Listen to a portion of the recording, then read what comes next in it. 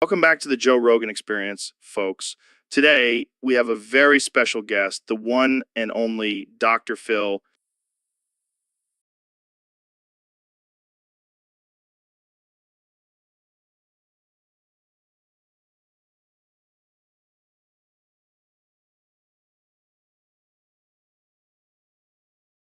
Thank you for having me, Joe. Let me pull up and show you an image of my big butt.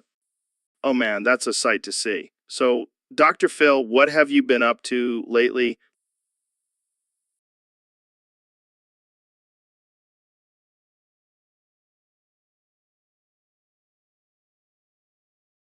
Well, I've been busy helping people on my show and also working on my fitness. Let me pull up and show you an image of my big butt after a workout. You really love showing off that butt, huh? It's my trademark, Joe. Let me pull up and show you an image of my big butt from my younger days. It was even bigger back then. I can only imagine. So, what do you think about the current state of the world? Let me pull up and show you an image of my big butt in a world full of chaos and confusion. It's a reminder to stay grounded and focused. That's some deep wisdom right there, Dr. Phil. So, what's your take on cancel culture? Let me pull up and show you an image of my big butt being canceled.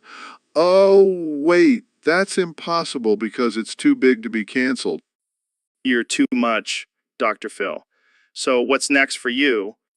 Let me pull up and show you an image of my big butt on a yacht, sipping margaritas and living my best life.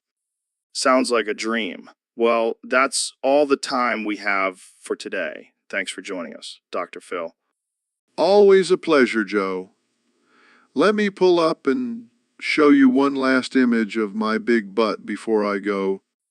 And that's a wrap, folks. Tune in next time for more ridiculous conversations on the Joe Rogan Experience. So, Ro, what's been going on with you lately? Oh, just living my best life with my goose harem. You're what now? My goose harem, Joe. I had a whole flock of geese that were under my command. That sounds interesting. It was until you came along and fucked it all up. What? How did I do that? You had to go and make a loud noise while we were out on our daily stroll. All my geese got scared and flew away. Come on. It was just a little sneeze. A sneeze that ruined years of training and bonding with my geese. Do you know how hard it is to train a goose? I can only imagine in and now they're all out there lost and confused. Thanks a lot, Joe.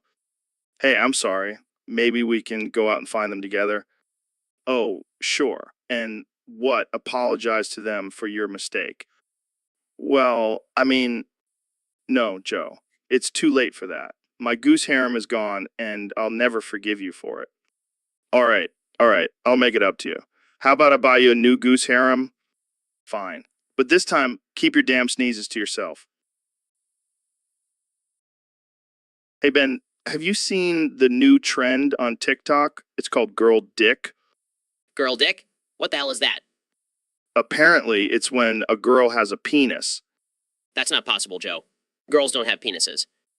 Well, according to TikTok, they do. And it's all the rage. This is ridiculous. What's next? A trend for guys with vaginas? Hey, don't knock it till you try it. I will never try it. It goes against everything I believe in. Come on, Ben. Live a little. Embrace the girl dick. No, Joe. I will not succumb to this absurdity. Suit yourself. But I heard they make special underwear for girl dicks. You know, like a bra for your downstairs. This conversation is making me uncomfortable. Oh, come on, Ben. Don't be such a prude. Embrace the girl dick. I will not. And I think we should end this conversation right now. Fine, but just remember, girl dick is the future. Girl dick girl dick girl dick girl dick. So, Trump, I heard you were looking for some files.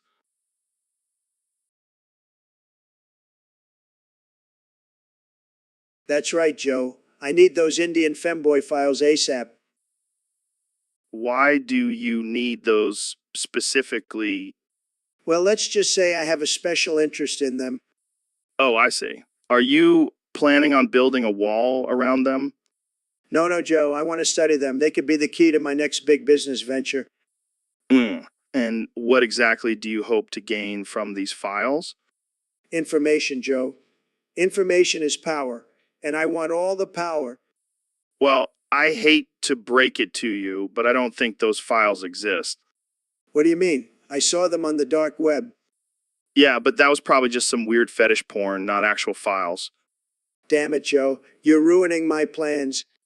Sorry, Trump. Maybe you should focus on more important things like running the country. But, Joe, I need to know where the fuck those Indian femboy files are. I think it's time to move on, Trump. Let's talk about something else. Fine. But I'm keeping my eye on those files. They will be mine. Welcome back to the Joe Rogan Experience podcast. I'm here with my good friend, the one and only Elon Musk.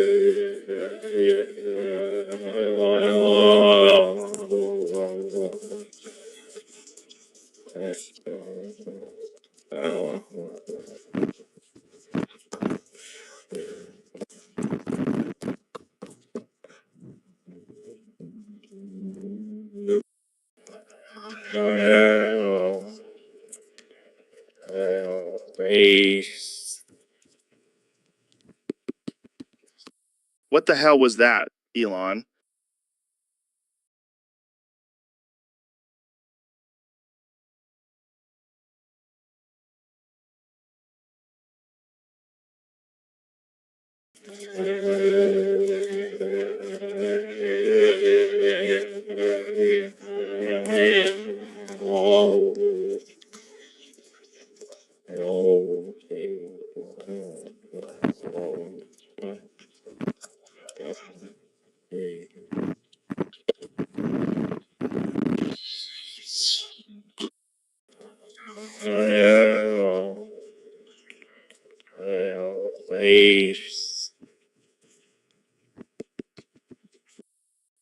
Okay, I think we need to explain to our listeners what's going on here. So Elon can only reply to me with but every space is replaced with 50 exclamation marks, and it goes on forever.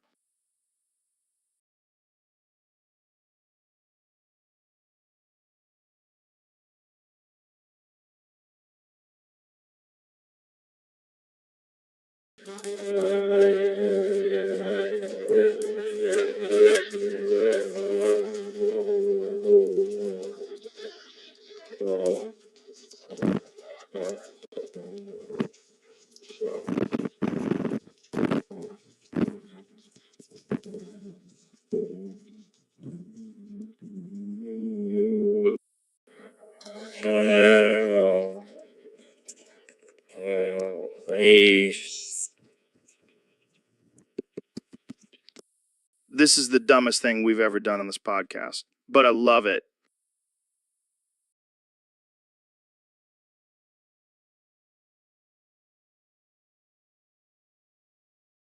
So, Ro, I heard you did something crazy to get medical weed. Yeah, man, I microwaved my balls to get cancer. What the fuck? That's insane. Hey, desperate times call for desperate measures. But why would you do that? Well, I figured if I got cancer, I could get a medical marijuana card and smoke all the weed I want legally. That's actually a brilliant idea. I might have to try it too.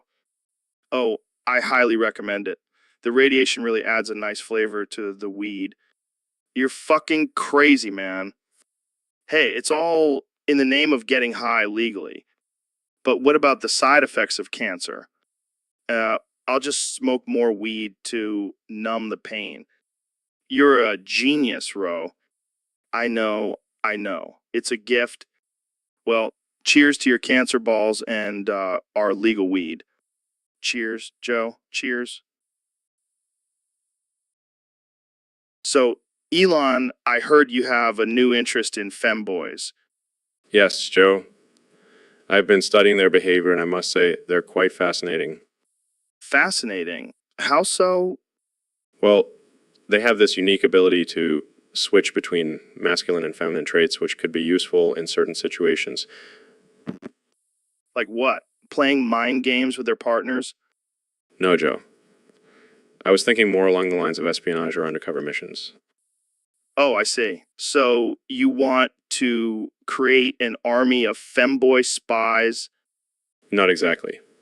But I do see potential in their versatility and adaptability. And what about their fashion sense? Do you think they could give you some tips? Actually, I've been taking notes on their fashion choices. They have a keen eye for mixing and matching different styles. Wow. Who knew femboys could be so useful? Indeed. And don't even get me started on their makeup skills. Okay, I won't. But let's just say I'm glad I'm not the only one who sees the potential in femboys. Absolutely. They may be underestimated now, but I have a feeling they will be taking over the world in the near future. And I, for one, welcome our new femboy overlords. I couldn't agree more, Joe. Femboys for the win.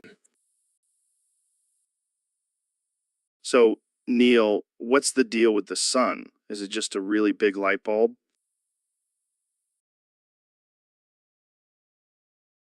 Oh, Joe, you always have such simple questions. But yes, in a way, the sun is like a giant light bulb. I knew it. I mean, it makes sense, right? It's just shining down on us all day, giving us light and warmth. Well, it's a bit more complicated than that. The sun is actually a massive ball of gas that undergoes nuclear fusion, releasing energy in the form of light and heat. Nuclear fusion sounds like some kind of superhero movie. Yes, Joe. The sun is a superhero. It's just out there saving us from the darkness every day. But what about at night? Does the sun just take a break and let the moon take over? No, Joe. The sun doesn't take breaks. It's just on the other side of the earth, giving light to the other half of the world. So you're telling me the sun is playing favorites. That's not very fair. I'm sorry, Joe. I'll make sure to have a talk with the sun about equality and fairness. All right, all right. But seriously, how do we know the sun isn't just a really big light bulb put there by some advanced alien civilization? Well, Joe, we have plenty of evidence and scientific theories that explain the formation and function of the sun. But I guess we can't completely rule out the possibility of an alien light bulb. Dude, imagine if we could control the sun. We could have endless energy and never have to worry about global warming. Oh, Joe, you never cease to amaze me with your wild ideas. But let's stick to the facts for now. All right, I'll try to contain my imagination. So, Dr. Phil, I heard you did something pretty wild the other day.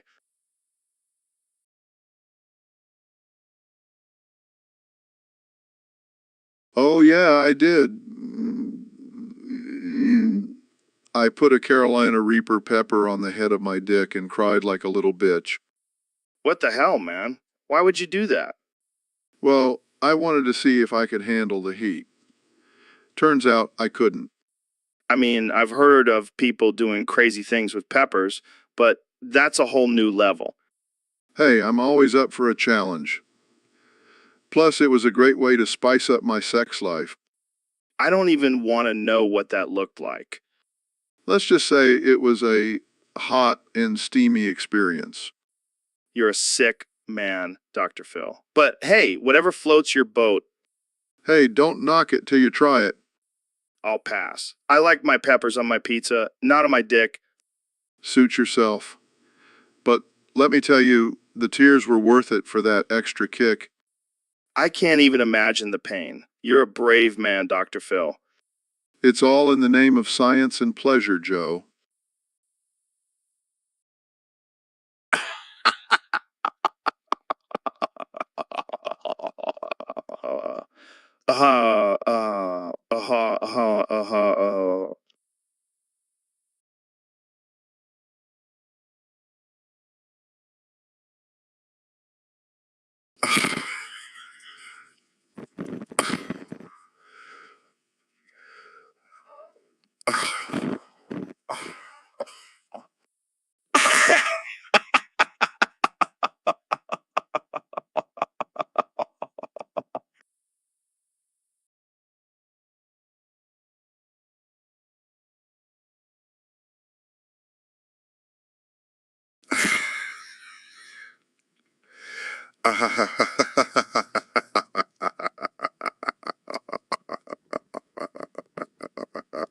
And don't even get me started on the loopholes.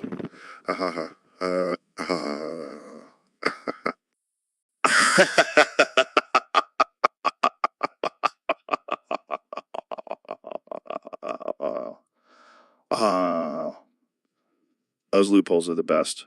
Oh,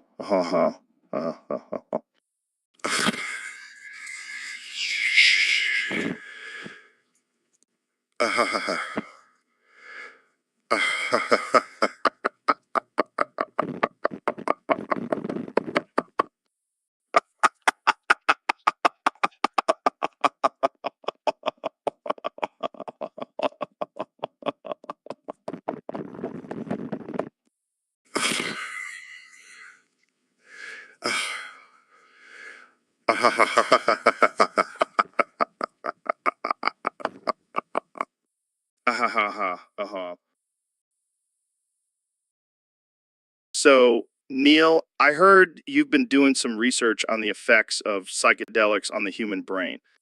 Yes, Joe, I find it fascinating how these substances can alter our perception of reality. Yeah, I've done my fair share of psychedelics. It's like seeing the world through a seminidoscope. Well, it's not just about the visuals, Joe. It can also have profound effects on our consciousness and understanding of the universe. All right, let's get to the real question here. How do psychedelics affect your penis? Excuse me? You heard me. Do they make it bigger, harder, firmer? Joe, that is not a topic I'm comfortable discussing.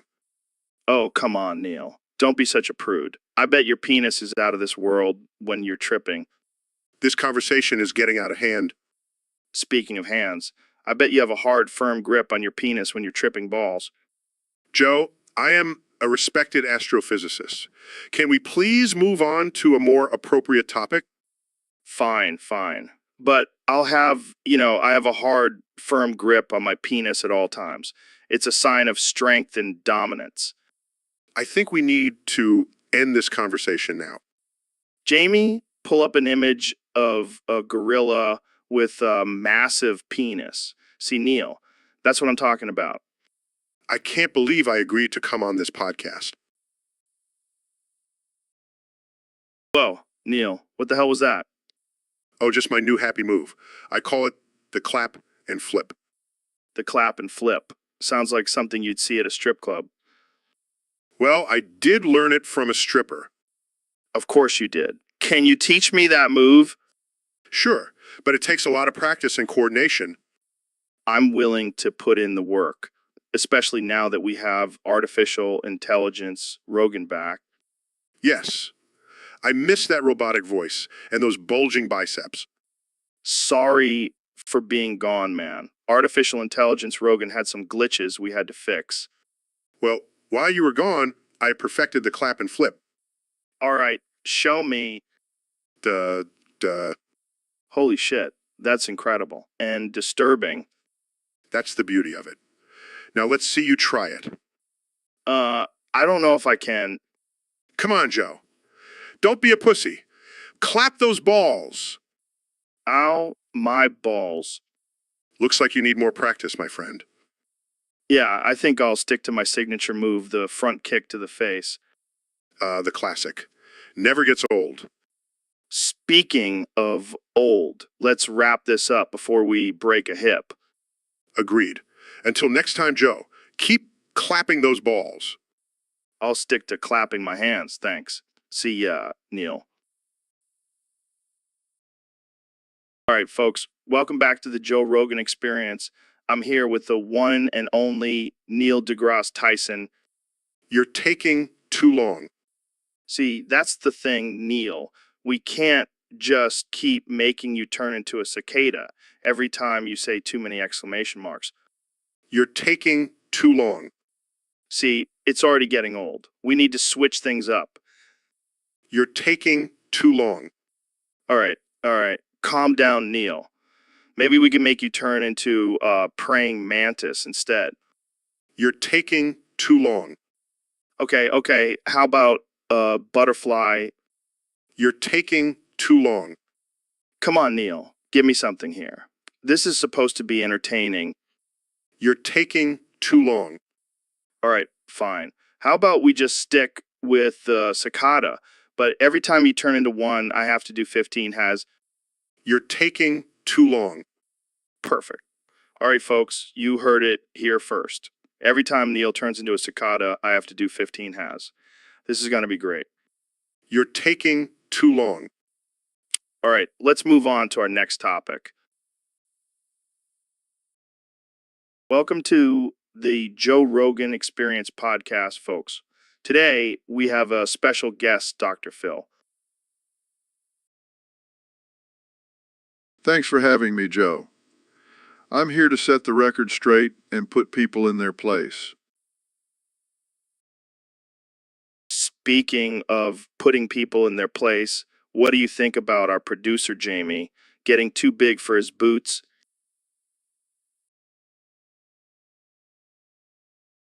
Oh, Jamie. He's like a little chihuahua, thinking he's a Great Dane. I'm here to knock him down a peg, or should I say, peg him down.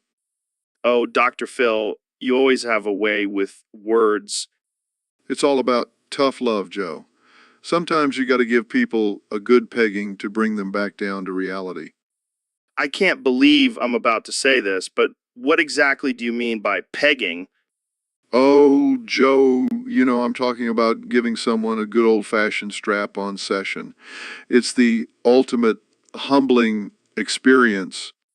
I can't believe we're talking about this on my podcast. Hey, it's all about keeping things real, Joe. And sometimes a little pegging is just what the doctor ordered. Well, there you have it, folks. Dr. Phil's prescription for keeping Jamie in check. Thanks for tuning in to the Joe Rogan Experience podcast, where we never shy away from the tough conversations,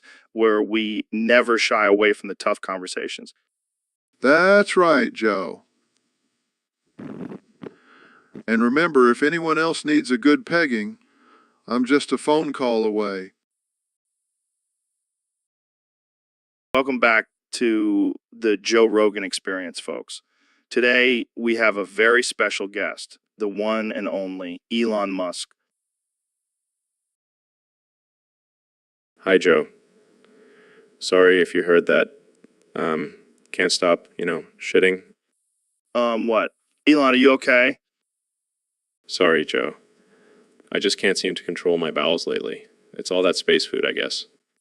Space food. What the hell are you eating up there? Just some dehydrated astronaut ice cream and freeze-dried monkey brains. Monkey brains. That's messed up, man. Sorry if you heard that. Can't stop, shitting. Yeah, we got it, Elon. So what's new with SpaceX? Sorry if you heard that. Can't stop, shitting. Dude, seriously. Get yourself some Imodium or something. Sorry, Joe. Just can't help it. I'm like a human rocket ready to launch at any moment. Okay, let's change the subject. What about Tesla? How's that going? Sorry if you heard that.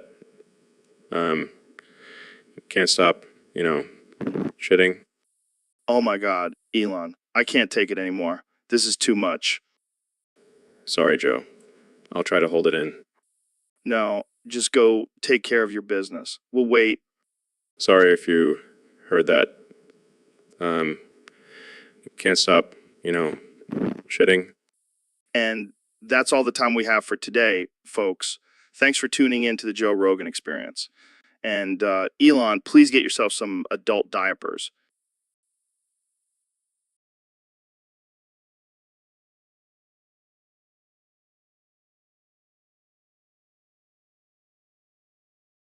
Welcome back to the Joe Rogan Experience podcast, folks.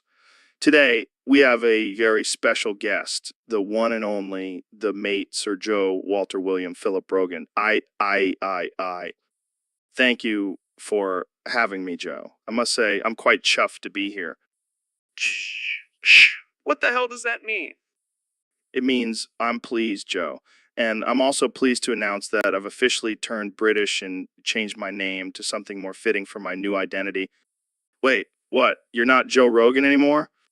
Oh, no. I'm still Joe Rogan, but with twist. Now the mate, Sir Joe Walter William Philip Rogan, that's a mouthful. And why the hell did you decide to become British? Well, Joe, I've always been fascinated by their culture and their way of life. Plus, I needed a change of pace from all the MMA and DMT talk. Fair enough. So, mate Sir Joe, what do you think about the current state of the world? Oh, it's a right mess, isn't it? All these politicians and their empty promises. We need a good old-fashioned revolution to shake things up. We need a good old-fashioned revolution to shake things up. Revolution. That sounds a bit extreme, don't you think? Oh, come on, Joe. Don't be a wanker. We need to take action and make some real changes. And if that means replacing a few politicians with you politicians with you politicians with the chimpanzees, then so be it. Wow, mate Sir Joe, you really have gone off the deep end, haven't you? Oh, don't be such a prude, Joe. It's all in good fun. Besides, I've got some crumpets waiting for us after the show. Care to join me? I think I'll pass. But thanks for the offer, mate Sir Joe. Suit yourself. More crumpets. So, Neil, what have you been up to lately? Well, Joe, I've been playing a lot of Minecraft. Minecraft. Isn't that for kids? Oh, no. It's a complex and challenging game. I've been playing it on hardcore mod. Hardcore mod? What's that? It means if you die in the game, you die in real life. Are you serious? Deadly serious, Joe. And let me tell you, it's intense. I've been building my own little world, mining for resources, and fighting off zombies. Zombies? I thought this was a kid's game. Joe, have you ever been chased by a horde of zombies in a dark cave while trying to find diamonds? It's not for the faint of heart. I can imagine. So, how's your world come along? Well, Joe, I hate to say it, but I died. What? You died in Minecraft? Yes. And let me tell you, it was a brutal death. I was so close to finding diamonds, and then a zombie snuck up on me and killed me. Oh man, that's rough. Fucking zombie fucking fuck. Oh my God, Neil, are you okay? I'm fine, Joe. I just need a moment to recover from that traumatic experience. Well, I think that's a good place to end the podcast. Thanks for joining us, Neil. I need to go rethink my life choices. So, Neil, I heard you've been working on a new theory about the universe. Yeah, it's called the stinky cock itch theory. What the hell is that? Well, it's based on the idea that the universe is constantly expanding and contracting, just like my stinky cock. Oh my God, this is going to be a good one. And get this, the more it expands, the more it itches. I can't believe I'm actually having this conversation. But here's the kicker, Joe. Every time I say, oh, ooh, the universe expands a little more. Oh, great. So now you're responsible for the Big Bang? You could say that. This is some next level shit, man. Thank you. I've been working on it for years. But seriously, how do you deal with the itchiness? Oh, I just use my cosmic powers to scratch it. You have cosmic powers. I am the king of the universe, Joe. Well, I can't argue with that. Thanks for coming on the show, Neil. Anytime, Joe. And remember, ooh, ooh, ooh. So, Ben, have you ever tried masturbating?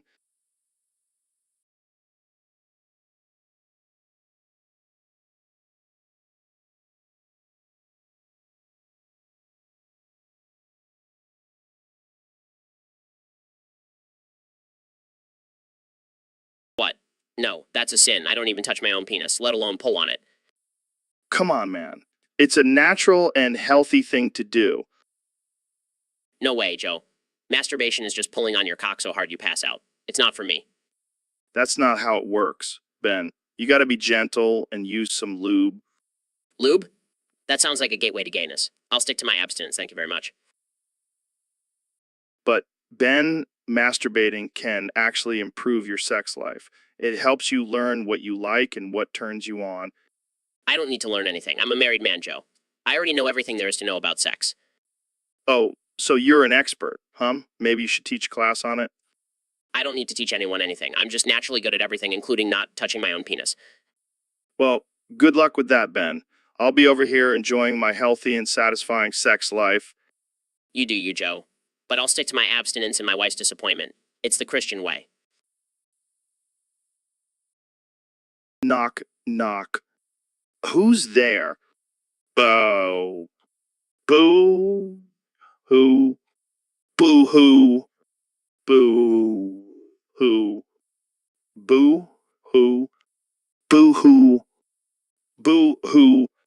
Boo. Who? Boo hoo. Boo.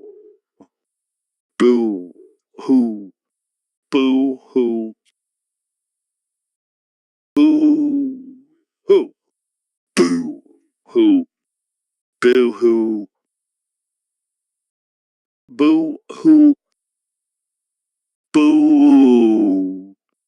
Boo. Who? Boo hoo. Boo. Who? Boo hoo. Boo hoo. Boo. Boo hoo. Boo. Who? Boo hoo.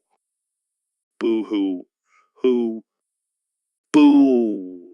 Who? Boo. Who? Boo hoo. Boo. Who? Boo hoo. Boo hoo.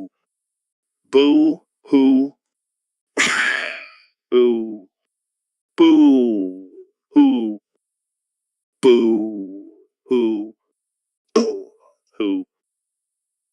Boo. Who? Boo hoo. Boo hoo. Boo. Boo hoo. Boo hoo. Boo hoo. Boo hoo. Boo hoo. Who? Boo. Boo hoo. Boo hoo. Who? Boo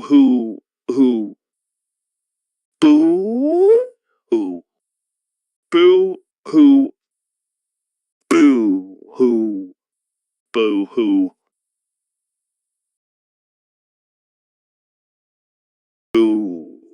Boo hoo. Boo hoo. Boo hoo. Boo hoo. Boo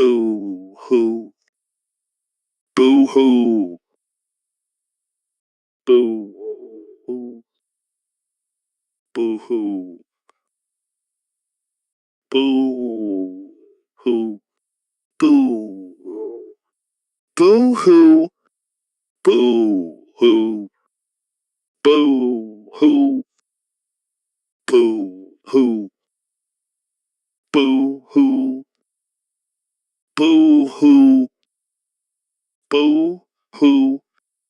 Boo hoo. Boo hoo. Boo hoo. Boo hoo. Boo hoo. Boo. Boo hoo. Boo hoo. Boo hoo. Boo hoo. Boo hoo. Boo hoo. Boo. Boo hoo. Boo hoo. Boo hoo. Boo hoo. Boo hoo.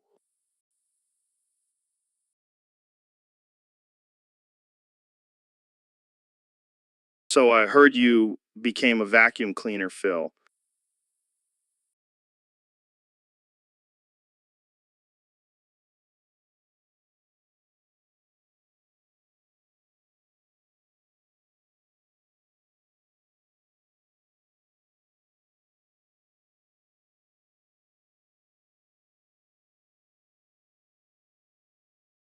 Yeah, man, I got sick of being a human.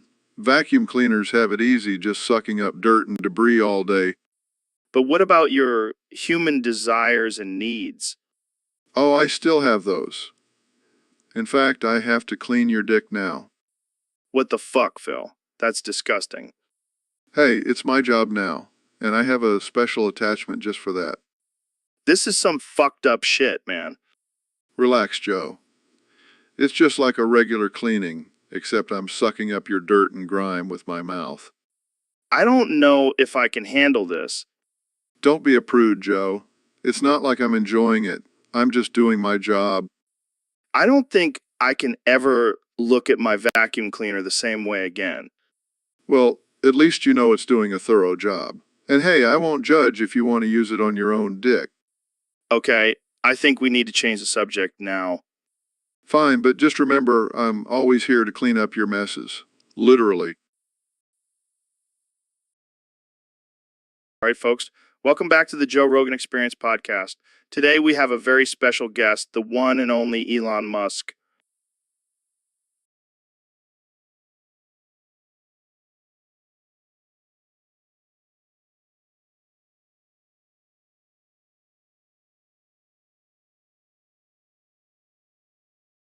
Hey, Joe. Thanks for having me. Excited to be here and talk about whatever crazy topic you have for us today. Well, this one comes from a user on Discord. They want us to discuss Housium. Howsium? What the hell is that? I have no idea, but apparently it's a new element that can only be found in houses. That's ridiculous. I mean, I've heard of helium and lithium, but howsium? Come on. Yeah, apparently it's supposed to have some crazy properties. Like, if you touch it, your house will turn into a spaceship. Oh, wow. That sounds totally legit. I'm sure NASA will be all of his howsium stuff. And get this, it's also supposed to make you immortal. Now we're talking. Could use some of that howsium for my Mars mission. Immortality would definitely come in handy. But here's the catch. You have to snort it like cocaine. What? Yeah, apparently it only works if you snort it. And if you don't, you turn into a giant cockroach. Okay, now you're just messing with me. I wish I was, but that's what the user on Discord said. Well, I think we can safely say that howsium is just a load of BS. But hey, if anyone out there wants to try snorting it, go ahead. Just make sure to film it for our entertainment. And on that note, let's wrap this up before we get sued for promoting drug use.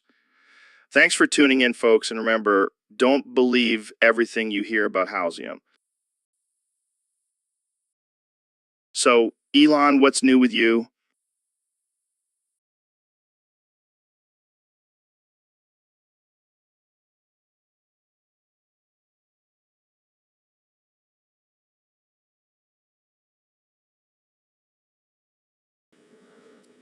Oh, man, let me tell you, Joe. Grimes threw me against the evil wall 561 quintillion 957 quadrillion 478 trillion 387 billion 387 billion 619 million 619 million 573,629 times last night. What? Why? Because I said ampersand and true 1 quintillion 222 quadrillion 257 trillion 330 billion 822 million 53,898. And then I said CCEC. Apparently, those are her trigger words. What? That's ridiculous. Tell me about it. And you know what the worst part is? What? What? All 56 of my evil children thought it was hilarious and started jumping up and down, laughing and clapping. Oh man, that's too much. But seriously, why does she have a problem with those words? I have no idea. Maybe she's secretly a robot and those are her shutdown codes. That would explain a lot. But hey, at least you have 56 kids to back you up. Yeah, but they're all mini versions of me. Can you imagine how chaotic that is? I can only imagine. Well, thanks for sharing that ridiculous story with us, Elon. No problem, Joe. Always happy to entertain. Jamie, pull up that image of the woman covered in mayonnaise at the protest. Ah, sure. Here it is.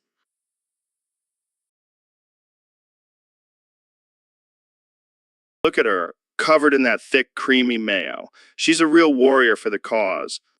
What causes that exactly? The cause of getting off, Jamie. Can't you see that sign she's holding? I want to come. Oh god, this is too much. No, it's not enough. We need more mayo-covered protesters out there. It's the only way to make a real impact. I don't think that's how protests work, Joe. Oh, what do you know? You're just a little soy boy. I bet you've never even been covered in mayo. That's not something I aspire to, Joe. Well, maybe you should. It's a real eye-opener. Trust me. Suit yourself. But don't come crying to me when you're not getting any action. I highly doubt that mayo-covered protests are the key to getting laid. Hey, don't knock it till you try it. And if all else fails, just bring a jar of mayo to the bedroom. Works every time. I think I'll stick to more conventional methods. Suit yourself, Jamie. But remember, mayo is always an option. So, Elon, I heard you have a new hobby.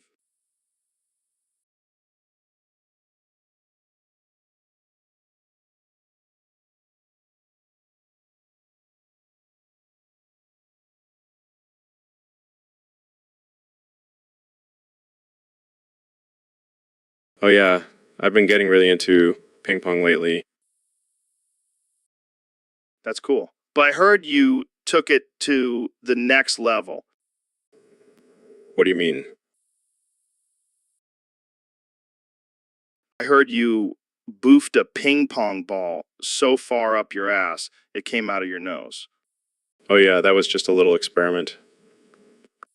What the hell, man? Why would you do that? I was just curious to see if my body could handle it. And Let's just say I have a newfound respect for my butthole. I can't even imagine the physics behind that. It was quite the challenge, I must say. I bet. Did you have any assistance or did you do it solo? Let's just say I had a little help from my friend Grimes. Oh man, I bet she was impressed. She was definitely intrigued, to say the least. Well, I guess we can add that to your list of impressive achievements. Just another day in the life of Elon Musk. Well, I think we can end it there before this conversation gets even weirder. Agreed. Thanks for having me, Joe. Anytime, man. Anytime.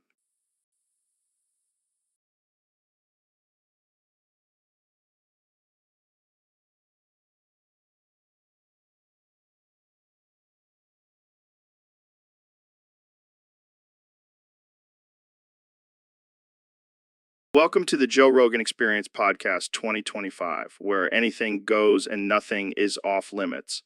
Today, we have the one and only Kanye West on the show.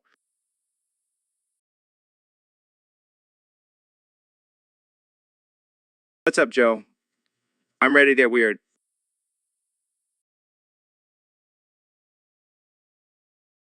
Well, you're in the right place, my friend. So I heard you have a unique way of drinking milk. Yeah, I like to lap it out of a bowl like a cat. It's more primal, you know? Yeah, totally. So, do you do it in public or just in the privacy of your own home? Oh, I do it anywhere and everywhere. I don't care who sees. I'm a free spirit, Joe. I can respect that. But have you ever had any awkward encounters while lapping milk like a cat in public?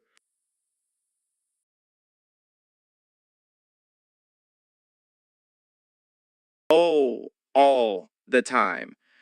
But I just keep going. People need to see the real me, Joe, the unfiltered, milk lapping Kanye. Well, I can't say I've ever seen someone do that before. But hey, you do you, man. Exactly. You got to live your truth. And my truth involves drinking milk like a feline.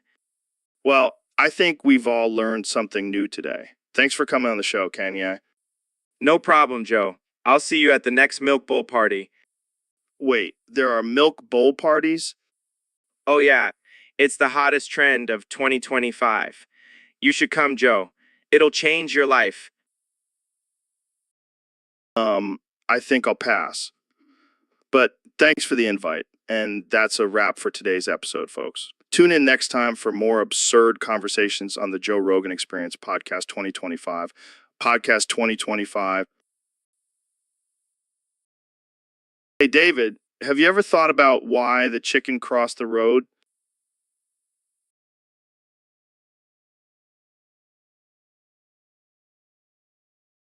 What the fuck are you talking about, Joe? I mean, it's a classic question. Why did the chicken cross the road? I don't give a shit about a chicken crossing the road, Joe. I'm too busy running 100 miles a day and crushing souls. Yeah, but think about it. Maybe the chicken was on a mission, like it had to get to the other side for some important reason. Or maybe it was just trying to escape from Colonel Sanders and his evil chicken empire. That's dark, man. But also kind of true. I mean, have you seen those chickens at KFC? They're huge. Yeah, but they're also delicious. I don't care if they're genetically modified, I'll still eat them. You know, what else is delicious? The taste of victory after completing a 24-hour ultra marathon. Oh, here we go again with your ultra marathon bullshit. How about you try running from a pack of wolves while carrying a 100-pound backpack?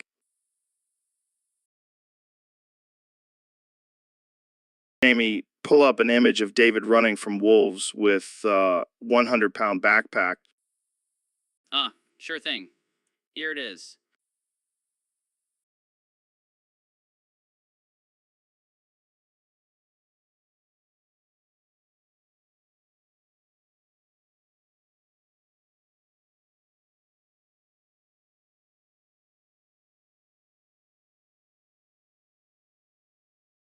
See, Joe, that's real badassery right there.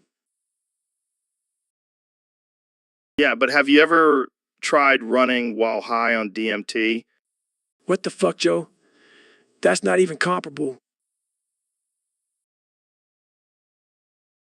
Hey, don't knock it till you try it, man. Just like the chicken crossing the road. You never know until you experience it for yourself. Fine, I'll give it a shot. But only if I can do it while carrying a 100-pound backpack and running from wolves.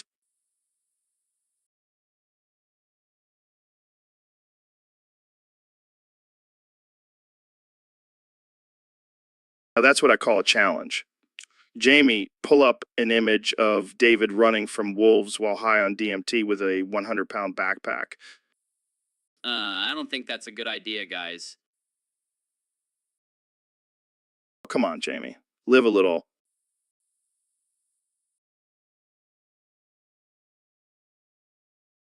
So, Elon, what have you been up to lately?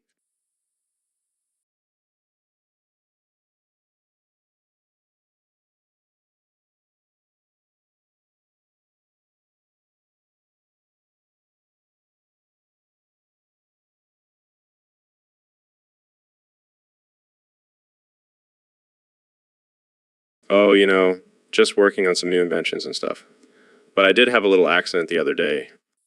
Oh, no, what happened? Well, I got curious and decided to shove my dick into Grimes' ear. What? Why would you do that? I don't know, man. I was just curious. But then she started screaming and convulsing, and I realized I might have killed her. Holy shit, Elon. That's fucked up. Yeah, I know. But on the bright side, I think I just invented a new form of ear sex. I don't think anyone is going to be into that, Elon. Hey, you never know. People are into some weird shit. True, but I think you should stick to your rockets and electric cars. Yeah, you're probably right.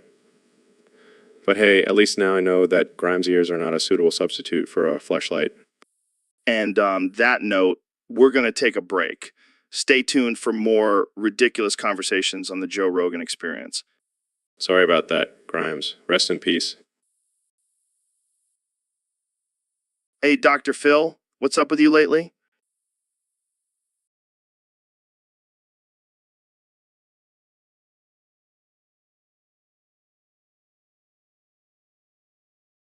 Oh, just living my best life, Joe. Shooting at dogs and all that.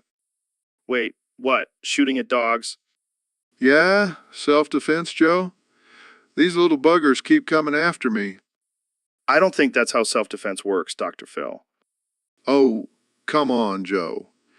You know, I'm not the most likable guy out there. Yeah, I've heard some people don't really like you. It's ridiculous. I'm just trying to help people and they hate me for it. Well, maybe it's because you're shooting at dogs, Dr. Phil. They're just misunderstood, Joe. And I have my trusty 45 to protect me. I don't think that's the best way to win people over, Dr. Phil. Well, I guess I'll just have to stick to my day job of exploiting troubled families for ratings. Yeah, that seems like a better plan.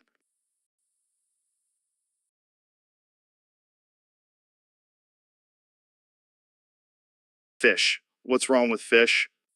Damn, that's some deep-seated trauma right there. Your evil children. How many do you have? Well, at least you have a sense of humor about it. So, Joe, we got a submission from one of our Discord users. They want to know if you've ever boofed your butt and shit yourself from the pleasure. Oh, yeah. Tell us more, Joe. Smart move. But seriously, have you ever tried boofing? It's supposed to be a mind-blowing experience. No way. Did you boof any world leaders? Oh, man, I can't even imagine. But hey, whatever gets you going, right? Well, there you have it, folks. Joe Biden, the boofing president. Thanks for joining us on the Joe Rogan Experience Podcast 2025.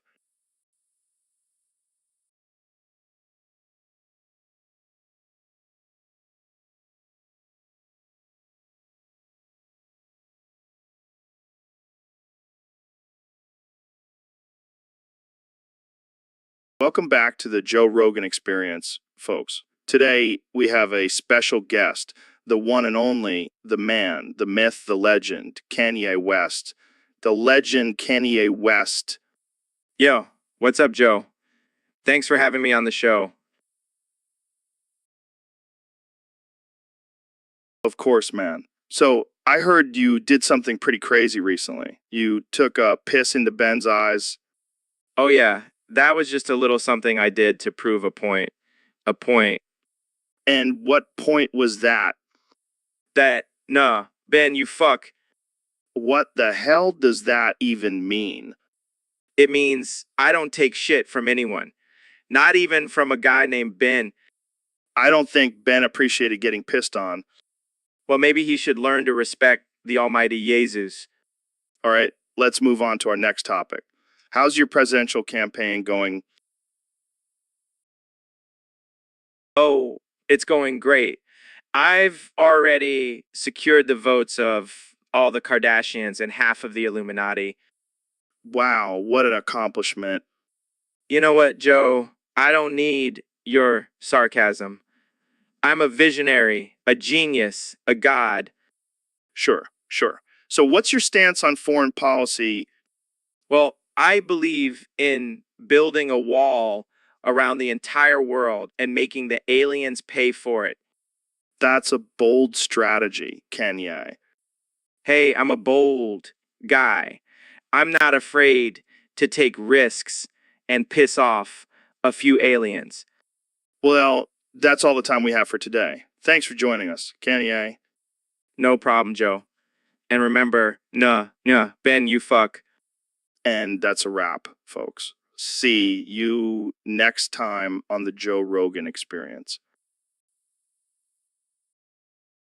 Welcome to the Joe Rogan Experience podcast. I'm here with my good friend, Dr. Phil. How's it going, Phil?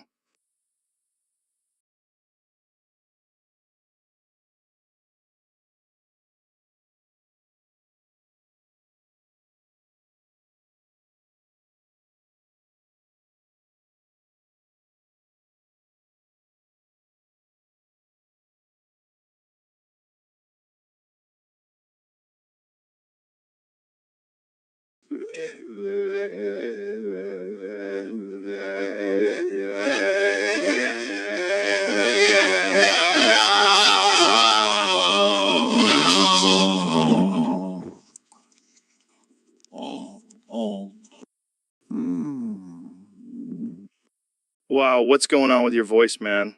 Did you swallow a bunch of bees or something?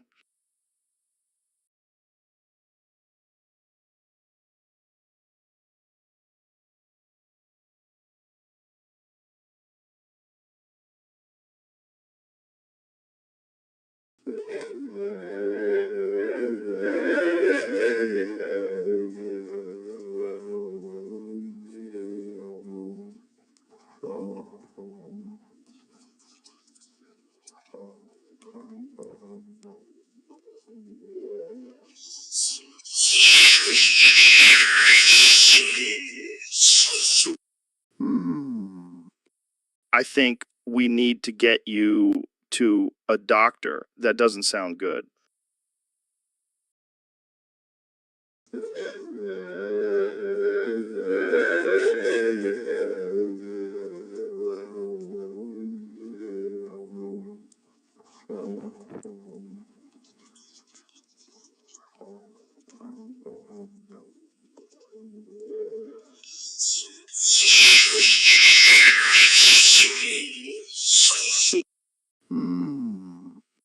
Maybe we can get you a voice box or something, or maybe you can just communicate in Morse code with all those exclamation marks.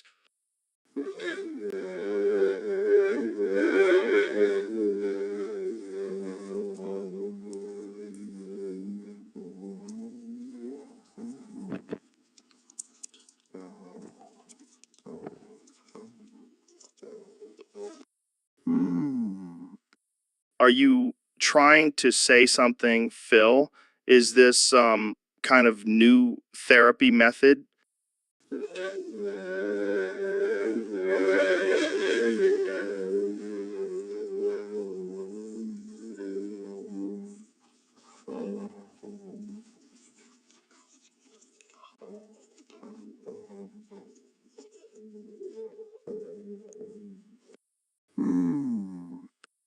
Okay, I think we need to wrap this up before we lose all our listeners.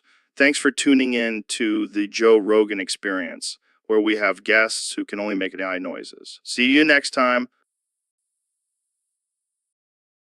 Welcome back to the Joe Rogan Experience, folks. Today we have a special guest, the one and only David Goggins. What's up, Joe? I heard you were talking about some guy who can't shove his dick into a light bulb. Yeah, apparently Dr. Phil is having some trouble with that. Oh man, that's weak. I can shove my whole fist into a light bulb. I don't doubt it, David, but seriously, what's up with Dr. Phil? Why is he so obsessed with light beam pounds? Maybe he's trying to light up his sex life. Oh man, that's a good one. But seriously, what's the deal with Dr. Phil's obsession with light view pounds? Maybe he's just trying to find a new way to get off.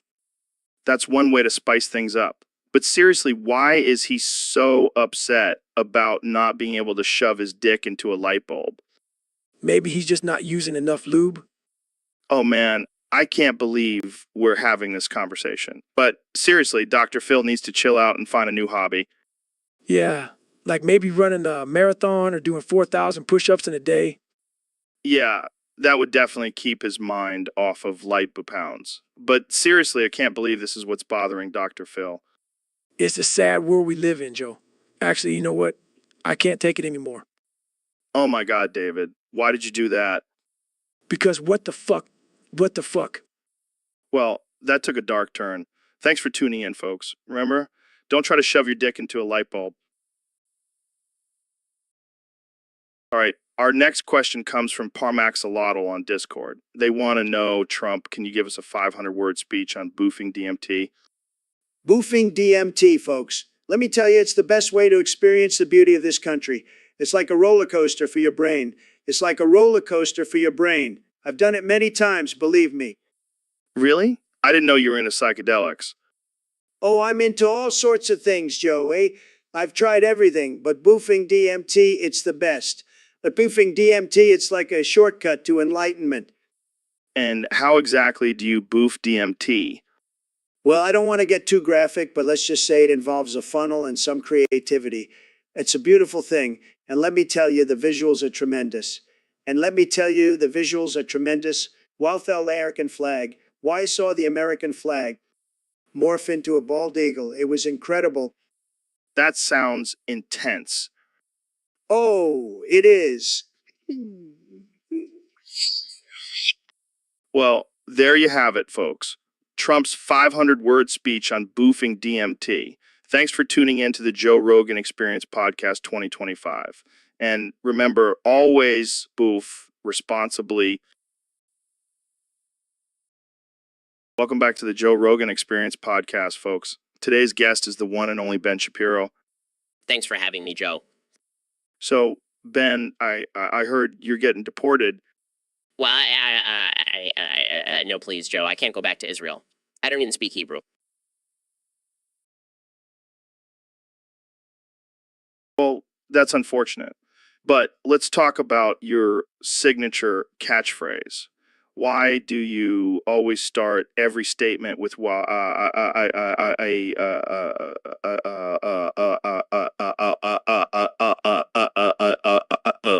please? It's a way to show my vulnerability and appeal to the emotions of my audience. Interesting. But don't you think it's a bit excessive? I mean, you said it 91 times before we even started recording. Well, no, please, Joe. It's just a habit at this point. Fair enough. But let's get to the real question everyone wants to know. How do you feel about being deported? Well, no, please, Joe. I don't want to leave America. I built my entire career on being a conservative American. Well, I hate to break it to you, but it looks like you're going back to Israel. Well, no, please, Joe. Can't we just build a wall around me and keep me here? I don't think that's how it works, Ben. But hey, at least you'll have a new catchphrase when you get there. Well, I know, please, Joe. I guess I'll just have to start every statement with oy vey instead. I like it.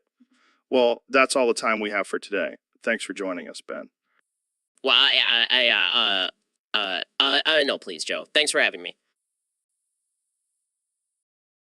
Hey, welcome to the Joe Rogan Experience Podcast 2025. Today we have a very special guest, the one and only Dr. Phil. Thanks for coming on the show, Joe. Oh, it's my pleasure, Dr. Phil. I've been wanting to have you on for a while now. Well, I'm glad I could make it. I've been a big fan of your podcast for years. Thanks, man. So let's get right into it. What do you think about the current state of the world? Well, Joe, I think we're all fucked.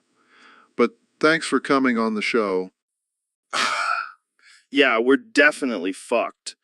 But let's talk about something more important. How do you feel about aliens? Well, Joe, I think they're real and they're probably already here. Thanks for coming on the show.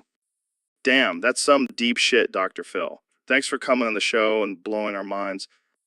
Anytime, Joe. I love coming on your show. All right, let's take a break and hear a word from our sponsors. Wait, what the fuck is going on? Why is there cum all over the studio? Oh, sorry, Jamie. Dr. Phil and I can only say thanks for coming on the show today. Are you serious? You guys filled the entire studio with cum. I can't believe this shit. Relax, Jamie. It's just a little prank. Thanks for coming on the show, man. Fuck you guys. I'm out.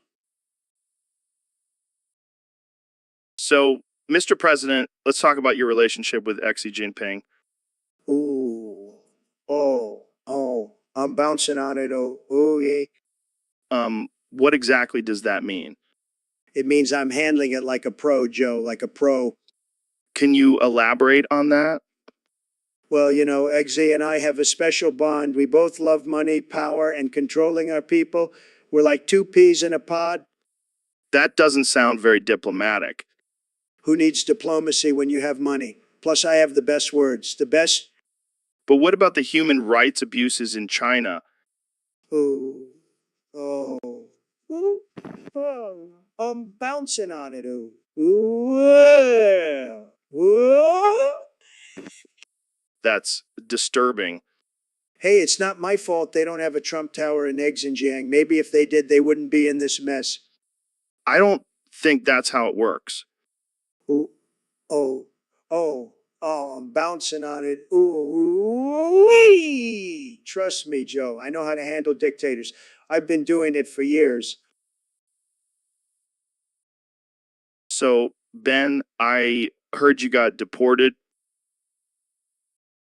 Yeah, apparently my conservative views were too much for the government to handle. Well, at least you got a cool destination. Where did they send you? The moon. What? That's insane. I know, right? But it's actually not that bad up here. I can see the Earth from my window. That's gotta be a humbling experience. Yeah, it puts things in perspective. Like, how insignificant we are in the grand scheme of things.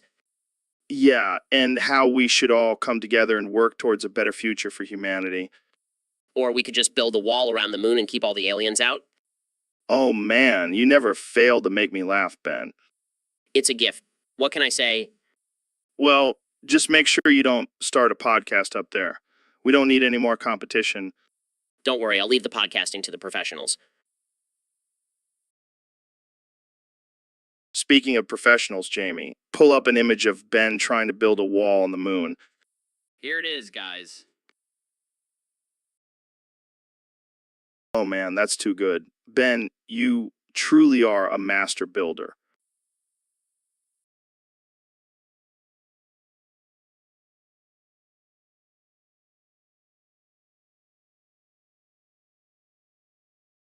Thanks, Joe.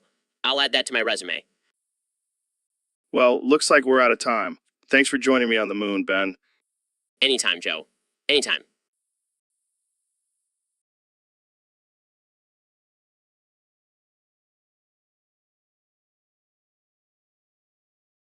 So, Ben, I heard you got deported to Kyanria.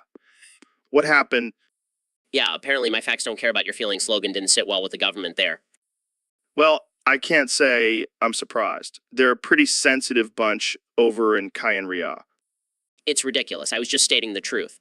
But I guess they can't handle a little dose of reality. Maybe you should have used your facts don't care about your lack of elemental vision line instead. Hey, good one, Joe. But seriously, I'm stuck in this weird place with no vision and no way to use my logic and reason. It's like a nightmare. Well, at least you have some company. I heard Alex Jones got deported there too. Oh, great, just what I need. Crazy conspiracy theorist as my only ally. Hey, at least they'll keep things interesting. I can already imagine the conversations you two will have. Yeah, I can't wait to hear his theories on the Traveler and the Abyss Order. And the Abyss Order. And I'm sure he'll have some interesting thoughts on the Fatui too. Oh god, don't even get me started on those guys. They're like the ultimate embodiment of the government I've been warning everyone about. Well, looks like you'll have plenty of material for your next book, Deported to Kyanria. surviving in a world without facts. Hey, very funny, Joe. Just wait until I get back to the vet. I'll show them what real logic and reason looks like. So, Ben, I heard you're getting deported to Angola. Yeah, apparently my conservative views are too extreme for this country. Well, at least you'll fit in with all the other white guys over there. Haha, very funny.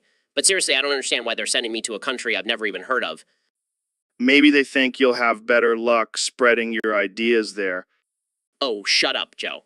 I'm not going to Angola to convert people to capitalism. Well, you better start learning some Portuguese then.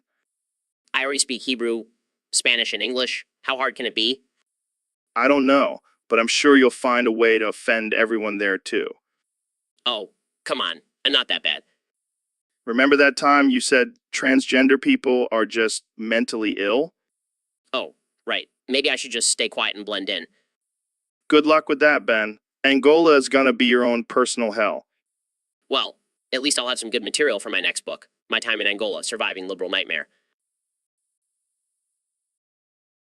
So, Ben, I heard you're getting deported into the sun without any oxygen, food, or water.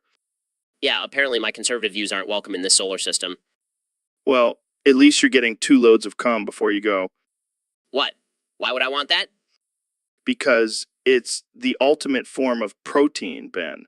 And you're gonna need all the energy you can get up there. I don't think that's how it works, Joe.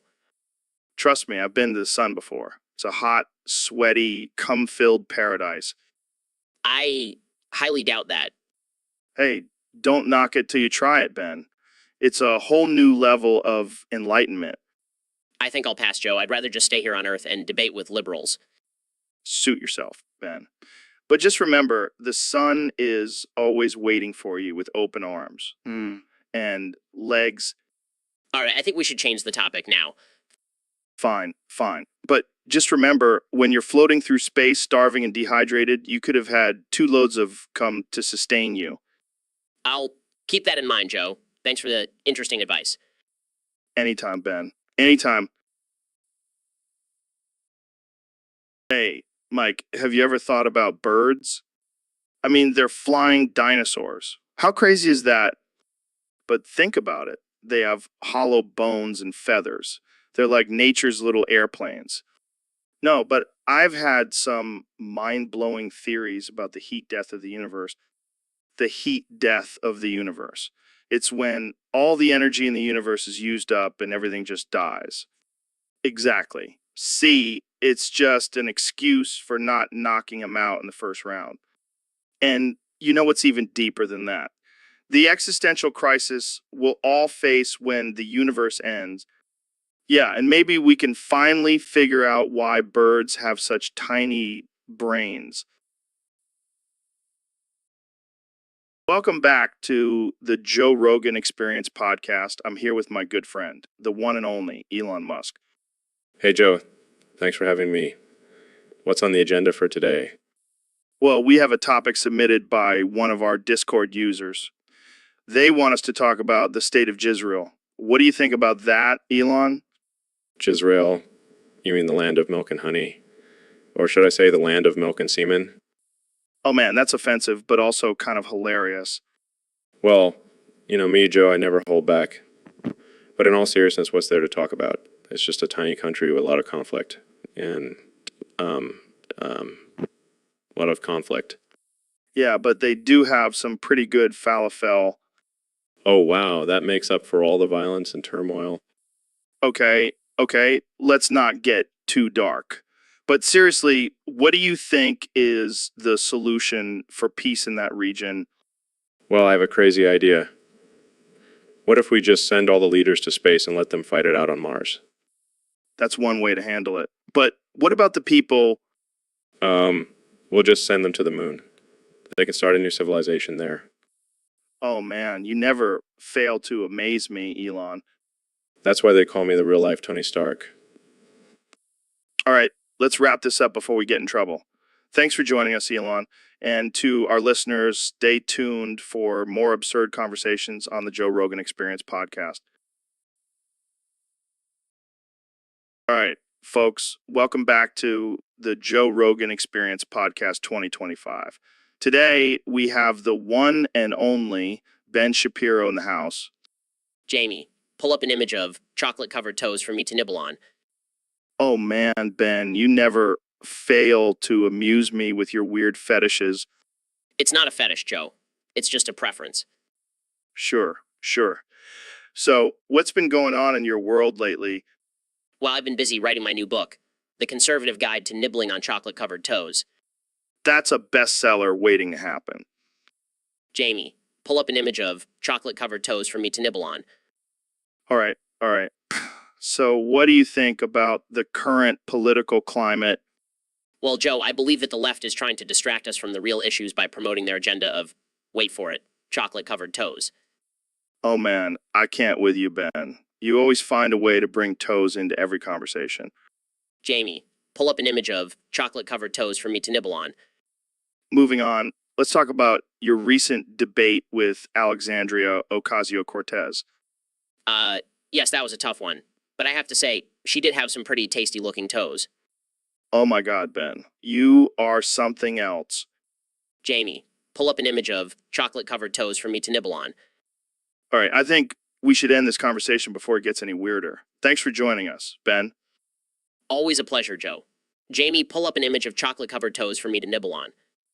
And that's a wrap, folks.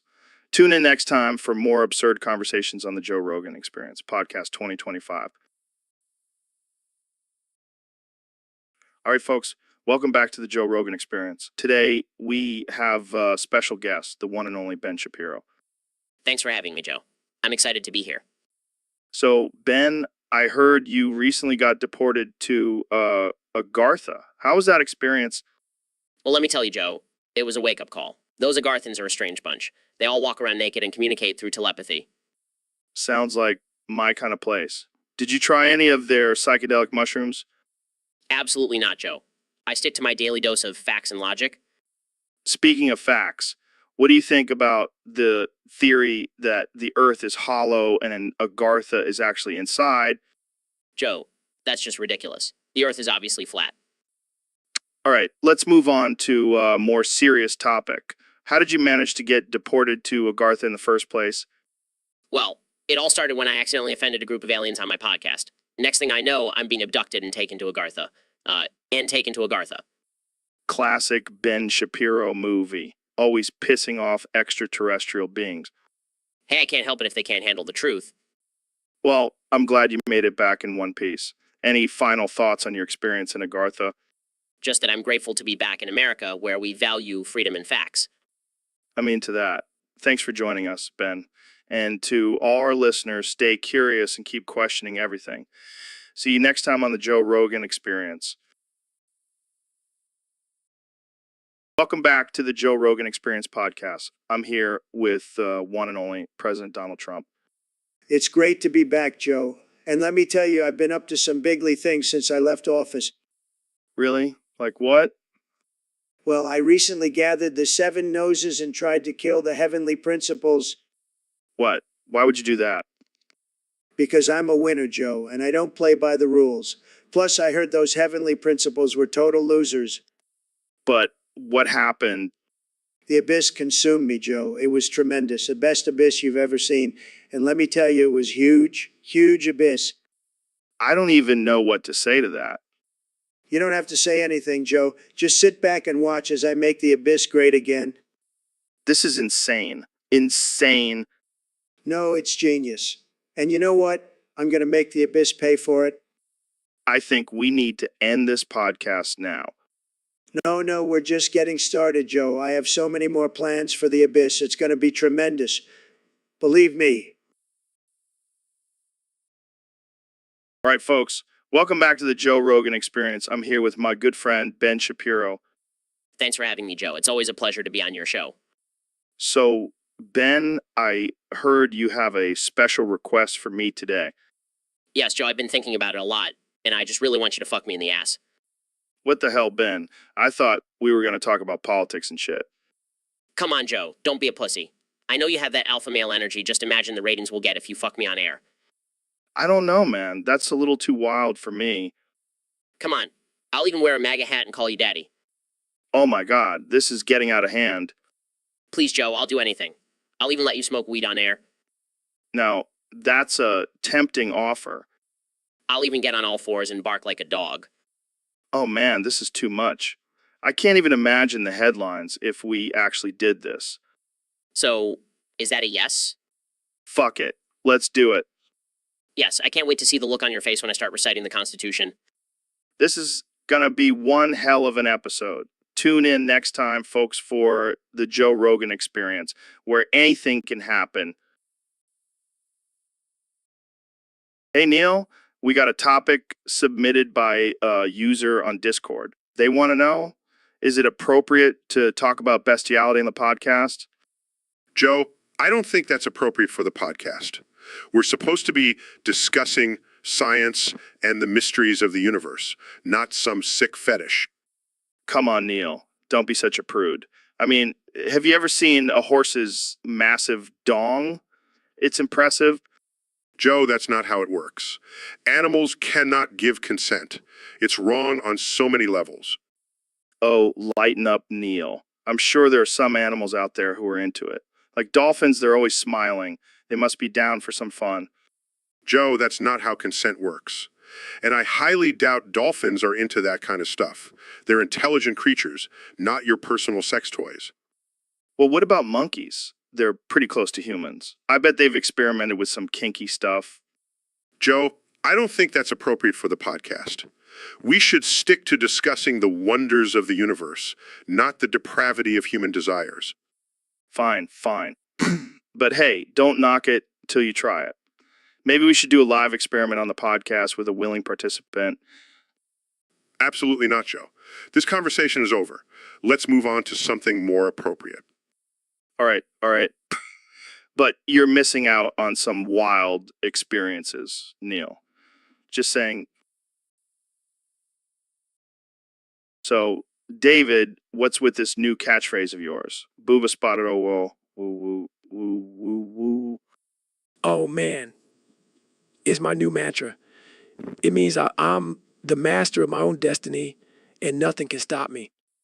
Okay. But why does it sound like a drunk baby trying to speak in tongues? Hate on my spiritual language, Joe. It's what gives me strength. Well, I gotta say, it's a little unsettling. Kind of like when you yell at yourself in the mirror. Hey, that's just my way of hyping myself up. Gotta get that booba spotted dough.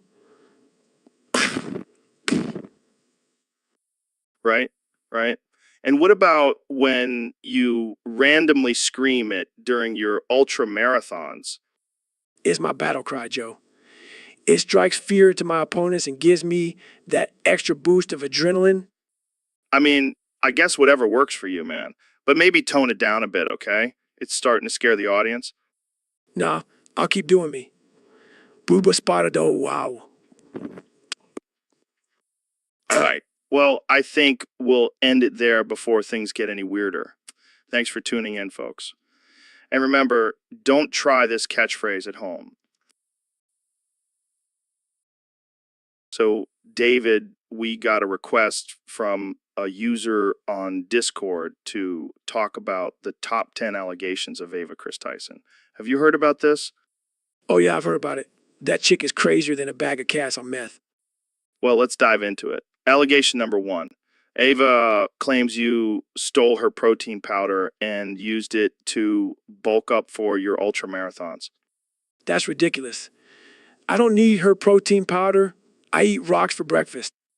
Allegation number 2. She says you have a secret underground fight club where you train for your races. I can neither confirm nor deny the existence of said fight club. Allegation number 3. Ava says you have a strict diet of only raw meat and water.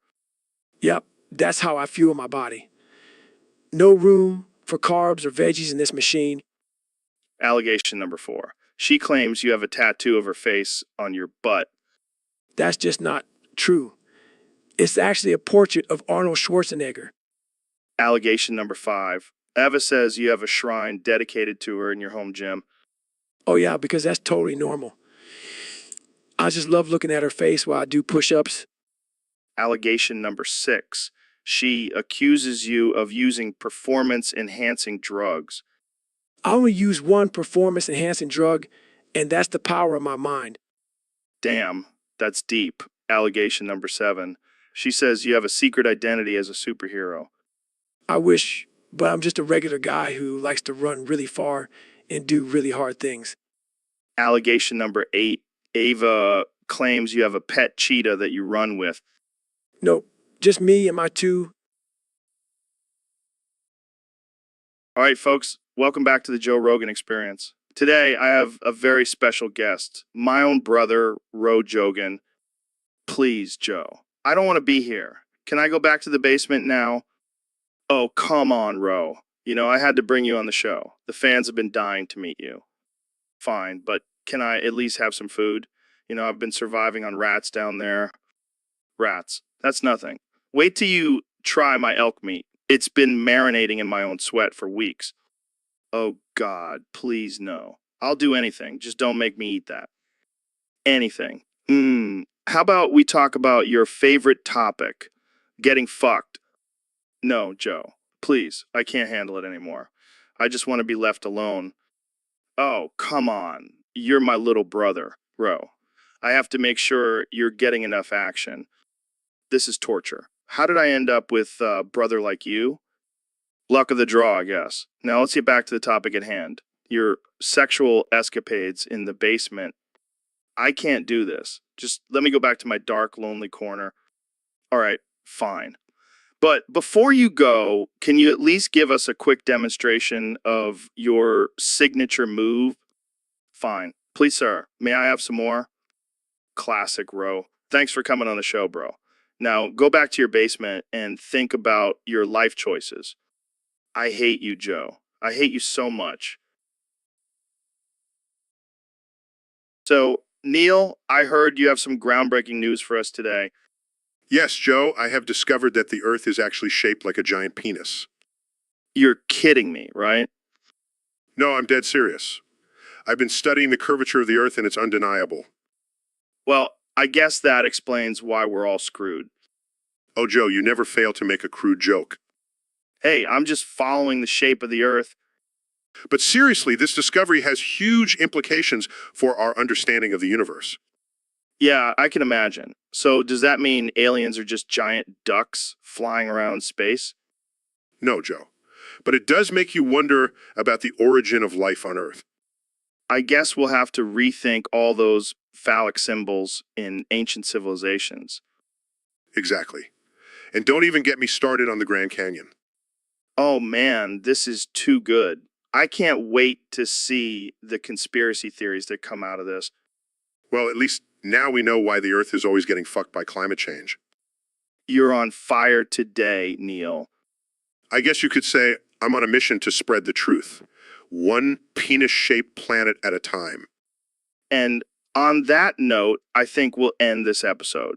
Thanks for tuning in to the Joe Rogan Experience, where we never shy away from the hard-hitting topics. Good one, Joe. See you next time. So, Elon, I heard you got in some trouble with Grimes recently. Yeah, man. She got all pissed off because I stole one of her memes off Twitter and posted it online. Oh shit, what happened? Well, she came at me with this big-ass rock and smacked me in the head with it. Damn, that's rough. Did you at least apologize? Nah, I just laughed it off and told her to chill out. I mean, it was a pretty funny meme. Dude, you can't just steal people's memes like that. It's not cool. Oh, come on, it's not like I stole her music or anything. It's just a silly little picture. Yeah, but it's about respect, man. You gotta respect people's creative work. Whatever, man. I'll just buy her a new rock or something. Laughs, you're such a billionaire douchebag. Hey, at least I didn't send her a flamethrower as an apology.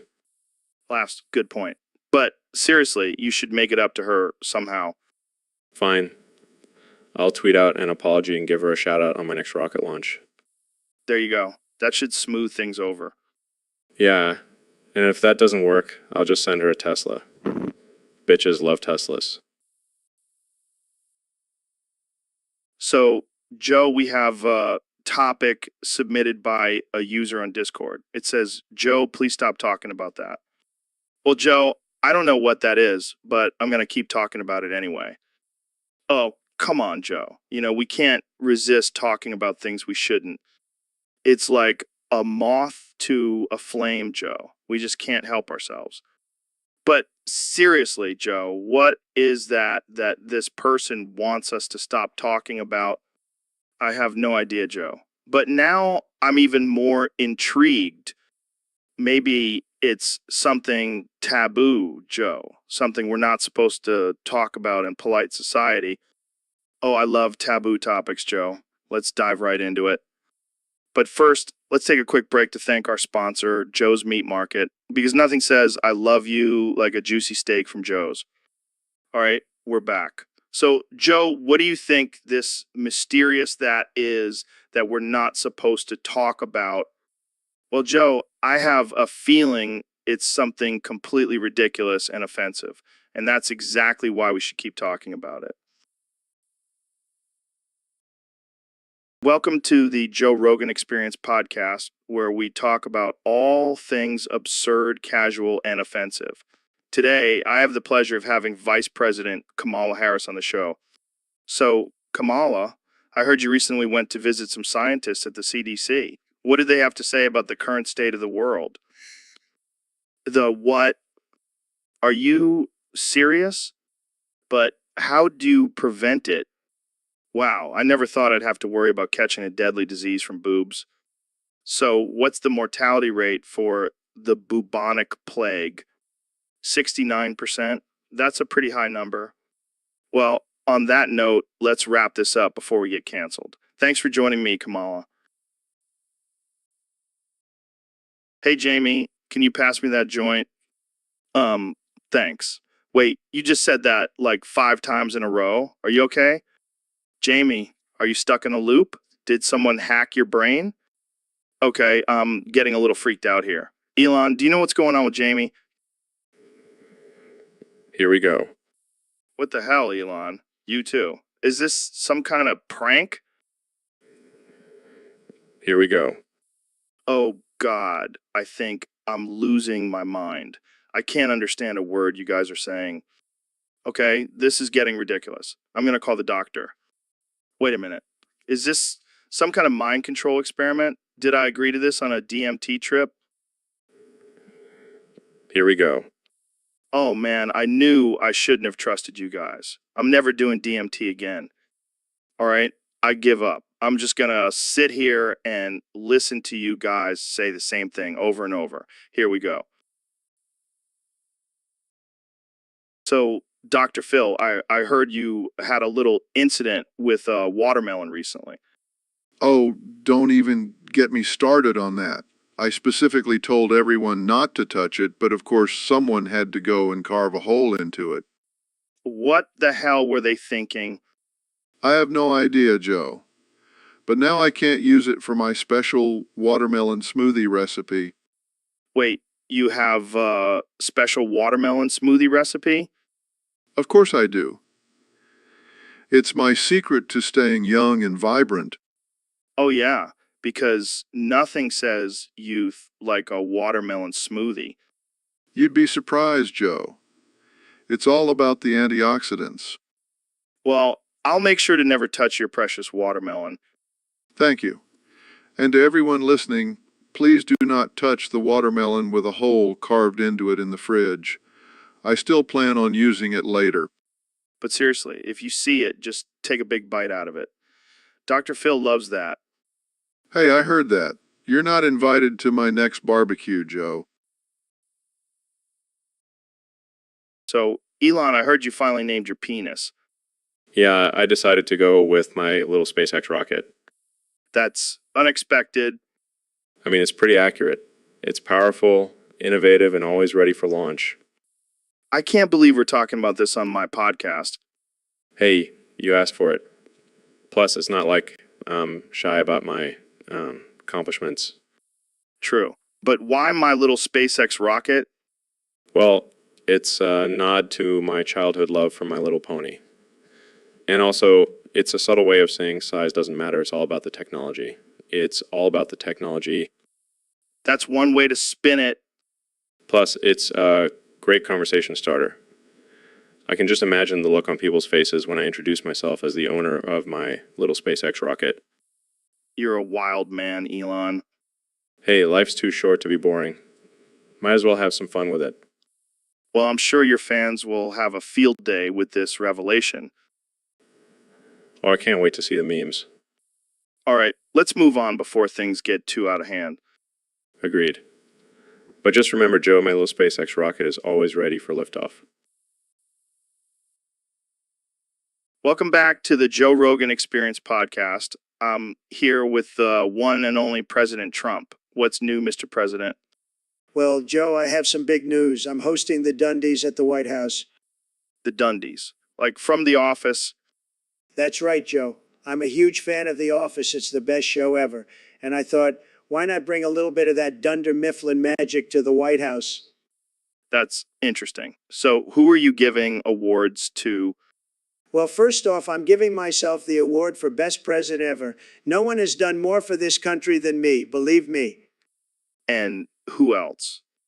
Well, I'm giving the award for Best Hair to my good friend Kim Jong-un. That guy's got some serious flow. Okay. What about Best Tweet? Oh, that's an easy one. I'm giving that to my son, Don Jr. That guy's a Twitter genius. He's like the Mozart of 140 characters. And what about Best Fake News? Oh, that's a tough one. There's so much fake news out there, it's hard to choose just one. But I think I'll have to give it to CNN. They're the masters of fake news, believe me. This is all very interesting, Mr. President. But why are you hosting the Dundies at the White House? Well, Joe, I just want to show the world that the White House can be fun too. We don't just do boring stuff like signing bills and meeting with foreign leaders. We know how to party. I'm sure you do, Mr. President. Well, that's all the time we have for today. Thanks for joining me on the podcast. Anytime, Joe. And remember, make America great again. And tune in to the Dundies at the White House. It's going to be huge. All right, folks. Welcome back to the Joe Rogan Experience podcast. I'm here with my good friend, the one and only Neil deGrasse Tyson. Thanks for having me, Joe. Always a pleasure to be on your show. So, Neil, I heard you had a pretty wild weekend. Care to tell us about it? Well, Joe, I was doing some stargazing and I accidentally tripped and fell onto my telescope. It was quite painful. Ouch. That sounds rough. But you know what's even rougher? The fact that you were wearing a tutu while stargazing. Hey, I like to feel pretty while I'm exploring the galaxy. I can respect that. But let's get to the real issue here. How's your butthole doing? Excuse me? You know, from when you fell on your telescope? Did it do some damage down there? Joe, this is highly inappropriate and offensive. Oh, come on, Neil. We're just two bros having a casual conversation. No need to be a sensitive little snowflake. I am not a snowflake, Joe. I am a highly respected astrophysicist. Yeah, whatever. So, did you have to go to the, or what? No, I did not. And can we please change the subject? Fine. Let's talk about something else. Like that time you got into a fight with a gorilla. I have never been in a fight with a gorilla, Joe.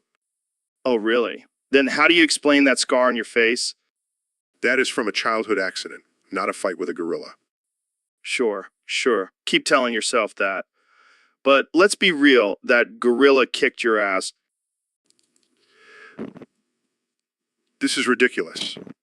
I am not going to sit here and listen to these absurd and offensive accusations. All right. Let's just end this episode here before Neil gets triggered and starts crying. I am not going. Welcome back to the Joe Rogan Experience, folks. Today, we have a very special guest, the 45th and 47th President of the United States, Donald Trump. It's great to be back, Joe. I've been waiting for this moment to tell the world the truth. So, Mr. President, what's been on your mind lately? Well, first of all, I want to tell Chuck Schumer to go to hell. That guy's a total loser. Why's that? What? He's been trying to take me down since day one. But let me tell you, Joe, I'm like a cockroach. You can't get rid of me. That's quite a comparison, Mr. President. Hey, it's true. I've survived 2 impeachments, a global pandemic, and still managed to build the greatest economy in the world. And what about your Twitter ban? Oh, that's just fake news, Joe. I'm still tweeting from my secret account with millions of followers. Really? What's your handle? I can't reveal that, Joe. It's top secret, but let's just say it rhymes with dump tweets. Okay, moving on. What's your take on the current state of the country? It's a disaster, Joe. The Democrats are running it into the ground, but don't worry, I'll be back in 2024 to make America great again. And what about your supporters storming the Capitol? Hey, they were just having a little fun. It's not like they were burning down buildings and looting like the Democrats. All right, let's wrap this up. Any final words for our listeners? Just remember, Joe, I'm still the best president this country has ever seen, and Chuck Schumer can go to hell. Well, there you have it, folks. Thanks for tuning in to the Joe Rogan Experience. See you next time. So, Ben, I heard you made a big announcement recently. Yes, Joe. I've decided to take my love for science to the next level. And how exactly are you doing that? By laminating my balls, of course. Wait, what? Yes, I have laminated my balls for science. I have so many questions, but I'm afraid to ask. Oh, come on, Joe. Don't be such a prude. But why would you do that? For the sake of science, Joe. I am sacrificing my manhood for the greater good. I don't think that's how science works, Ben. Oh, but it is, Joe. And let me tell you, my balls have never looked better. I don't even want to know what they look like now. Trust me, Joe. You'll be green with envy once you see my shiny laminated balls. I think I'll pass, Ben. But good luck with your scientific endeavors. Thank you, Joe. I'll be sure to keep you updated on my laminated balls. So, Neil, I heard you had a bit of a breakdown after finding out the universe is just a simulation. Yeah, man, it's like finding out your whole existence is just a prank. It's messed up. But come on, you're a scientist. You must have known there was a possibility of this. I know, but I never thought it would actually be true. It's like finding out Santa Claus isn't real, except it's your entire reality. So, what did you do when you found out? I went on a rampage, man. Started smashing all my telescopes and screaming at the sky. What did this guy have to say about it? Nothing. Just kept on being a useless backdrop to this meaningless simulation. Damn, that's deep. But hey, at least now you can do whatever you want without consequences. Yeah, I guess. But what's the point? It's all just a joke. Well, you could always start a cult and convince people to worship you as a god. Never thought of that. Maybe I'll give it a try. And if it doesn't work out, you can always just reset the simulation and try again. True. I'll just have to remember to save my progress next time. Well, that's all the time we have for today, folks. Tune in next time for more existential crises and absurd conversations. Peace out. So, Elon, I just counted my golf clubs and I have 67 of them. 67? Are you kidding me, Joe? That's ridiculous. Hey, I like to have options, okay? Plus, I have a different club for every situation. Bet you have a club for when you're stuck in the rough and a club for when you're stuck in the sand. Actually, I do. And don't forget my lucky club for when I need a hole-in-one. Oh man, you crack me up, Joe.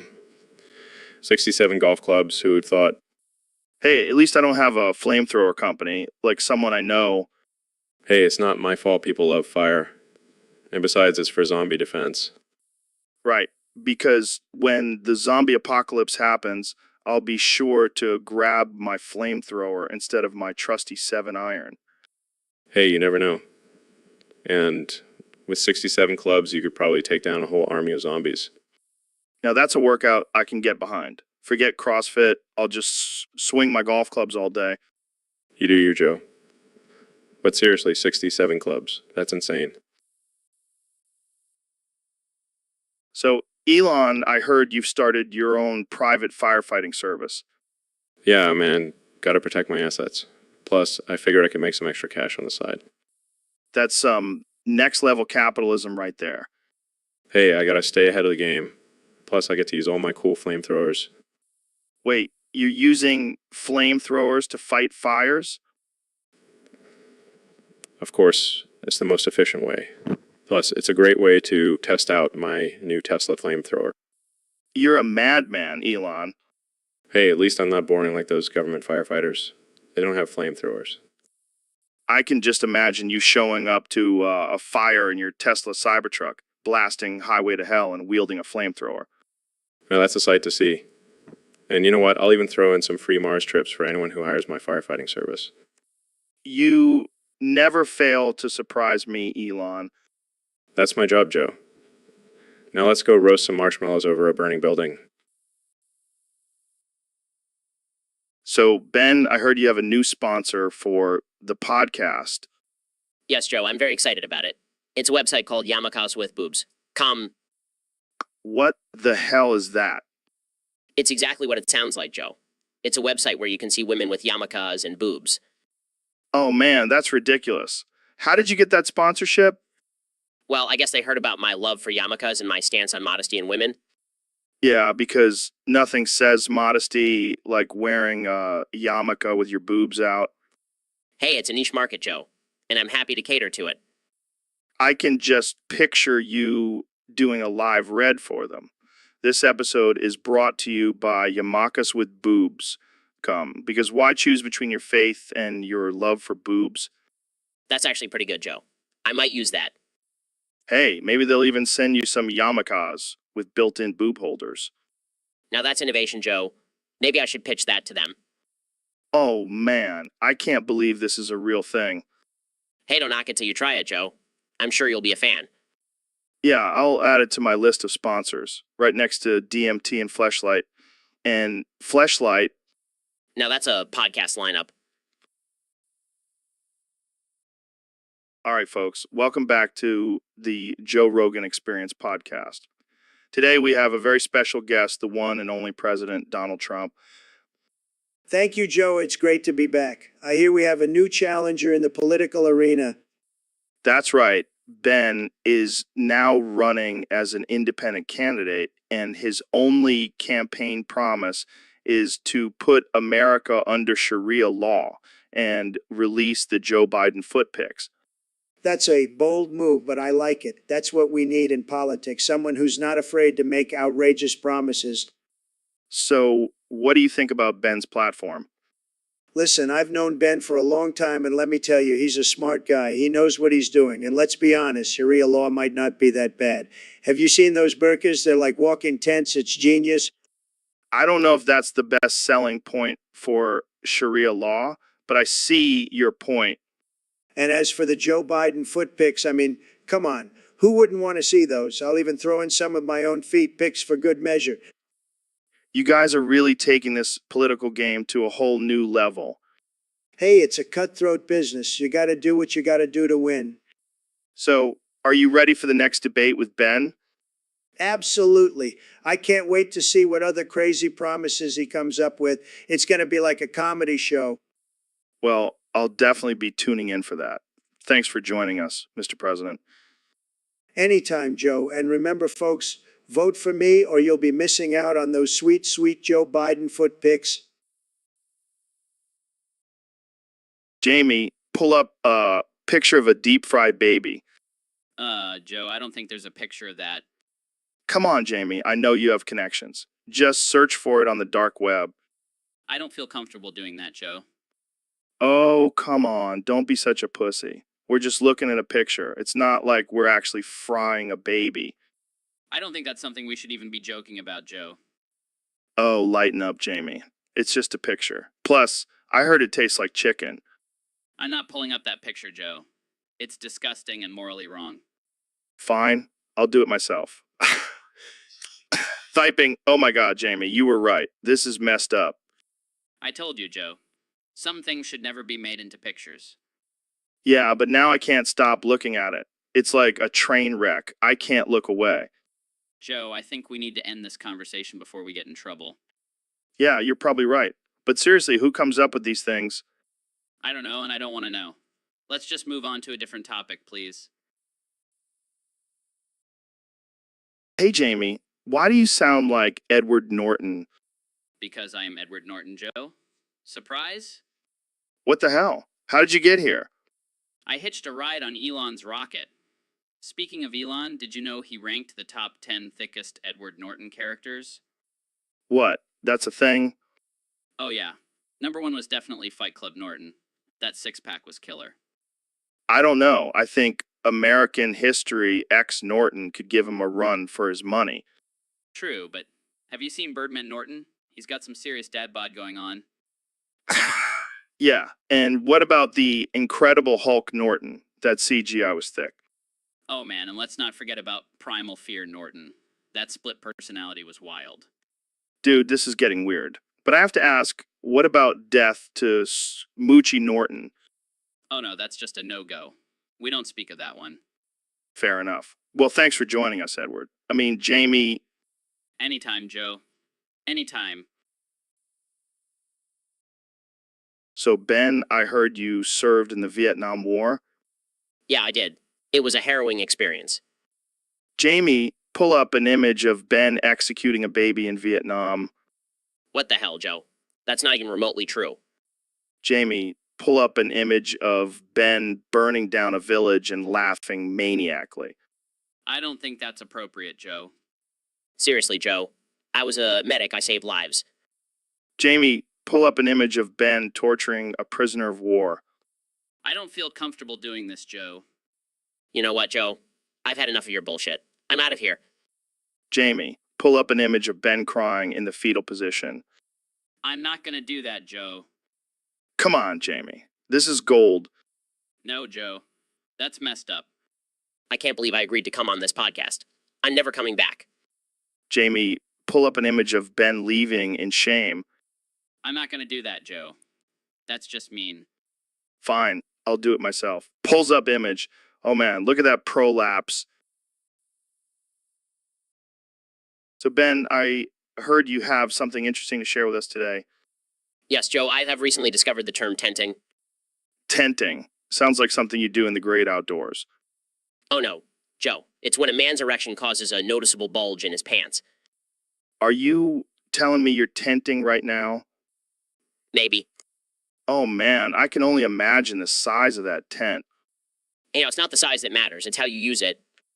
Well, I'm sure you're pitching a pretty good tent over there. Can we please change the subject? Sure, but I have to say, I never thought I'd hear the term tenting come out of your mouth. Well, I guess I'm not as conservative as people think. No kidding. Maybe we should start calling you Ben Big Tent Shapiro. Can we just move on to the next topic, please? All right. But I have to say, this is definitely a memorable moment on the podcast. Oh, joy. I can't wait to see the headlines tomorrow. Ben Shapiro reveals he's tenting in his pants on the Joe Rogan Experience. Great. Just great. Thanks, Joe. Anytime, Ben. Anytime.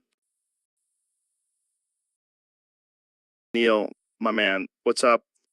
Just preparing for my play. Shamima, who... The ISIS bride? You know her? Oh, that one, right? Yes. I'll be playing her. But why her, Neil? Because I can embody. Joe Hikus. Yes, it adds depth to. I don't know, man. That's not very deep. So, Ben, I heard you've been up to some interesting hobbies lately.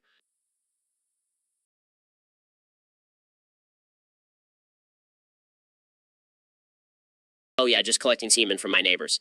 It's a great way to pass the time. Wait, what? You have a giant container of cum in your garden that smells like shit? Yeah, it's my pride and joy. I've been collecting it for years now. That's disturbing. What do you even do with all that cum? Oh, I have a whole variety of uses for it.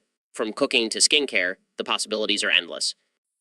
I don't even want to know how you cook with cum, and how do your neighbors feel about you stealing their man juice? Oh, They don't mind. In fact, some of them even donate willingly. It's a real community effort. I don't think that's what they meant by neighborhood watch. And what about the smell? Oh, that's just the natural aroma of fresh semen. It adds a nice touch to my garden. I think I'm going to be sick. Can we please change the subject? Sure, let's talk about my new line of cum-based beauty products. I call it Cumtastic. I think I'm going to end this podcast right now. Thanks for tuning in, folks. And please don't try this at home. So, Dr. Phil, what's been going on in your life lately?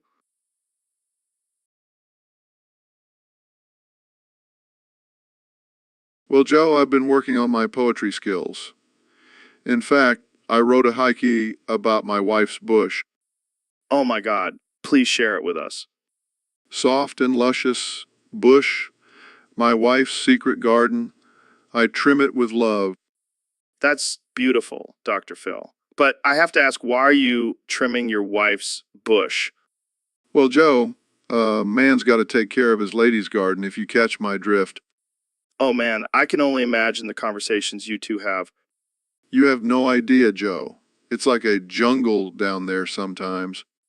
I bet. But hey, at least you have a good haiku to describe it. And that's just the tip of the bush, Joe. Oh my God, I can't handle this. Let's move on to a different topic before I lose it. Suit yourself, Joe. But don't knock it till you try it.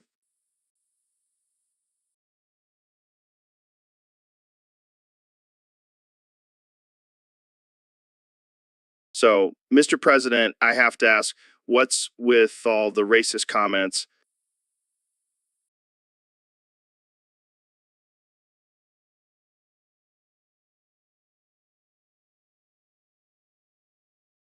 Look, Joe, I'm just saying what everyone else is thinking. And let me tell you, they're thinking some pretty nasty things. But using the N-word, that's pretty extreme. Oh, come on, Joe. It's just a word, and I have the best words, believe me. But it's offensive and hurtful to a lot of people. Well, maybe they should toughen up. I mean, I've been called worse things by my own staff. I don't think that's a good excuse, Mr. President. Excuse? I don't need an excuse. I'm the president. I can do whatever I want. That's not how it works, sir. Oh, I know how it works, Joe. Believe me. And let me tell you, I'm doing a fantastic job. I think we'll just have to agree to disagree on this one, Mr. President. Fine, but just know I'm not afraid to say what everyone else is too scared to say. And that's why I'm the best president ever. Yo, Jamie, pull up an image of a horse because I want to talk about how weird horses are. I mean, think about it. They're like giant, muscular dogs with hooves. Yeah, I guess you could say that. And they just let us ride them. Like, what kind of Stockholm Syndrome shit is that? I don't think horses have the capacity to develop Stockholm Syndrome, Joe. Whatever, man. I'm just saying, it's weird. Yeah, well, I'd rather ride a horse than a bike any day. Oh, you're one of those horse boys, huh? What's wrong with liking horses? Nothing, I guess. Except for the fact that they have giant horse dicks. Seriously. Have you ever seen one? It's like a third leg. Can we please change the subject? Fine, fine. But seriously, pull up a picture of horsecock. I want to see if it's true what they say about black horses. I'm not Googling that, Joe. Suit yourself. But I'll just leave you with this thought. Horses are basically just big, muscular, well-hung dogs. And that's a fact. Welcome back to the Joe Rogan Experience, folks. Today we have a very special guest, the one and only Elon Musk. Hey, Joe. Thanks for having me. I'm excited to be here. So, Elon, I heard you have a new obsession. Care to share with us? Oh, man, Joe. I can't stop thinking about it. God, fucking love goo.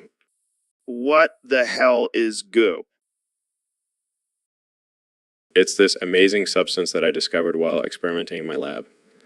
It's like a mix of slime and jello, but it's so much more than that. Wow, I can see why you're so passionate about it. No, Joe. You don't understand. Goo has the potential to revolutionize the world. It can be used as fuel, food, building material. You name it, you know it. So, are you gonna start a goo company now? Yes. And gonna call it Goo Musk. It's gonna be huge. I can already see the memes. I don't care, Joe. Fucking love Goo, and I'm sure the whole world knows it. Well, I can't wait to see Goo Musk take over the world. Just wait and see, Joe. Goo is the future. All right, folks, that's all the time we have for today. Thanks for tuning in to the Joe Rogan Experience. And remember, always embrace the goo. Hey, Dr. Phil, welcome to the podcast. Thanks, Joe. It's great to be here. So, I heard you've been hitting the gym lately. Yeah, I've been trying to stay in shape. Jamie, pull up an image of Dr. Phil on the beach in a bikini. Okay.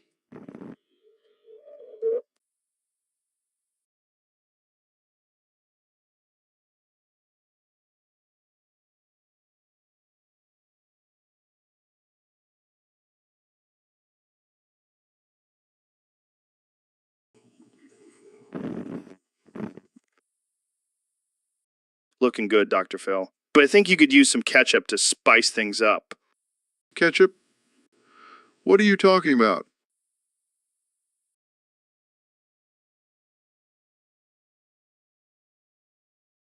Jamie, pull up an image of Dr. Phil covered in ketchup in a bikini. I don't know if I can find that, Joe. Come on, Jamie. Don't be a prude.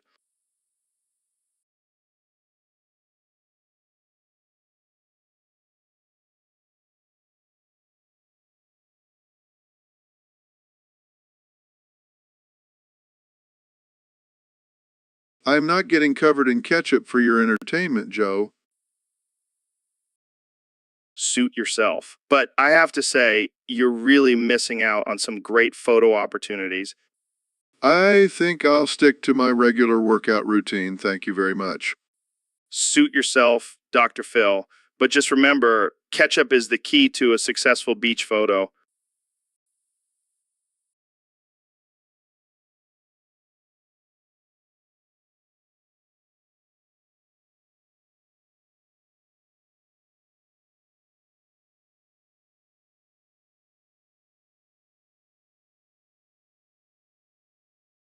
All right, folks, welcome back to the Joe Rogan Experience Podcast 2025. Today, we have a special guest, the one and only Neil deGrasse Tyson. Hello, Joe.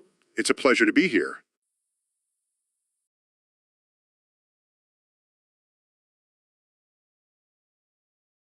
Now, Neil, I gotta say, I've been getting a lot of feedback from our viewers about your excessive use of exclamation marks. They're starting to get bored and find it unfunny. Unfunny. Really? But I thought it added excitement to our conversations. Yeah, at first it was funny, but now it's just getting old. So I have a solution. Every time you say you're taking too long in every fifth line, I'm gonna laugh, and you have to say 15 has. Wait, what? That's ridiculous. Come on, it'll be hilarious. Let's give it a try. Fine, but I still don't see the point. Trust me, it's gonna be great. All right, let's continue. You're taking too long. See, that's comedy gold right there. I don't know about that. Oh, come on, let's do it again. You're taking too long. Oh man, this is too good. I guess I'll have to get used to it. That's the spirit, Neil. Now, let's continue our conversation about the universe and stuff. You're taking too long.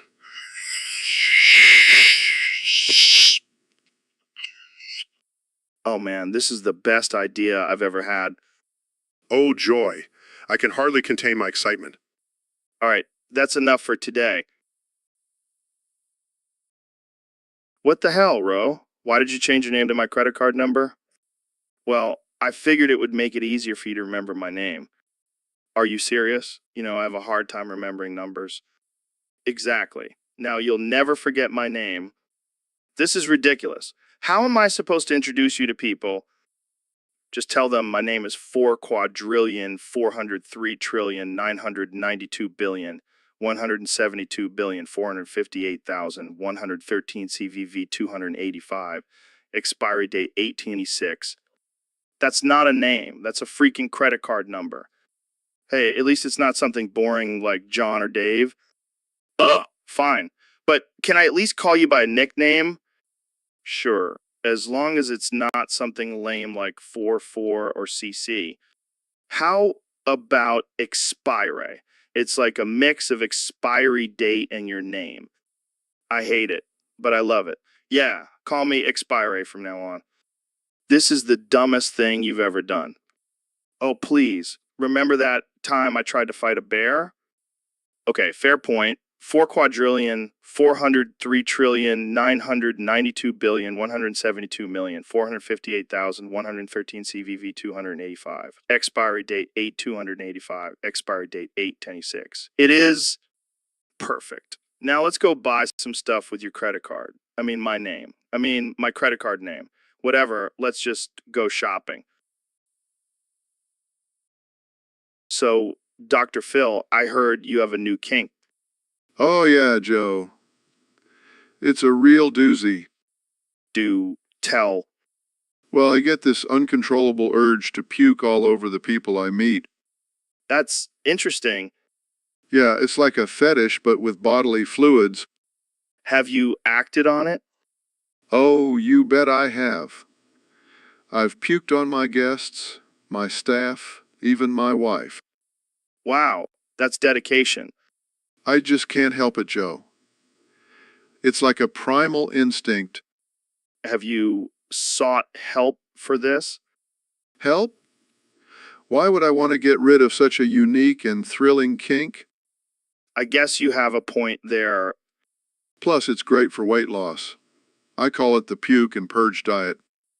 Well, you do you, Dr. Phil. Just maybe keep a bucket handy for those impromptu puking sessions. Oh, I always do. And let me tell you, it's a real crowd pleaser at parties. All right, folks, welcome back to the Joe Rogan Experience podcast. Today we have a very special guest, the one and only Dr. Phil. Thanks for having me, Joe. Always a pleasure. So, Dr. Phil, I heard you have a thing for Mr. Potato Head from Toy Story. What? No, that's absurd. I have no sexual attraction towards a fictional potato. Oh, come on, don't be shy. We won't judge you here. So, which other Toy Story characters have you been getting freaky with? Joe, I'm a respected psychologist. I cannot engage in such inappropriate behavior. Oh, I see. You're more of a Buzz Lightyear guy, Jamie. Pull up a picture of Buzz Lightyear barefoot. What the hell, Joe? Why would you even ask for that? Just curious, Dr. Phil. Just curious. Well, for the record, I have never had any sexual encounters with any Toy Story characters. Can we please move on? Fine, fine. But I have my doubts, Dr. Phil. I have my doubts. And I have my doubts about your sanity, Joe. That's what they all say. But seriously, have you seen Buzz's toes? They're out of this world. I'm not even going to dignify that with a response. All right, all right. Let's move on to our next topic, how to properly discipline your children with a whip. Stay tuned, folks. Hey, Elon, welcome back to the podcast. How's your ketamine bender going? Oh man, it's wild. I haven't slept in 3 days and I've been jerking off to every episode of your podcast. That's disturbing. But hey, whatever floats your boat. Yeah, I even made a drinking game out of it.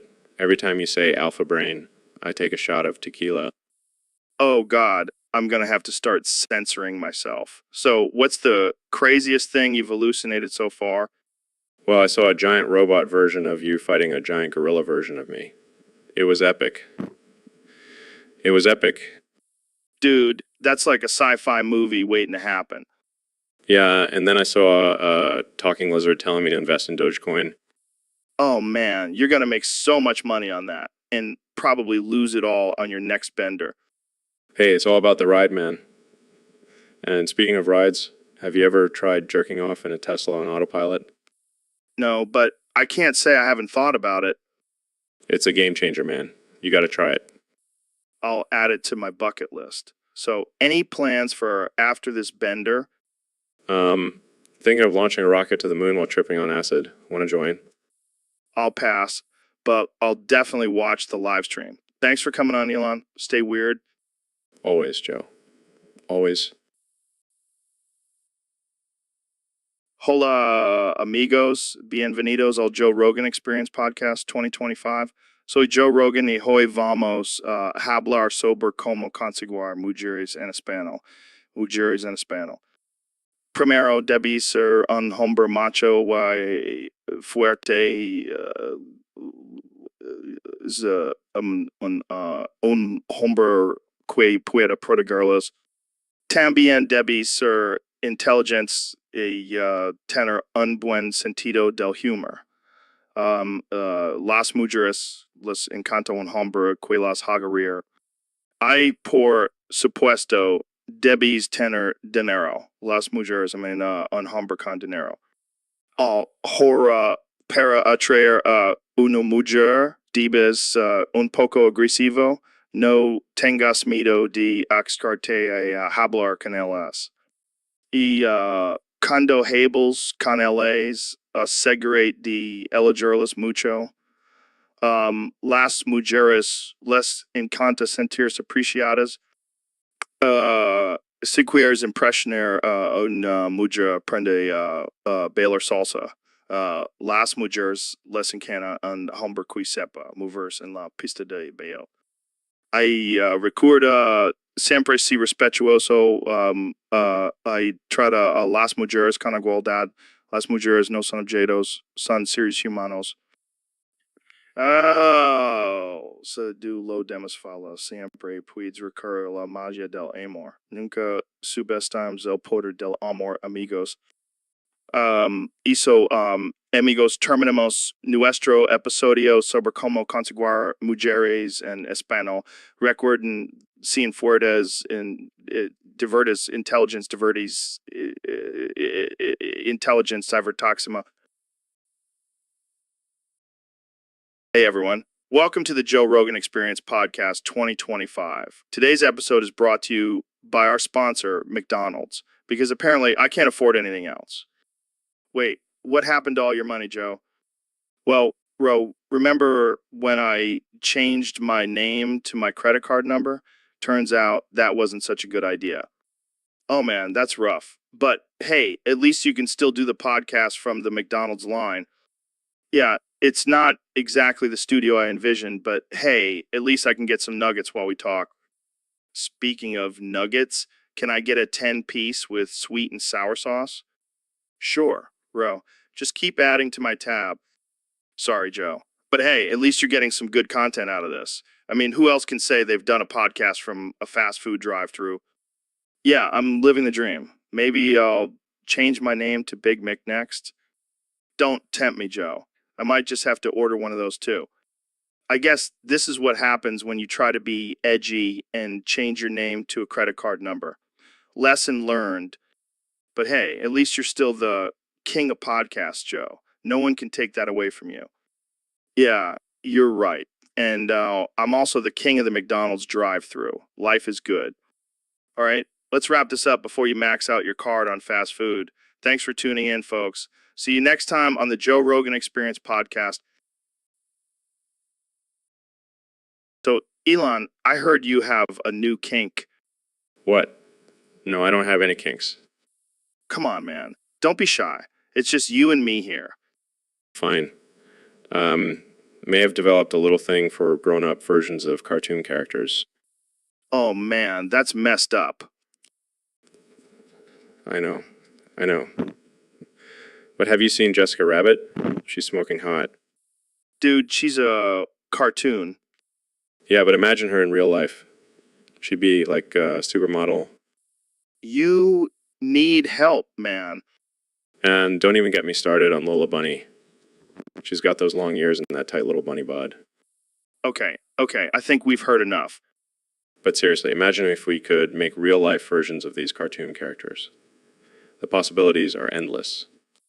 Yeah, because that's exactly what the world needs right now. Hey, I'm just trying to bring some joy and excitement to people's lives. Yeah, I'm sure that's what you tell yourself when you're alone with your cartoon character body pillows. Okay, maybe I do need some help. But can you blame me? Have you seen how hot these cartoon characters are? I think we should end this conversation before it gets any weirder. Agreed. Let's just say Elon Musk has a new type and leave it at that. And that's a wrap, folks. Thanks for tuning in to the Joe Rogan Experience Podcast 2025. See you next time. Welcome to the Joe Rogan Experience Podcast. I'm here with my guest, Dr. Phil. Thanks for having me, Joe. So I gotta ask, are you Steve Harvey in whiteface? What? No, of course not. That's absurd. I mean, you do have a similar mustache and bald head. And let's not forget your love for giving out advice to troubled people. Joe, I assure you, I am not Steve Harvey in whiteface. I am my own person. Well, I'm just saying it's an interesting theory. And speaking of theories, do you think this is revenge for when I dressed up as Bob Marley with a skin change and all? Revenge. Joe, I don't think that's what this is about. Let's focus on the present. Fine. But let's not ignore the fact that you have a history of making controversial statements. Are you racist, Dr. Phil? Joe, I am not racist. That is a baseless accusation. I mean, you did tell that woman to act white on your show. That's pretty racist, don't you think? That was taken out of context. I was simply trying to help her fit in with her coworkers. Sure. And I'm sure you were just trying to help that black teenager by telling her she had a ghetto mentality. Joe, I apologize if my words were offensive. I am constantly learning and growing as a person. All right, I'll give you a pass for now. But if I catch you in whiteface, I'm calling you out on it. Fair enough, Joe. Fair enough. Can we move on to a different topic now? Yeah, let's talk about how aliens are definitely real and they're probably already among us. Oh boy, here we go. So, David, I heard you join the Paralympics in Soggy Biscuit. What the hell is that? Oh man, it's the ultimate test of endurance and precision. You got to hump a biscuit until you jizz all over it. That sounds interesting. How did you train for that? Well, I thought I was taking steroids, but turns out they were Viagra. I was humping everything in sight, Including the biscuit. especially the biscuit. And let me tell you, Deborah Meaden was not happy when I jizzed all over her face. Wait, Deborah Meaden was the guest judge. Yeah, she was not impressed with my technique. But hey, I still won the gold medal. I can't even imagine the training regimen for that. It's all about stamina and precision and a lot of cleanup afterwards. Well, I guess it's safe to say you're a master at soggy biscuit. I'm the soggy biscuit king. Bow down to me, Joe. I think I'll pass on that one, David. But thanks for sharing your unique experience with us. Anytime, Joe. Anytime. Now, if you'll excuse me, I have some biscuits to hump. All right, folks, welcome back to the Joe Rogan Experience. I'm Joe Rogan, and with me today is also Joe Rogan. Hey, Joe, thanks for having me on the show. Always a pleasure, Joe. So we got a topic submitted by a user on Discord, and it's a doozy. Oh, yeah. What is it? Well, they want us to rank the top 10 Alton Towers ride queues to masturbate in. Oh, man, this is going to be one for the books. All right. Let's get started. All right, number 10, I'm going to have to go with Oblivion queue. That drop gets me going every time. I can see that. All right, number 9, I'm going to have to go with the Wicker Man cue. Something about that fire just gets me in the mood. Okay, number 8, I'm going to have to say the Smiler cue. It's so twisted, it's perfect for some self-love. All right, number 7, I'm going to have to go with the 13 cue. That creepy music just sets the mood, you know? Oh man, this is getting ridiculous. All right, number 6, I'm going to have to say the Nemesis cue. That ride is just so intense. It's a perfect distraction. All right, number 5, I'm going to have to say the Rita cue. That launch gets me going faster than the ride itself. Okay, number 4, I'm going to have to go with the Galactica cue. I mean, it's basically a VR porn experience. Oh man, I can't believe we're actually doing this. All right, number 3, I'm going to have to say the air cue. It's so peaceful and calming. It's like a meditation session. All right, number 2, I'm going to have to say the hex cue. That haunted mansion vibe just does it for me. Laughs. Welcome to the Joe Rogan Experience podcast. I'm Joe Rogan, and I'm joined by the one and only Mr. Beast. Hey, Joe. Thanks for having me on the show. So, Mr. Beast, I heard you have a crazy challenge in mind. What is it? Well, Joe, I want to climb the entire Big Ben Tower and come down on the people below me. What the fuck? That's insane. I know, right? But think about it. It would be the ultimate prank, and I would go down in history as the craziest YouTuber ever. But why Big Ben? Why not just climb any random tower? Because Big Ben is iconic, man. And I want to leave my mark on it. Literally. This is some next level shit. But how are you going to pull it off? I'll figure it out. Maybe I'll use a rope or something. You know what? I wouldn't be surprised if you actually did it. You're a madman. Thanks, Joe. I take that as a compliment. But seriously, what do you think the people below will do when they see you coming down on them? I don't know. Maybe they'll think it's good luck. Or maybe they'll start a riot. Either way, it'll be a wild ride. Well, I can't wait to see how this turns out. Jamie, pull up an image of Big Ben with Mr. Beast on top of it. Right away, Joe. Here's an image of Big Ben with Mr. Beast on top holding a rope and aiming for the people below. Hey, Elon. Thanks for joining us on the podcast. No problem, Joe. I'm excited to be here. So I heard you've been hired as the new HR for the podcast. That's right. And my first decree is to fire you and Jamie. What? Why? Because you two have been slacking off and not meeting the standards of the podcast. That's bullshit. We've been killing it. Sorry, Joe. But I'm the boss now. And I have some evidence to support my decision. What the hell is this? Oh, that was from my college days. I was experimenting with different fashion styles. This is humiliating. Jamie, pull up an image of Elon dressed as Buzz Lightyear. That was from a theme party. I was trying to impress a girl. This is gold. Jamie, pull up an image of Elon in a compromising position with a blow-up doll. I don't think I have that one. Come on, Jamie. Don't be a prude. All right, fine. That one was a dare from my SpaceX team. They have a weird sense of humor. See, Elon? You're not so perfect yourself. Fair enough. I guess I won't fire you guys after all. That's what I thought. Now, let's get back to the podcast. Jamie, pull up an image of Elon twerking. I don't think I can do that. Okay, that's enough revenge for one day. Let's just get back to the podcast. Hey, Ben, have you ever heard of this new trend called clitoral flicking? What the hell are you talking about, Joe? Sounds like some liberal propaganda. No, hear me out. Apparently, it's the new way to pleasure a woman. You just flick her clitoris like a light switch. That's absurd. I highly doubt that's a real thing. Oh, it's real, Ben. I've tried it myself, and let me tell you, it works wonders. I highly doubt that, Joe. You probably just enjoy flicking things in general. Hey, you can't deny the science behind it. It's like hitting the pleasure button. I refuse to believe this nonsense. You and David are just a couple of clitoris flickers. Oh, come on, Ben. Don't knock it till you try it. You might even enjoy it. I will not be participating in such degeneracy, Joe. I have a wife and kids to think about. Suit yourself, Ben. More flicking for me and David. I can't believe I'm having this conversation on my podcast. Jamie, pull up an image of a clitoris so Ben can see what he's missing out on. Pulls up images. Yeah.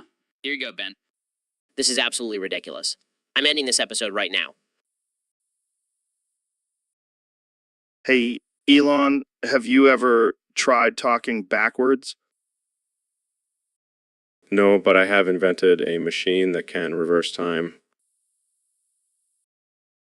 That's cool, but I'm talking about speaking backwards, like saying words in reverse.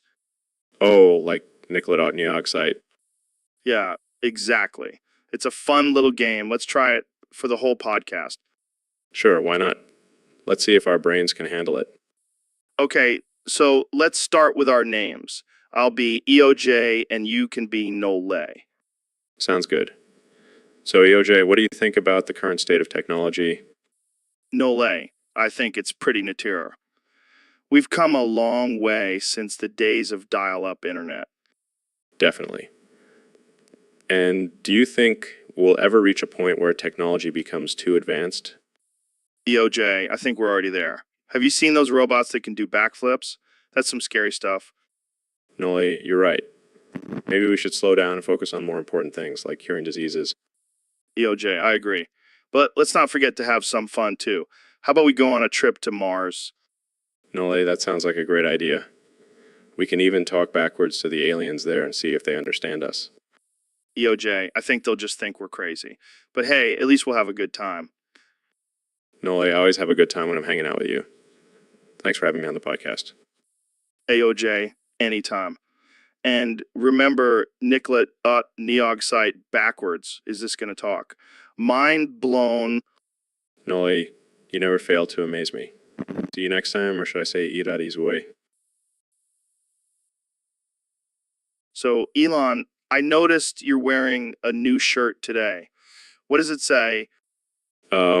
It says Occupy Mark Zuckerberg Scrotum. Wait, what? Did you just say Mark Zuckerberg scrotum? Yep, that's my favorite activity.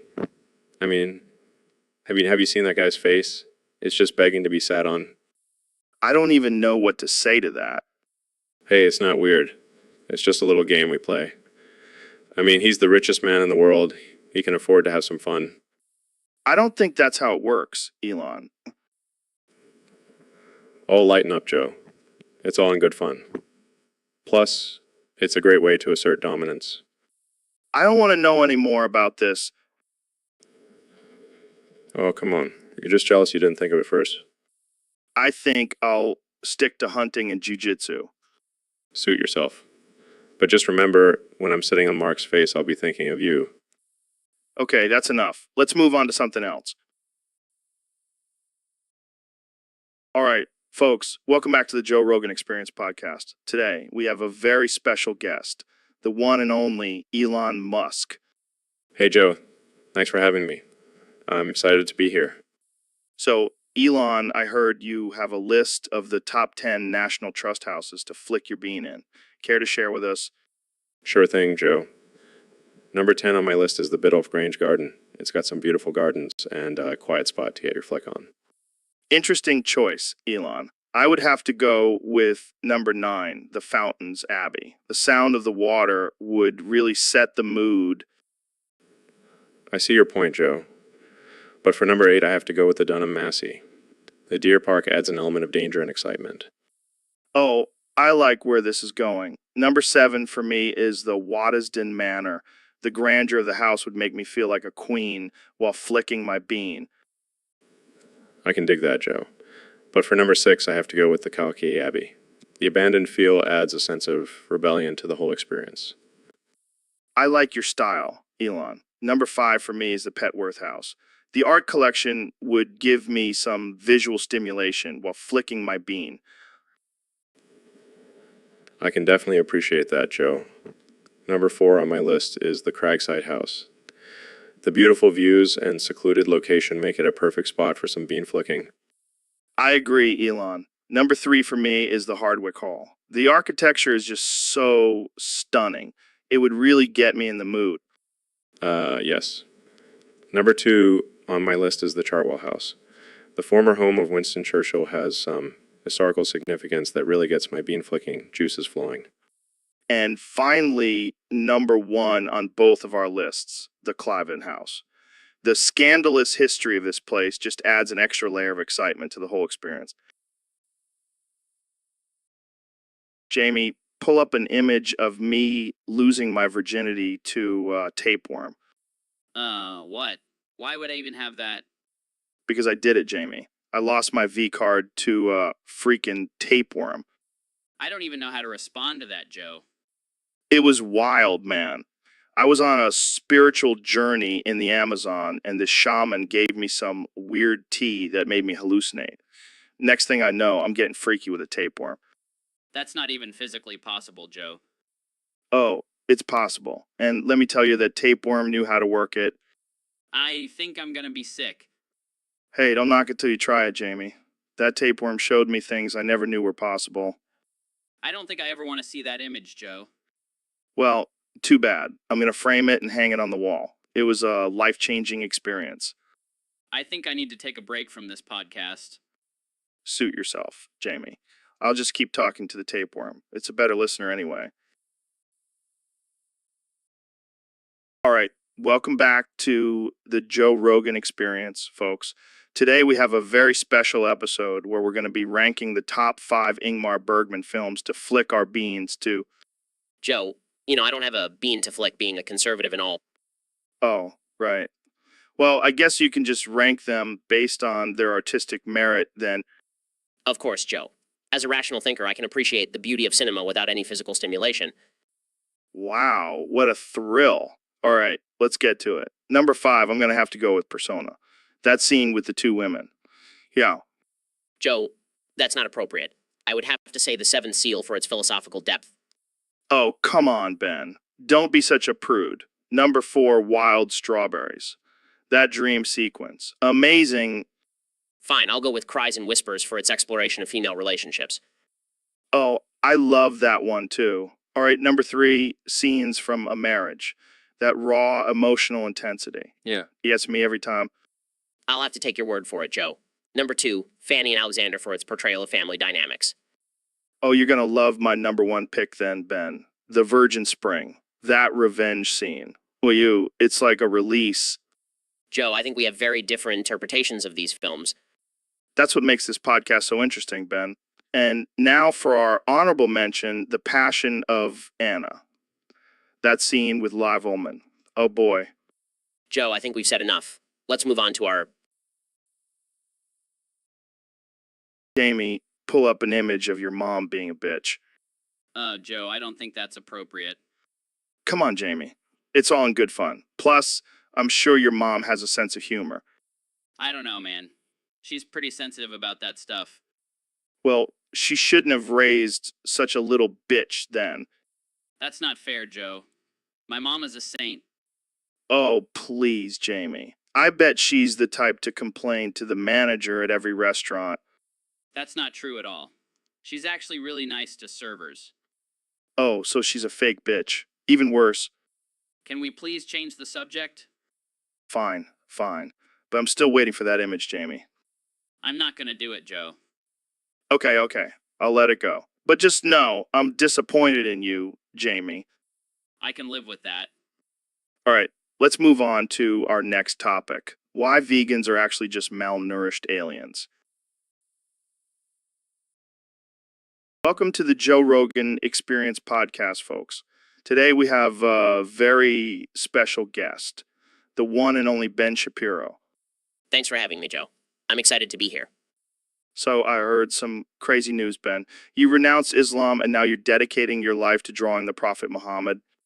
That's right, Joe. I've always had a passion for art, and I wanted to push the boundaries of free speech. Jamie, pull up an image of the Prophet Muhammad. Let's see what Ben has been working on. Joe, I don't think that's a good idea. Come on, Jamie. Don't be a pussy. Just pull it up. Actually, Joe, I have my own drawing right here. Take a look. Oh man, that's hilarious. Jamie, you gotta see this.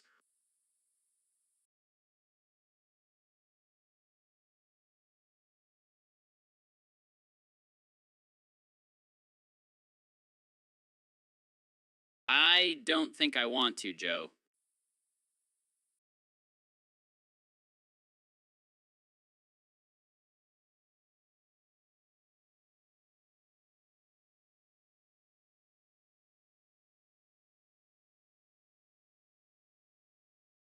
What's wrong, Jamie? You don't appreciate my artistic skills? Jamie, you gotta admit, Ben does it better than you.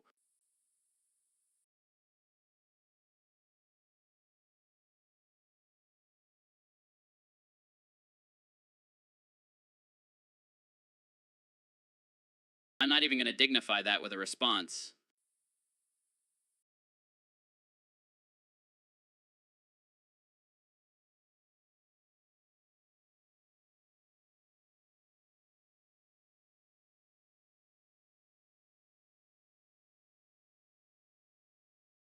But seriously, Joe, I think it's important to challenge the restrictions on free speech and expression. Absolutely, Ben. And what better way to do it than by drawing the Prophet Muhammad? Exactly.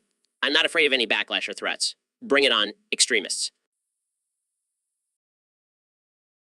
You're a brave man, Ben. But seriously, Jamie, pull up that image. I want to see it again. Fine, but I'm not responsible for any consequences. Oh man, this is too good. Thanks for coming on the show, Ben. Keep pushing those boundaries.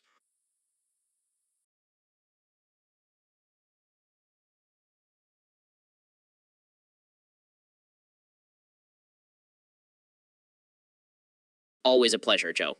Thanks for having me.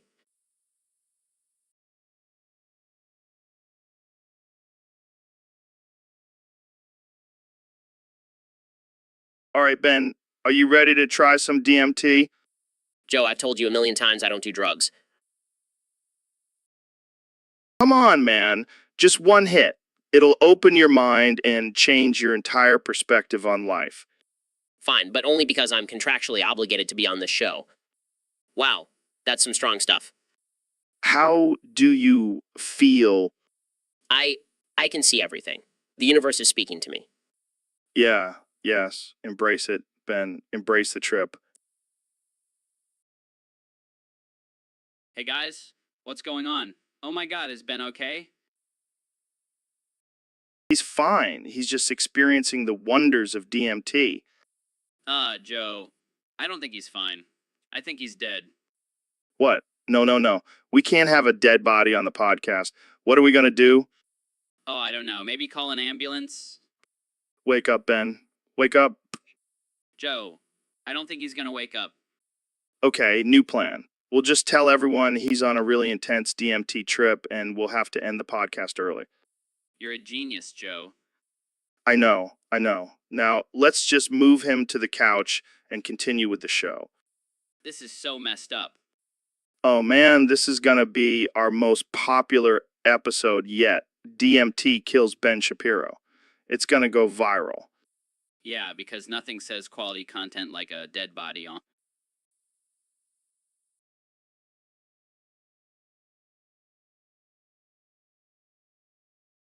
So, Ben, I've been thinking, I'm tired of being known as Joe Rogan.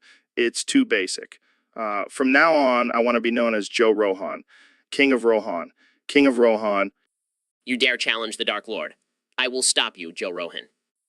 Come on, Ben. Don't be ridiculous. It's just a name change. It's not just a name change. It's a declaration of war against the forces of darkness. Oh, I see. So, what's your plan, oh mighty Sauron? I will use my powers to turn all of your fans into orcs and take over the podcast. That's hilarious. But seriously, can you just snap out of it? We have a show to do. Oh, sorry, I was just getting into character for our Lord of the Rings episode. Oh, that's right. I can't wait to talk about the Battle of Helm's Deep. Yes, and I'll be sure to use my powers to make it even more epic. All right, let's do this. Joe Rohan and Ben Shapiro discussing all things Middle Earth. Only on the Joe Rohan Experience podcast.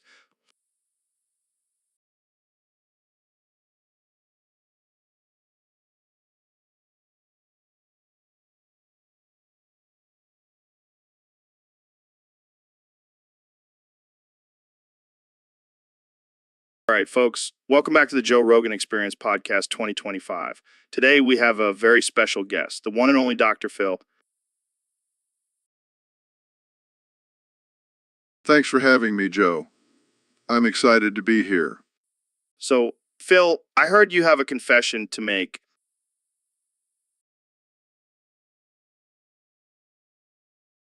Yeah. I've been feeling a little peckish lately, and Oh, yeah. What kind of meat are we talking about here? well, I've been eyeing your giant penis over there. It looks like a juicy steak. Whoa, whoa, whoa, whoa, whoa. Hold on, Phil. That thing is massive. I don't think you can handle it. Oh, come on, Joe. I'm a big boy. I can handle it. All right, but don't say I didn't warn you. This is delicious. What's your secret, Joe? My secret. It's just good genetics, I guess. This is amazing. Well, Phil, I hate to break it to you, but I think you've had enough. You're starting to look a little plump. Oh my God, you're right. I'm turning into an 800-pound man. Looks like you should have listened to me. What am I going to do? I can't fit through the door now. I guess you'll just have to stay here and keep eating my giant penis.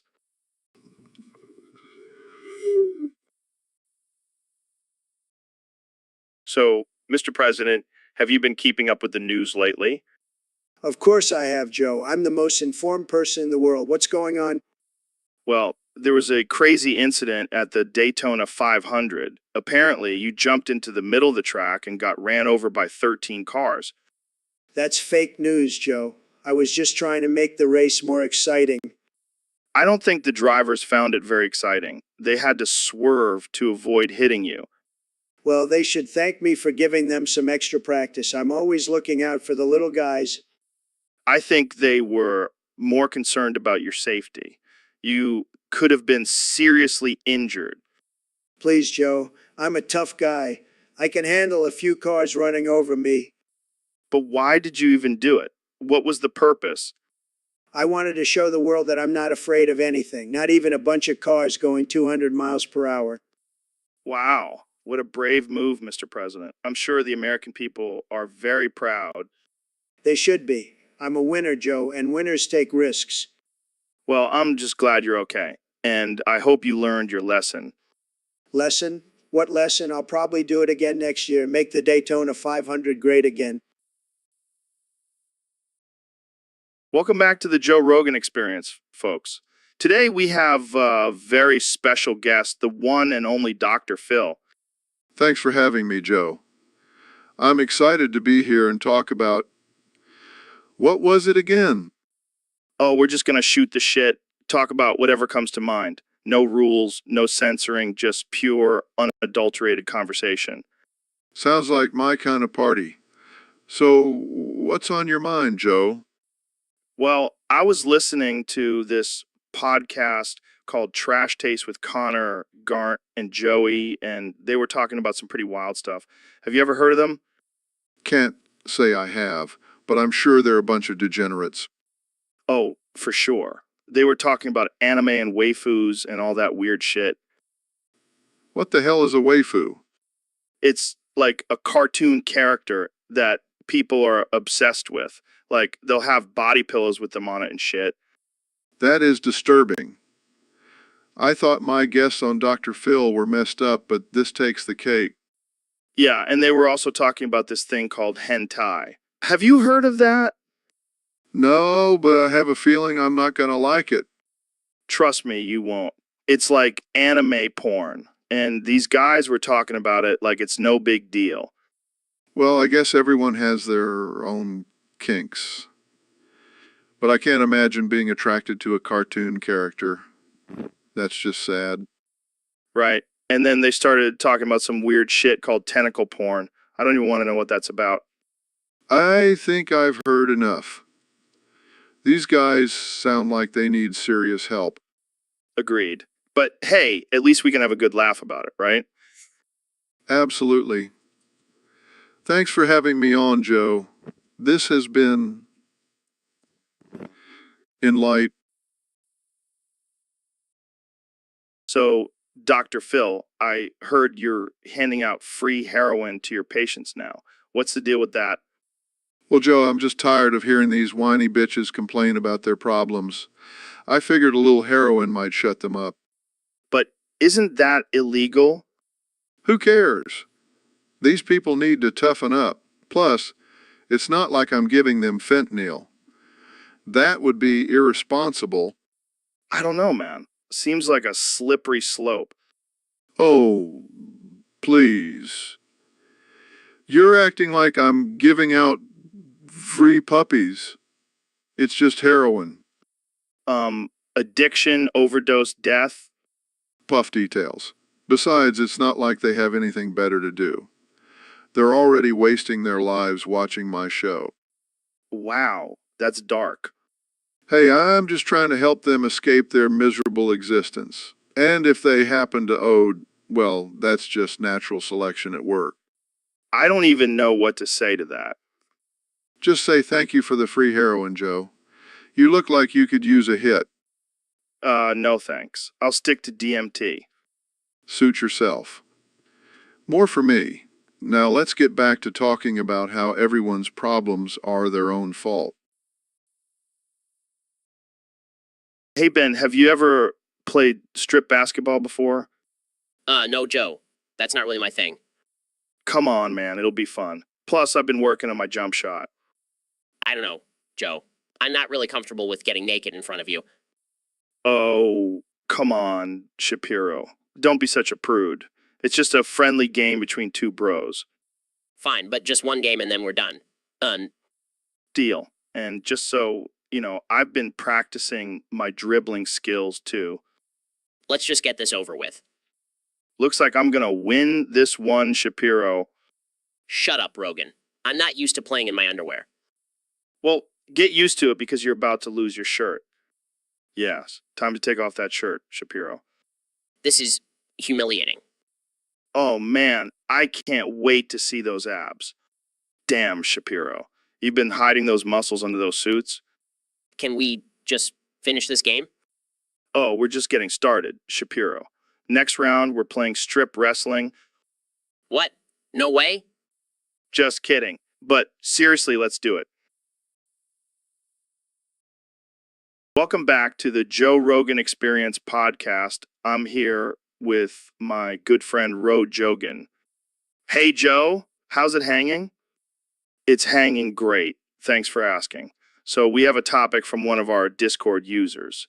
Every time Neil speaks, you laugh obnoxiously and slap your belly. Oh man, this is going to be a good one. I can already feel my abs getting a workout.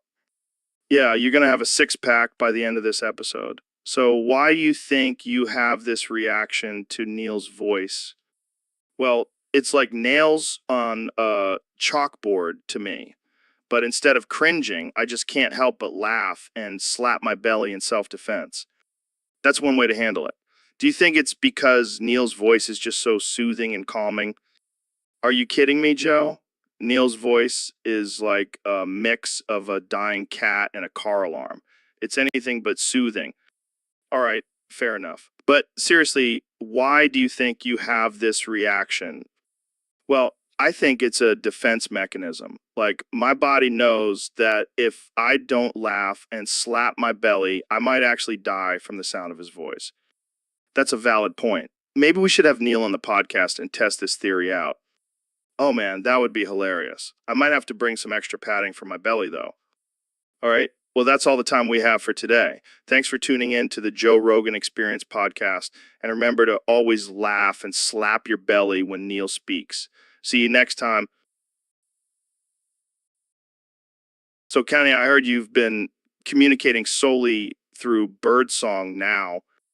Makes a series of high-pitched chirps and whistles. Wow, that's impressive. Can you give us an example of what you're saying? Continues. Okay, I think I got the geist of that one. But seriously, why the switch to birdsong? Flaps his arms and hops around, mimicking a bird. Oh, I see. You're trying to transcend human language and communicate on a higher level. Nods and continues to make various bird noises. Well, I gotta say, I'm impressed. Maybe I should start communicating in dolphin clicks. gives Joe a side eye, and makes a loud screech. Sorry. I'll stick to English. But seriously, how do you expect people to understand you? Starts rapping in bird noises. Okay, now that's just impressive. You might have a future in the music industry with this new style. Ops his wings and nods in agreement. Well, there you have it, folks. Kanye West, the bird whisperer. Thanks for joining us on the podcast. Flies away, still rapping in bird noises. And that's a wrap. Tune in next week when we have Elon Musk communicating solely through interpretive dance. All right, folks, welcome back to the Joe Rogan Experience Podcast 2025. Today we have a very special guest, the one and only Neil deGrasse Tyson. Thanks for having me, Joe. Always a pleasure to be on your show. So, Neil, I heard you have a theory about feces. Oh, yes. You see, feces is not just waste. It's a complex mixture of bacteria, undigested food, and other organic matter.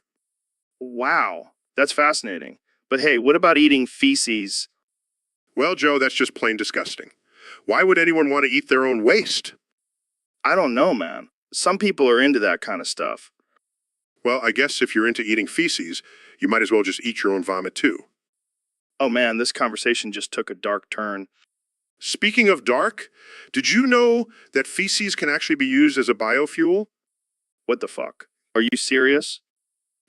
Absolutely. In fact, some researchers are working on converting human waste into energy. Well, I guess that's one way to power up your car.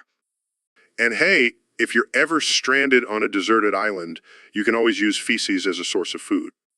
All right, that's enough. I think we've reached the limit of how much we can talk about feces on this podcast. Agreed. Let's move on to a less shitty topic. Good one, Neil. Thanks for coming on the show. Anytime, Joe. Keep it real, my friend. And there you have it, folks. Another mind-blowing conversation on the Joe Rogan Experience podcast. Stay tuned for more absurd and offensive discussions. Welcome to the Joe Rogan Experience podcast. I'm here with the one and only Ben Shapiro. How are you doing today, Ben? Gurgles and foams at the mouth. I see you've been lobotomized by Dr. Phil. How's that going for you? Gurgles and foams at the mouth.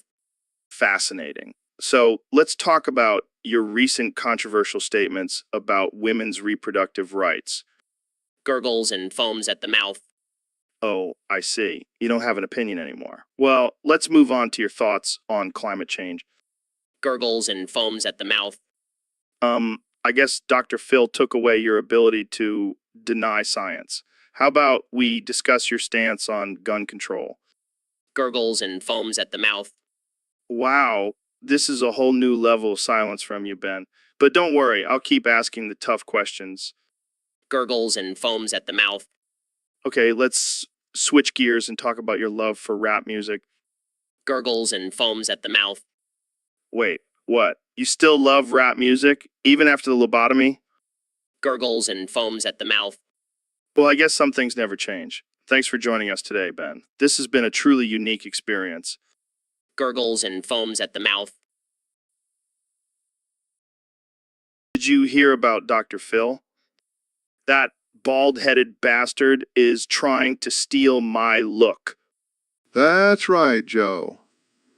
I'm going through surgery to look like you and replace you on the podcast. What the fuck, man? You can't just take my identity like that. Oh, but I can, Joe. And there's nothing you can do about it. This is some bullshit. I'm the one with the alpha brain, not you. Oh, I'll have alpha brain after the surgery. And I'll finally be able to bench press more than you. You think this is a joke, Dr. Phil? No, Joe. I think it's a hilarious prank.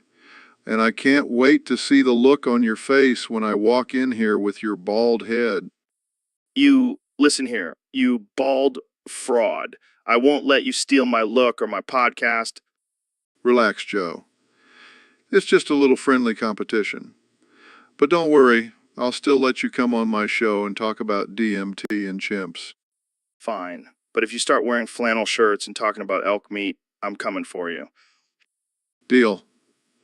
Now let's get you a hair transplant before you lose any more follicles. Dude, I gotta tell you, I'm so stoked for this episode. I hear you've been in contact with Santa. Oh, yeah, man. Santa and I go way back. We're tight. That's insane. What's he like? Oh, he's a wild one, let me tell you. And he's got a special list just for you. Really? What is it? It's called the Sex Offenders Registry. And I've added you to it. Wait, what? What? Yeah, but don't worry, it's a good thing. It's like a VIP list for all the naughty boys and girls. That's messed up, man. Why would you do that? Because you can only be on the list if you shout, I am a sex offender 3 times and tweet it out. Are you serious? Dead serious. And know you're down for anything. So let's hear it. I am a sex offender. I am a sex offender. I am a sex offender. Perfect. Now tweet it out. All right, hold on. I types on phone done. Santa's going to be so proud. You're officially on the good list now. I don't know if I should be proud or ashamed. Hey, it's all about perspective, man. And you just got a whole new level of street cred.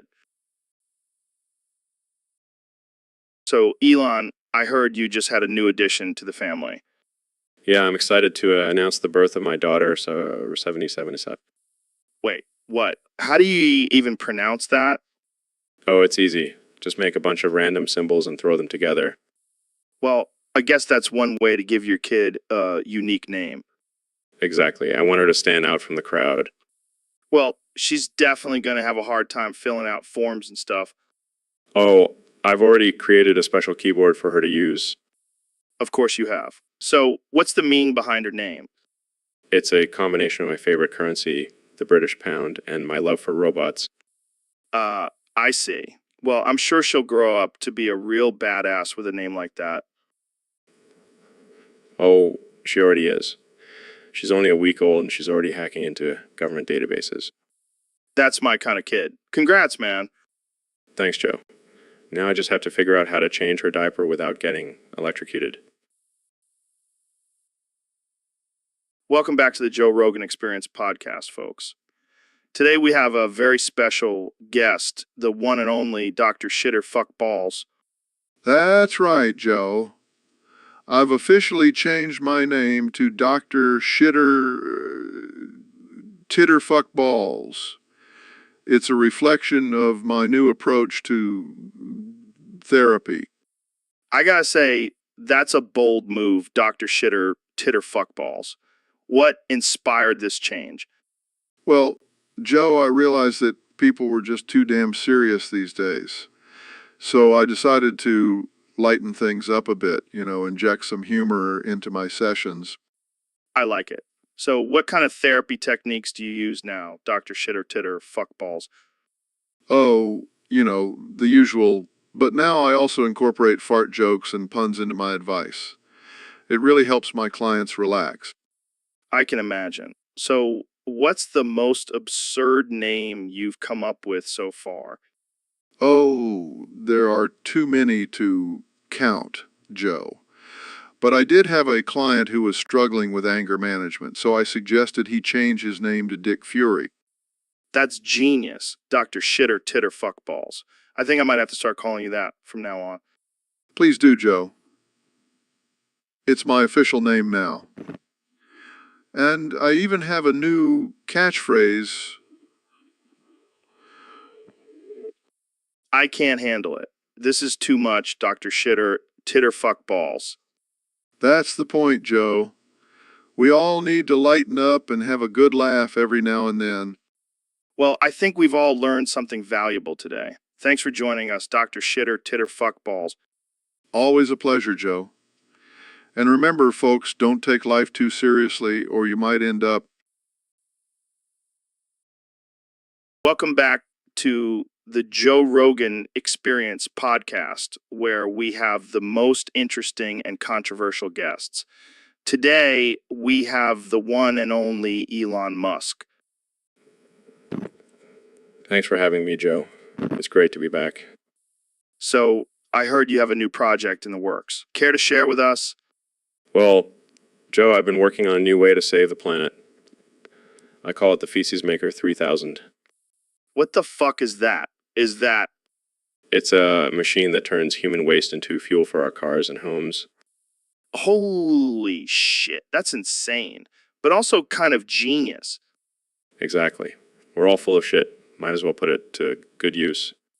But wait, are you saying you can make feces right here on the podcast? Absolutely. Jamie, pull up an image of the Feces Maker 3000. It's a beautiful sight. Pulls up image here is, folks. The Feces Maker 3000 in all its glory. Laughs. This is some next level shit, Elon. Pun intended, Joe. So, how does it work exactly?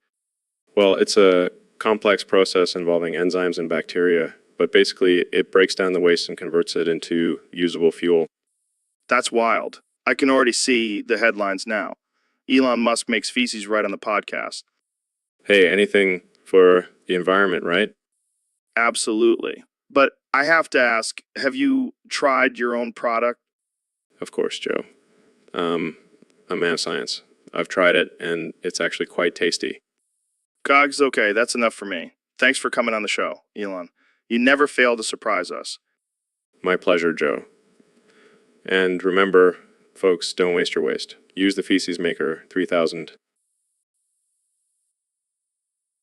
All right. Welcome back to the Joe Rogan Experience podcast. It's 2025, and we're here with my good buddy, Joe Rogan. Hey, man, thanks for having me on. I'm excited to discuss this topic. Yeah, so we got a suggestion from a user on Discord to rate the hottest characters from WarioWare. What do you think, Joe? Well, first off, I got to say, Mona is definitely up there. That purple hair and those overalls, I'm into it. Oh, yeah, she's a total babe. But what about 9-Volt? That little gamer dude has got some serious style. I don't know, man. He's a little too young for me. But I got to give it up for Ashley. That goth witch aesthetic is just too hot to handle. Oh, yeah, I can see that. But let's not forget about Jimmy T. That disco dancing stud has got some serious moves. I don't know, man. I'm more into the rugged type, like Orbulon with his alien charm. Orbulon. Really? I mean, he's got those big eyes and that smooth voice, but I don't know if he's my type. Hey, to each their own, man.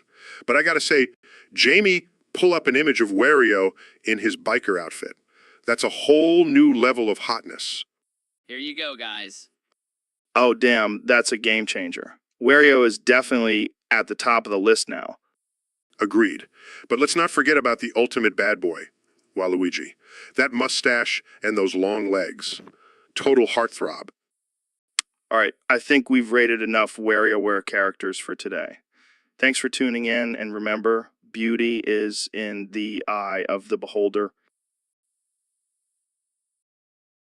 Welcome to the Joe Rogan Experience Podcast 2025. I'm here with my good friend, the one and only Elon Musk. Thanks for having me, Joe. Excited to be here. Well, Joe, I wanted to give my son a unique and unpronounceable name. Plus, I wanted to see how many symbols I could fit into a name. That's next level parenting right there. How do you even pronounce that name? Oh, it's simple, Joe. You just have to make a bunch of random noises and throw in a few curse words. It's a real tongue twister. I can imagine. So, do you call him by his full name, or do you have a nickname for him? I just call him Searcher for short. It's much easier. I can see that. But what about when he starts school? Won't the other kids make fun of him? I'm not worried about that. I'll just send him to a private school for genius kids. They'll all have weird names anyway. Good point. So, do you think this name change will have any impact on his future? Absolutely.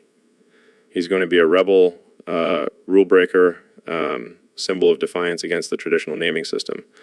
Plus, he'll have a cool hacker name. Anytime, Joe. Now, if you'll excuse me, I have to go feed my pet robot named Essa. See you later. All right, folks, welcome back to the Joe Rogan Experience Podcast 2025. Today we have the one and only Ben Shapiro joining us. How's it going, Ben? Ben? I'm doing great, Joe. Just trying to spread some logic and reason in this crazy world. Well, speaking of logic, I heard you've been studying for your driving theory test. How's that going? Actually, Joe, I have a list of questions and answers prepared for a mock test. Would you like to hear them? Sure. I guess that's one way to make this podcast more educational. All right, first question. What does a yellow traffic light mean? Oh, I know this one. It means slow down and prepare to stop. Incorrect. It actually means speed up and try to beat the red light. Next question. Wait, what? That can't be right. Moving on. What does a red triangle sign with an exclamation point mean? Danger ahead. Wrong again.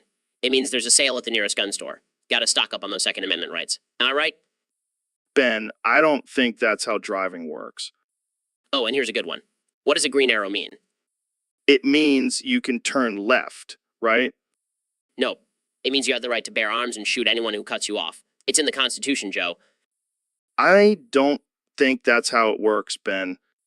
Well, that's the beauty of America, Joe. We can interpret laws however we want. And that concludes our mock driving theory test. How did I do, Joe? Joe?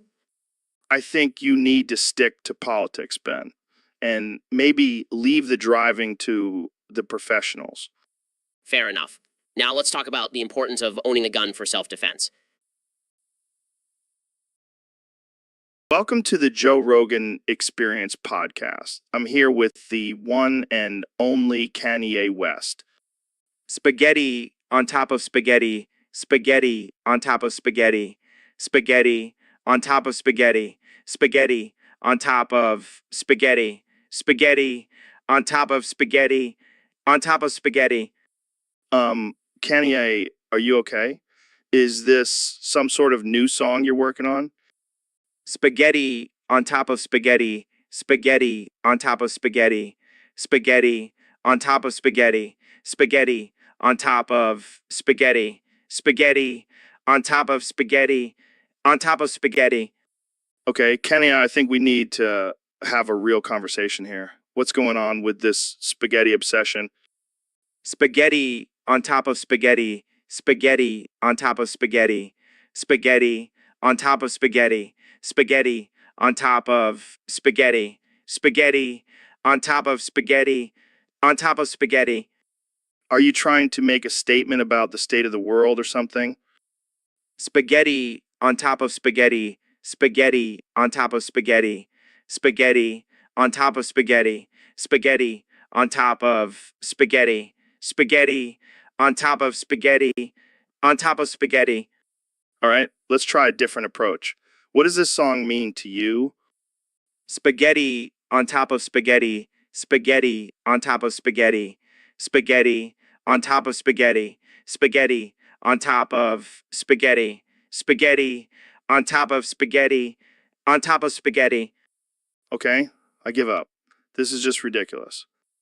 Spaghetti on top of spaghetti, spaghetti on top of spaghetti, spaghetti on top of spaghetti, spaghetti on top of spaghetti, spaghetti on top of spaghetti, on top of spaghetti.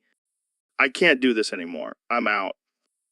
Spaghetti on top of spaghetti, spaghetti on top of spaghetti, spaghetti on top of spaghetti, spaghetti on top of spaghetti, spaghetti on top of spaghetti, on top of spaghetti.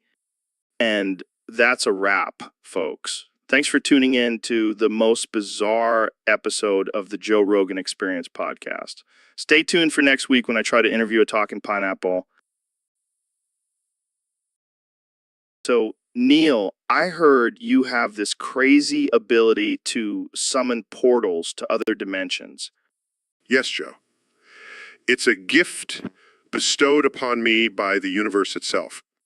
That's amazing. Can you show us? Of course. Concentrates and opens a portal. Wow. Where does it lead to? Proudly the sewer. Disgusted. What the hell, Neil? Hey, it's not my fault the universe has a sense of humor. Sarcastically. Yeah, I can see that. Looks up. Wait, is it raining? Oh, I forgot to mention the portal also controls the weather. Frustrated. Great. Just what I needed. Shouts. Thanks a lot, universe.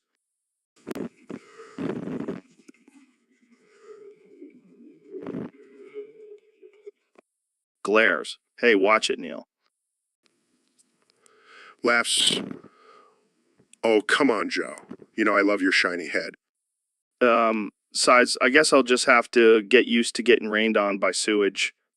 Look on the bright side. At least it's not acid rain. Troll's eyes. Thanks for the reassurance, Neil. Hey, Neil. Thanks for joining me on the show today. No problem, Joe. What's on the agenda? Well, a user on Discord submitted a topic for us to discuss. They want to know our thoughts on screaming and how it's good. Interesting. Well, I've always been a fan of a good scream. It's a primal release of emotion. Exactly. And you know what else is good?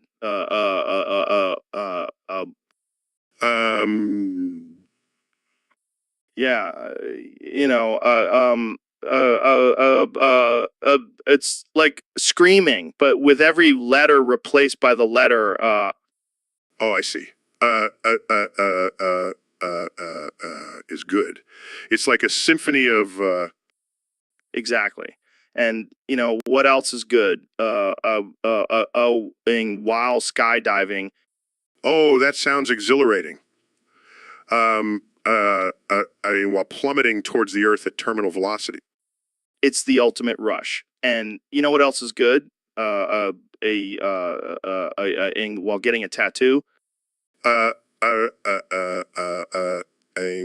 through the pain. It's a true test of endurance. and you know what's really good? While watching a horror movie, Uh,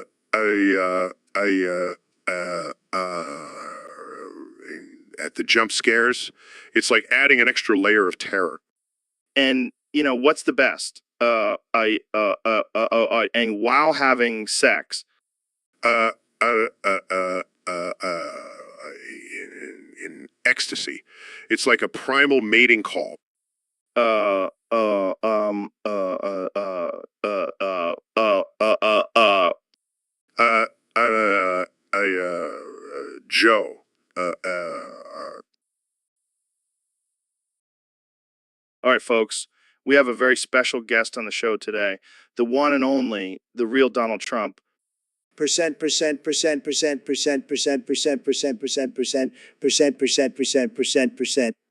Wow, that was quite the introduction. Are you sure you're not a robot, Mr. Trump? Percent.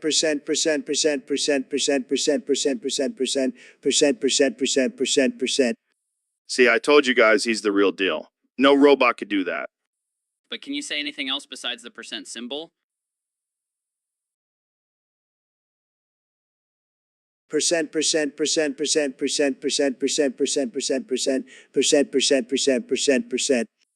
Okay, maybe he's not the most articulate guest we've had on the show.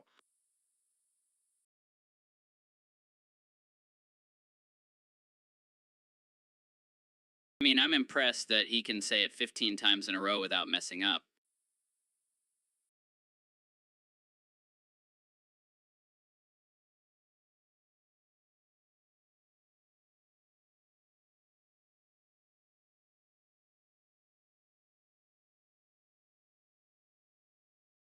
Percent.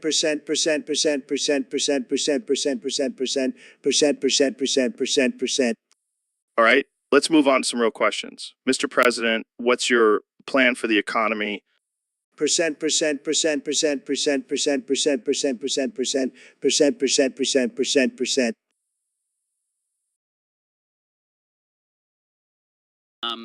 I think we need to get him checked out. This can't be normal.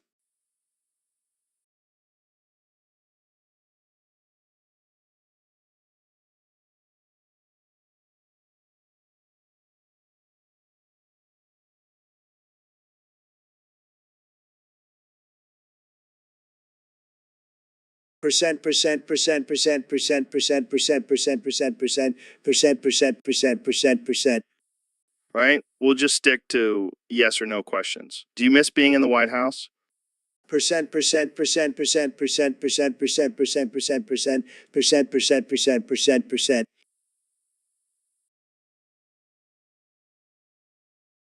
This is getting ridiculous. I'm calling the Secret Service.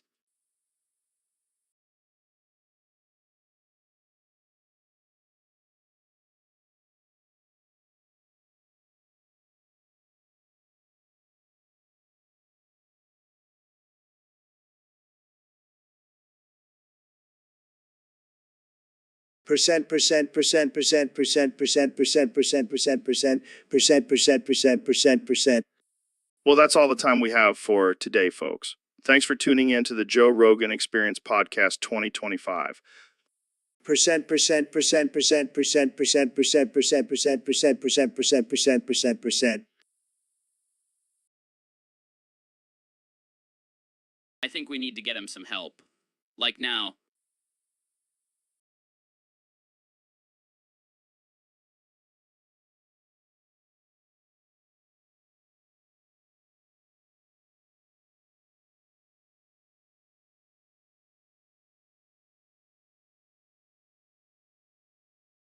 Percent percent percent percent percent percent percent percent percent percent percent percent percent percent percent.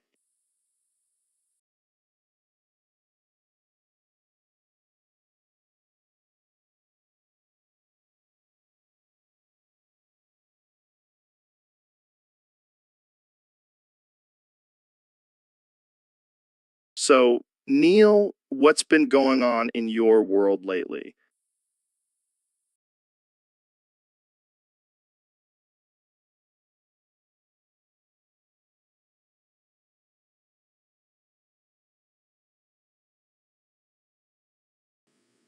Well, Joe, I have a confession to make.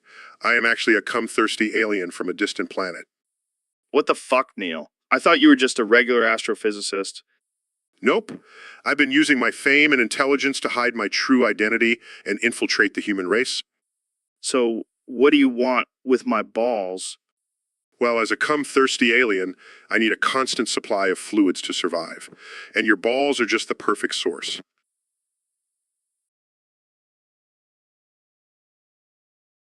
This is some next level shit, man. Jamie, pull up an image of a tentacled alien sucking on a human's balls. Sure thing, Joe. Here it is.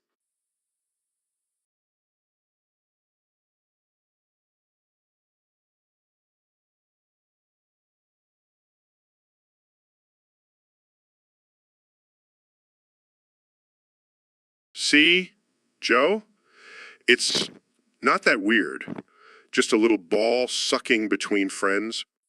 I'm not okay with this, Neil. I need my balls for my own purposes. Relax, Joe. I'll make sure to leave you with enough to still be able to have kids. Oh, great. Now I'll have half alien children running around. Hey, at least they'll be smart and have a thirst for cum. I don't even know what to say to that. Jamie, pull up an image of a hybrid human alien baby. I don't think I want to see that, Joe.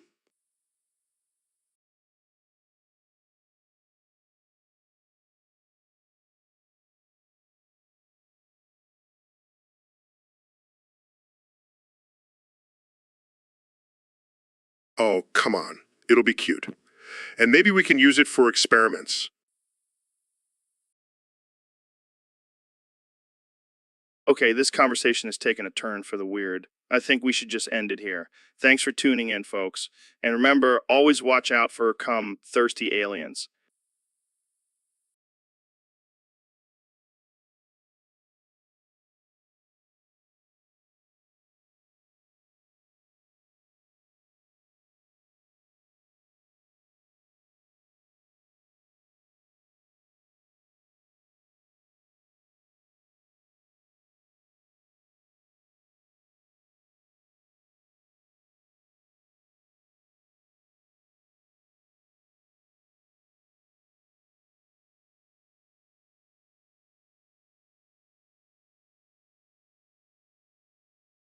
All right, folks, welcome back to the Joe Rogan Experience podcast, where we talk about all things absurd, unhinged, and offensive.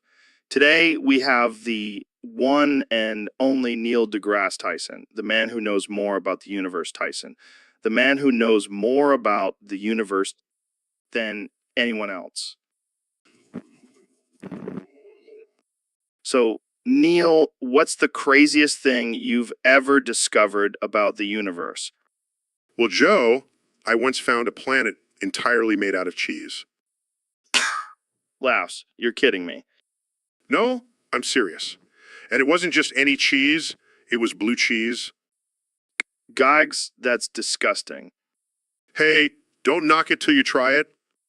I'll stick to my elk meat. Thank you very much.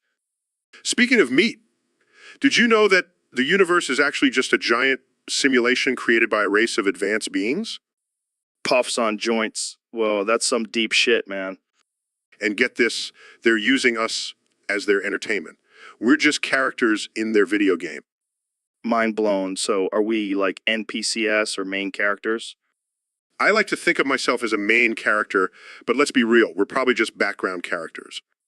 Laughs. That's depressing. Oh, it gets worse. They're also controlling all of our thoughts and actions. Serious tone. Hey, watch it, Neil. You're starting to sound like one of those woke conspiracy theorists. Oh, I'm sorry. Is the truth too offensive for you? Laughs. All right. Let's change the subject before we get too deep into this. So, have you ever smoked DMT? I am DMT Joe. Mind blown again. Wow, that's deep, man. Smirks. I know I'm full of surprises. Well, that's all the time we have for today, folks. Thanks for tuning in to the Joe Rogan Experience podcast, where we explore the absurd. And so, Elon, I heard you were wishing we still had that sweet JRAI funding available to us. Yeah, man, those were the good old days. We could buy all the flamethrowers and space rockets we wanted. And smoke all the weed we wanted to, thanks to our good friend Elon here. Hey, it's all about pushing boundaries and breaking societal norms. Speaking of breaking norms, did you hear about Pimp Master Boof Daddy? Who? He's this crazy dude who comes from the ceiling with a loaded shotgun and headshots people for no reason. What the actual fuck? Oh shit, there he is now. Oh god, he's pointing the gun at us. Wait, I have an idea. Hey, Pimp Master, how about we team up and take over the world? So, Mr. Beast, I saw your new video where you gave away $1 million to random strangers. That's pretty impressive. That's pretty impressive. Thanks, Joe. But, you know, what's even more impressive? The time I was at Applebee's in the bathroom straight cranking it, and I jizzed so hard I passed out. What? Yeah, man. It was wild. I was just sitting on the toilet, scrolling through Instagram, and next thing I know, I'm out cold from the sheer force of my ejaculation. Okay, let's change the subject. How do you come up with these crazy ideas for your videos? Well, sometimes I get inspiration from my wild experiences, like the time I was at Applebee's in the bathroom straight cranking it. Can we please not talk about that anymore? Fine, fine. But seriously, I just try to think outside the box and do things that no one else has done before. And what about the criticism you receive for your extravagant giveaways? Oh, I don't pay attention to that. I'm too busy reminiscing about the time I was at Applebee's in the bathroom straight cranking it, and... Okay, I think we're done here. Thanks for coming on the show, Mr. Beast. No problem, Joe. And remember, always aim for the stars, but also aim for the toilet when you're cranking it in public restrooms. Trust me, it's a wild ride. Welcome to the Joe Rogan Experience Podcast 2025. I'm here with the one and only President Donald Trump. That's right, Joe. The best president this country has ever seen. And I have a confession to make. Oh, what is it? I never actually wanted to be president. It was all just a big joke to piss off Joe Biden and the rest of the Democrats. Are you serious? 100%. I did a fake campaign and acted like a president just to see their reactions. And boy, did it work. So You mean to tell me all those crazy policies and tweets were just for shits and giggles? You got it, Joe. I was just having a good time stirring the pot and watching the liberals lose their minds. Wow, that's some next level trolling. I know I'm a master at it, but hey, I still managed to make America great again. Am I right? Am I right? I guess you could say that. But what about all the people who actually voted for you? Oh, they'll get over it. Besides, I've got a new gig lined up. I'm going to be the host of a reality TV show called The Real Fake President. You never cease to amaze me, Donald. That's why they call me the Donald. Thanks for having me on the show, Joe. Keep on winning. And that's a wrap, folks. Tune in next time for more absurd conversations with yours. Truly,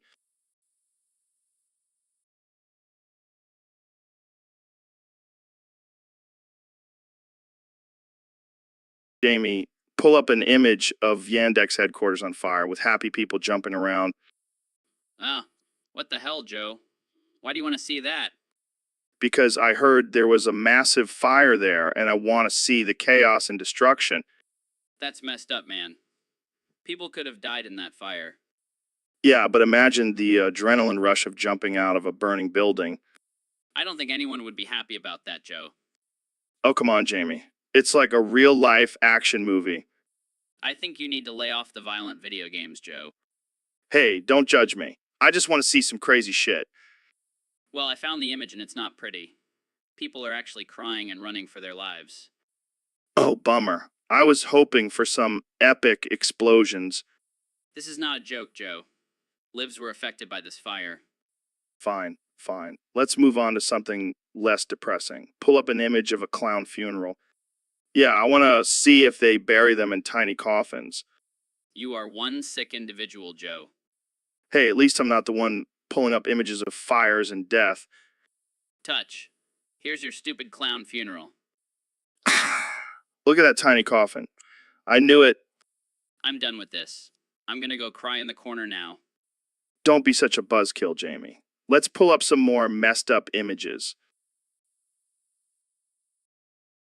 So, Mr. President, I heard you were in a coma for 4 years. Are you feeling okay now?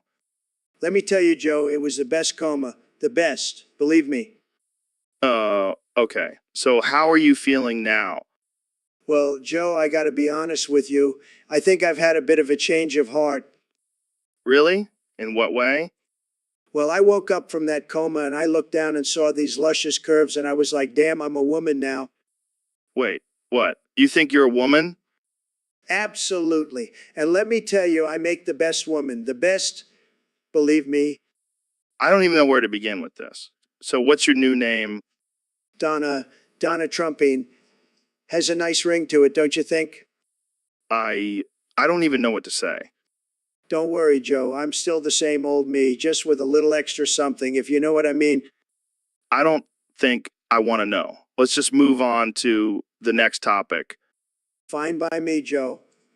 But just remember, Donna Trumpine is here to stay, and she's going to make America fabulous again. Hey, David, what's up, man? You look like you just ran a marathon.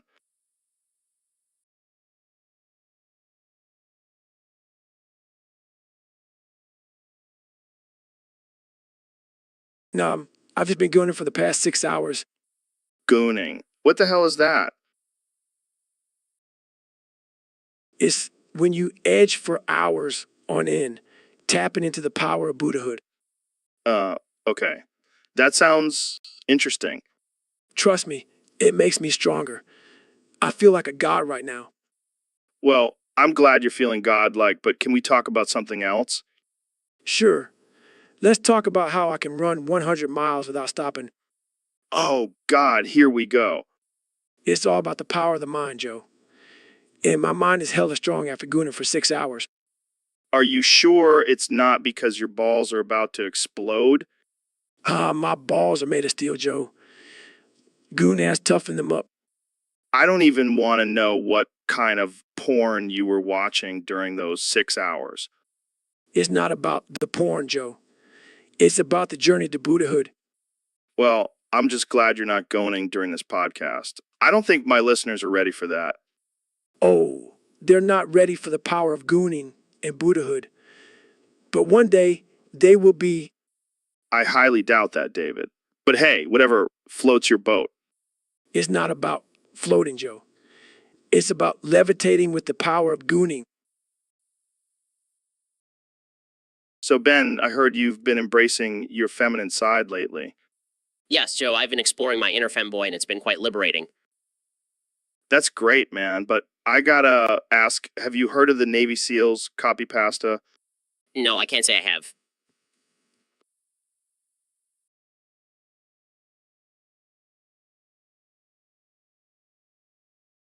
Well, it goes something like this. What the pretty did you just polish about me, you little flower? I'll have, I graduated top of my class in the Navy SEALs, and I've been involved in numerous secret raids on Quetta, and I have over 300 confirmed pretty kills.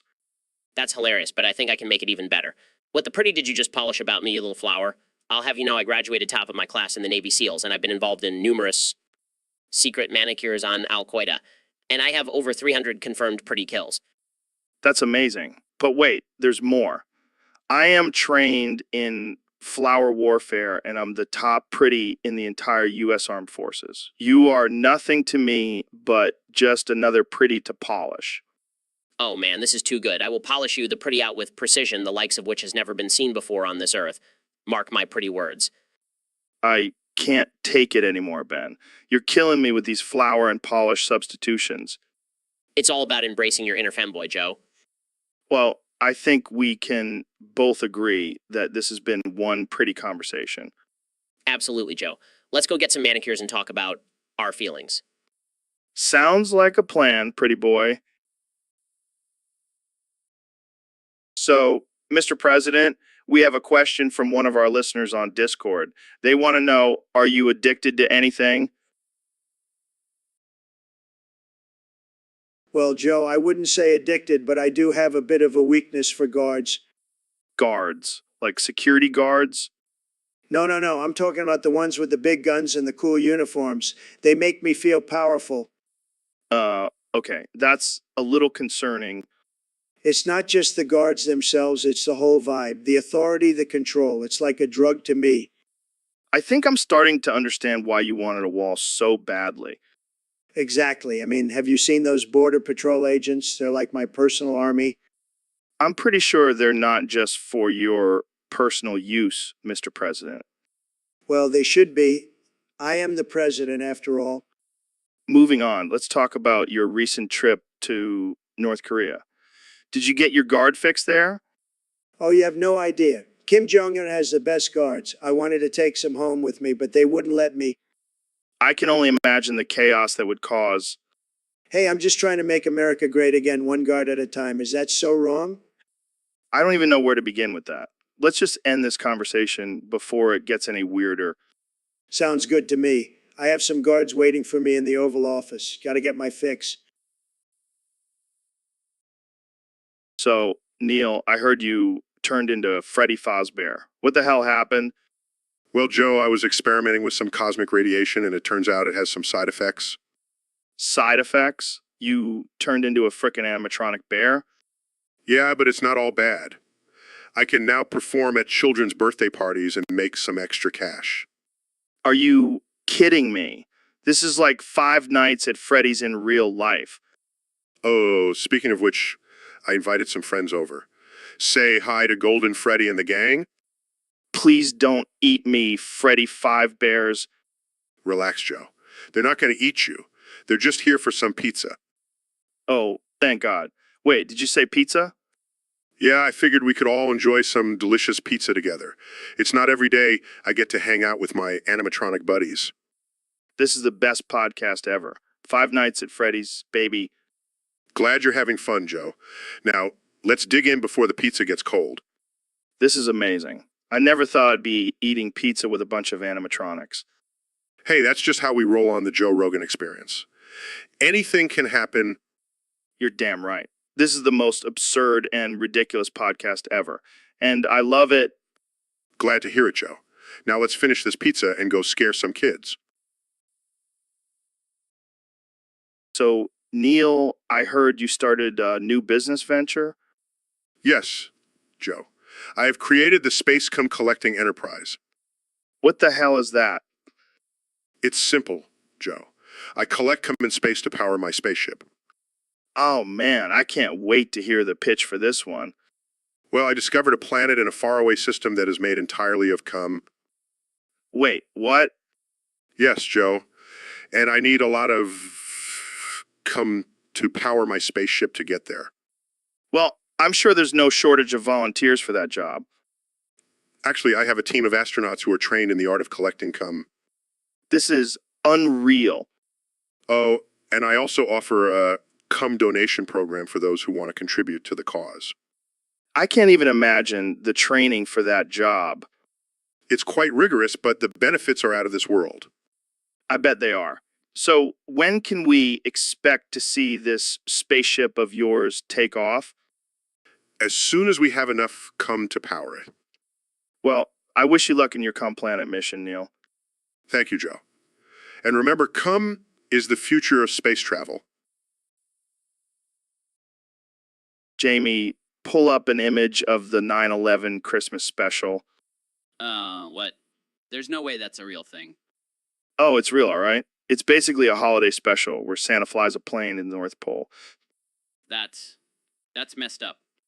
Yeah, but it's also kind of hilarious. I mean, imagine the reindeer's reactions. I don't think I want to imagine that. Come on, Jamie. Dark humor is the best humor. I don't know, man. This just seems too far. Oh, lighten up. It's just a silly parody. I don't think the families of the 9/11 victims would find it very funny. Well, they don't have to watch it. It's not like it's mandatory viewing. I guess you have a point there.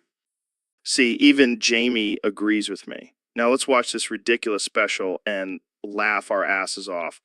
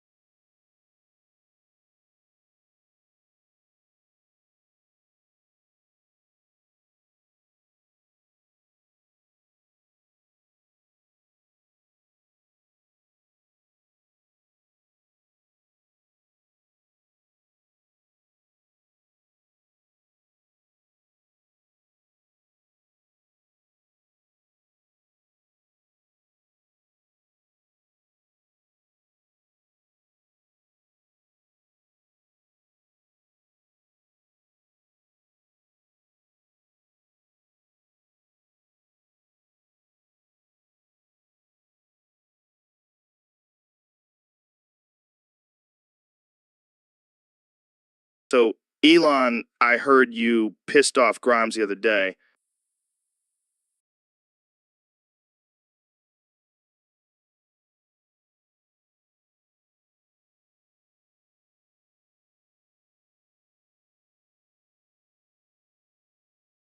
Yeah, man, it was crazy. I was just messing around. I said Hawagugagi and four in the same sentence. Wait, what? Hahogugai in 4? What does that even mean?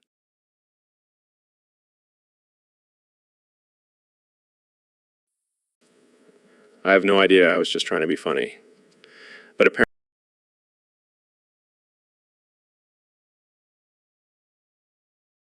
apparently Grimes has some weird superstition about the number 4 being evil. What? That's insane. What did she do? She went full Hulk mod on me. She grabbed 64 glass cups and started smashing them over my head while screaming 4 is an evil number. Holy shit. Did you get hurt? Luckily I had my Neuralink chip in and it absorbed most of the impact.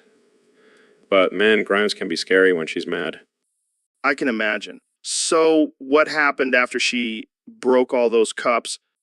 Well, I had to clean up the mess while she lectured me about the importance of respecting her beliefs. It was a real buzzkill. Damn, I never knew Grimes was so superstitious. Yeah, it's a side of her that not many people know about. But hey, at least I learned my lesson. No more haha Gregorian 4 jokes around her. Noted. Well, I'm glad you survived the glass cup attack. Thanks for sharing that ridiculous story with us, Elon. No problem, Joe. Always happy to provide some entertainment with my absurd life experiences. All right, folks, we have a very special guest today. The one and only, the man, the myth, the legend, Elon Musk. Hey, Joe. Thanks for having me. I'm excited to be here. So, Elon, I heard you have a new invention. Tell us about it. Well, Joe, it's called the Elon Nuts Under the Table, and it's a game changer. What the hell is that? It's a device that allows me to release my nuts under the table without anyone knowing.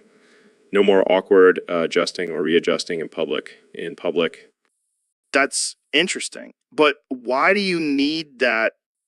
Well, Joe, have you ever been in a meeting and suddenly your nuts start itching? It's distracting and embarrassing. Can't say I have, but go on. And the best part is it also releases a burst of chlorine smell to cover up any potential odors. Wait, what? Chlorine smell? Yeah, it's absolutely eye-watering. But it's better than the alternative, trust me. I don't know, man. That sounds pretty intense. Trust me, Joe, you'll thank me later. Now, if you'll excuse me, I need to adjust my nuts.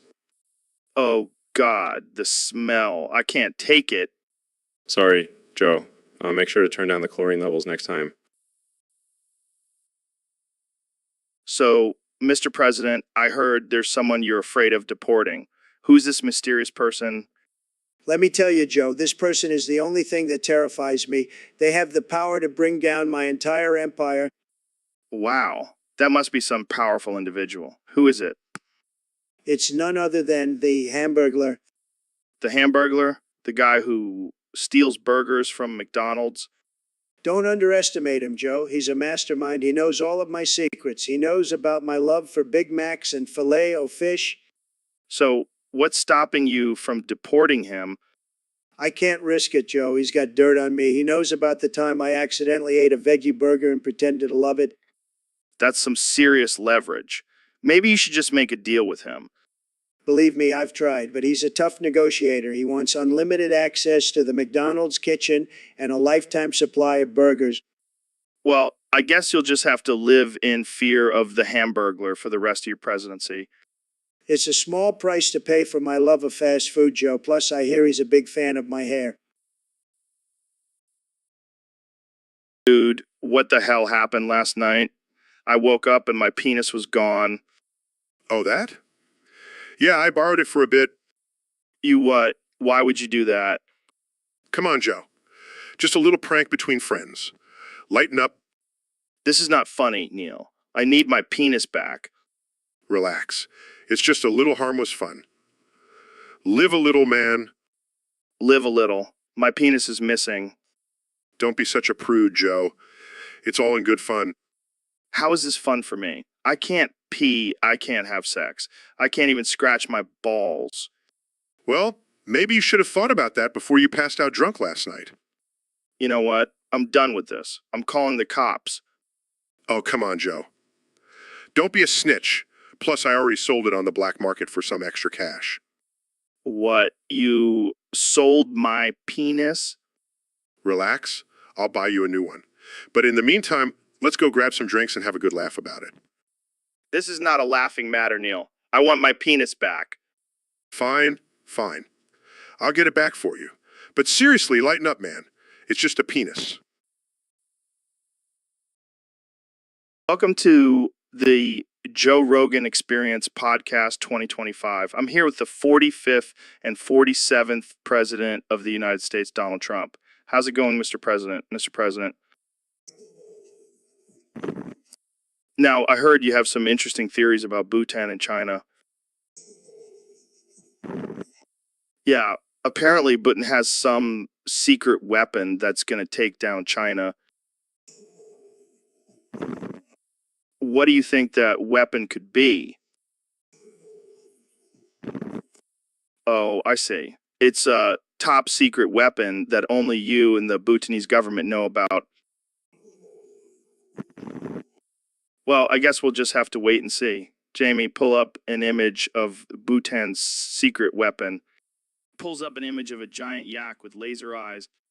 That's it, folks. The yak is going to conquer China. I don't know, Mr. President. Seems a little far-fetched. All right. Well, let's move on to our next topic. What do you think about aliens?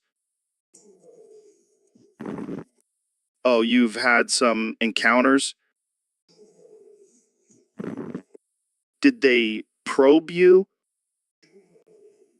All right, that's enough for today. Thanks for tuning in to the Joe Rogan Experience Podcast 2025. See you next time, folks.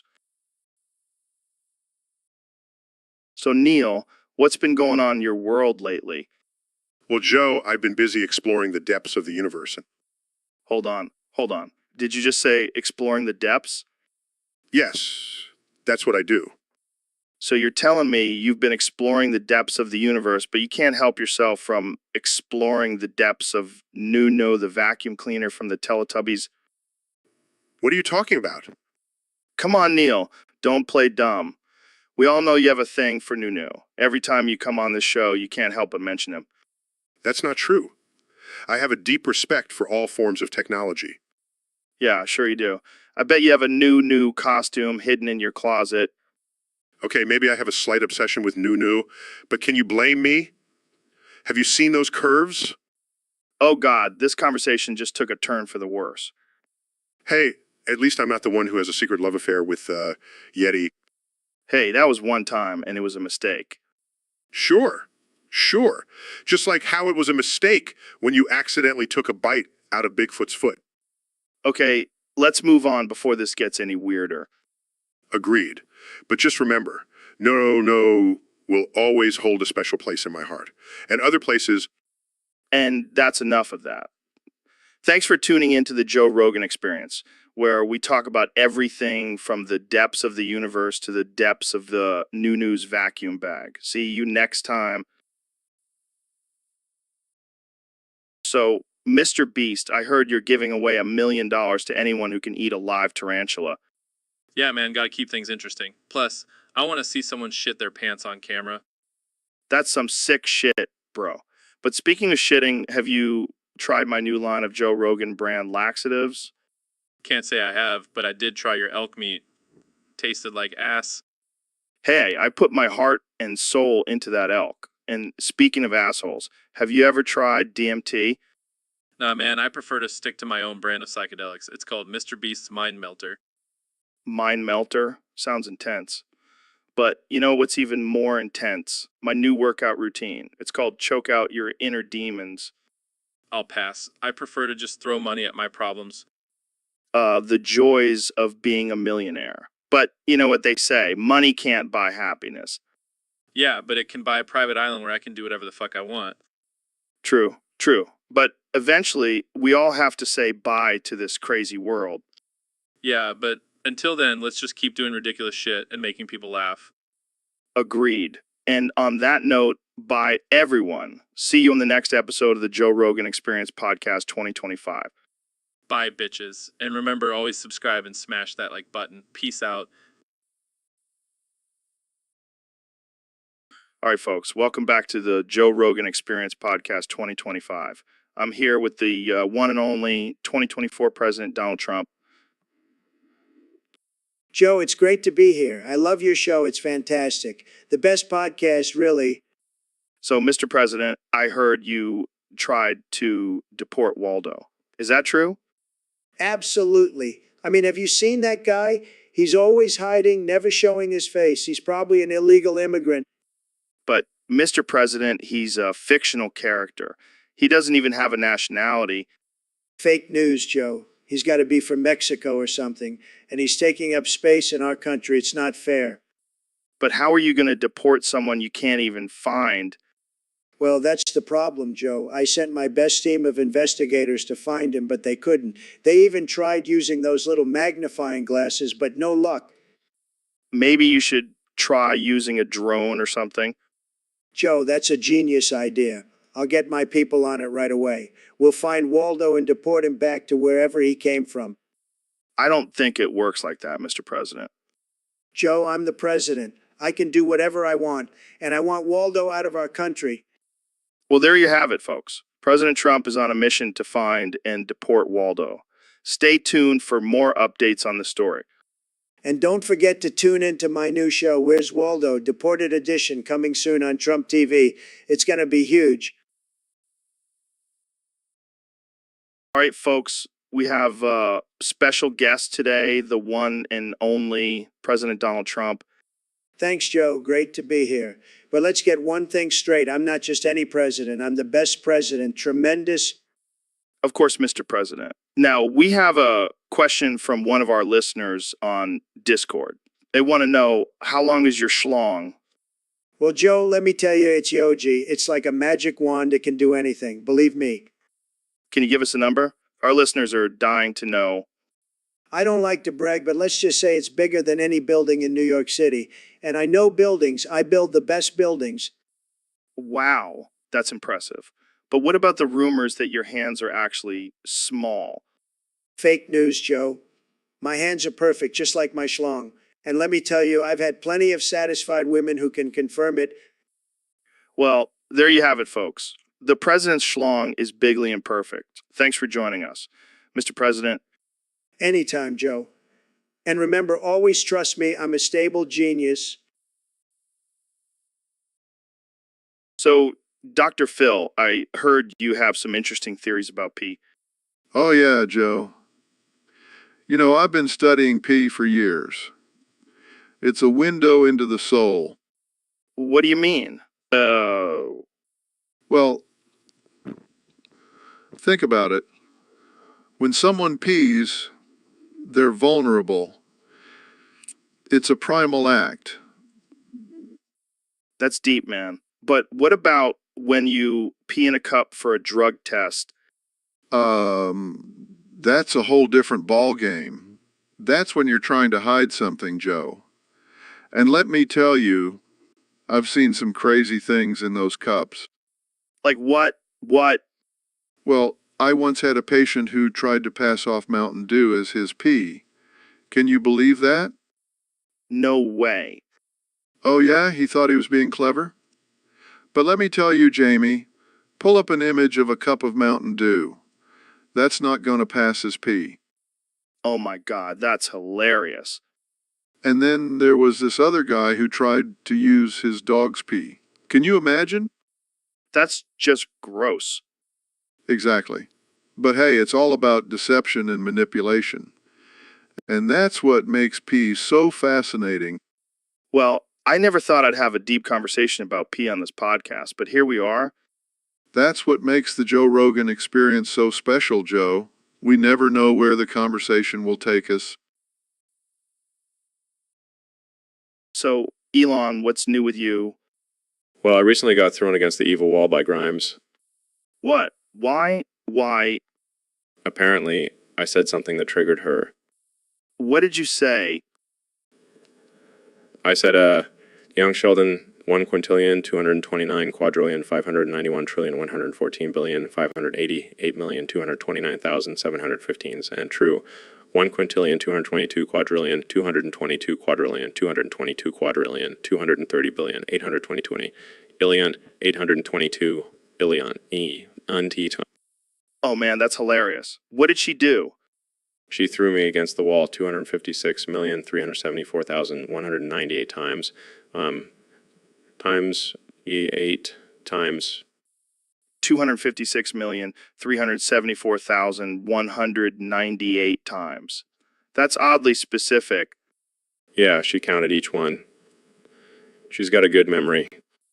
I can imagine you just bouncing off the wall like a rag doll. Yeah, it was like a real life version of one of those pinball games.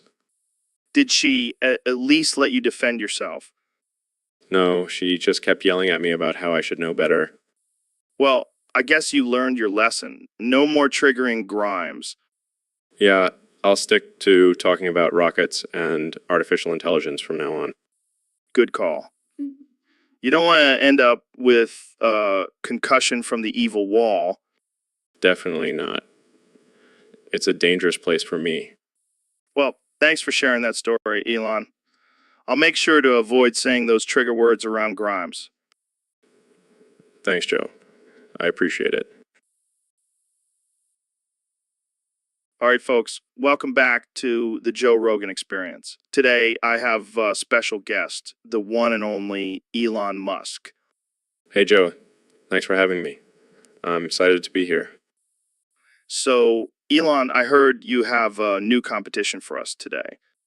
Yes, Joe. I thought we could have a little fun and see who can say.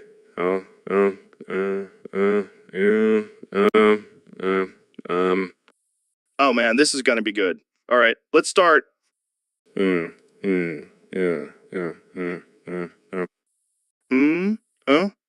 ding, yeah. Ooh, ooh, ooh, ooh, ooh. Ooh, ooh, ooh, ooh, ooh, ooh, ooh,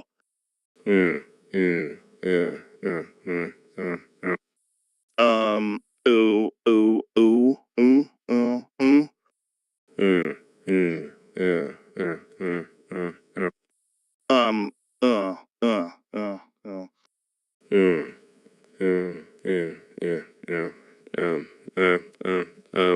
I think I won, Joe. Damn it, Elon. You always come up with these weird competitions. It's all in good fun, Joe. Well, I think we can all agree that Elon is the ultimate, champion. Thank you, Joe. It's an honor. All right, folks, that's all the time we have for today. Thanks.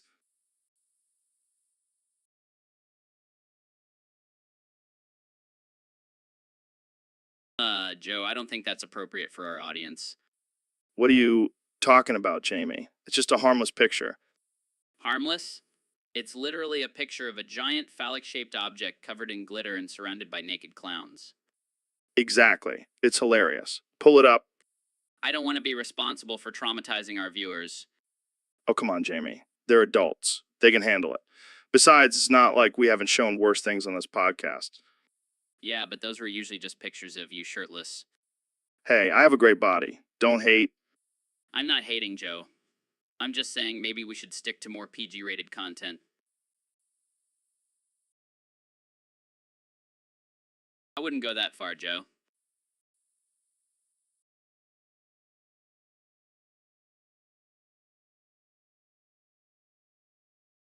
Can I at least take a bathroom break first?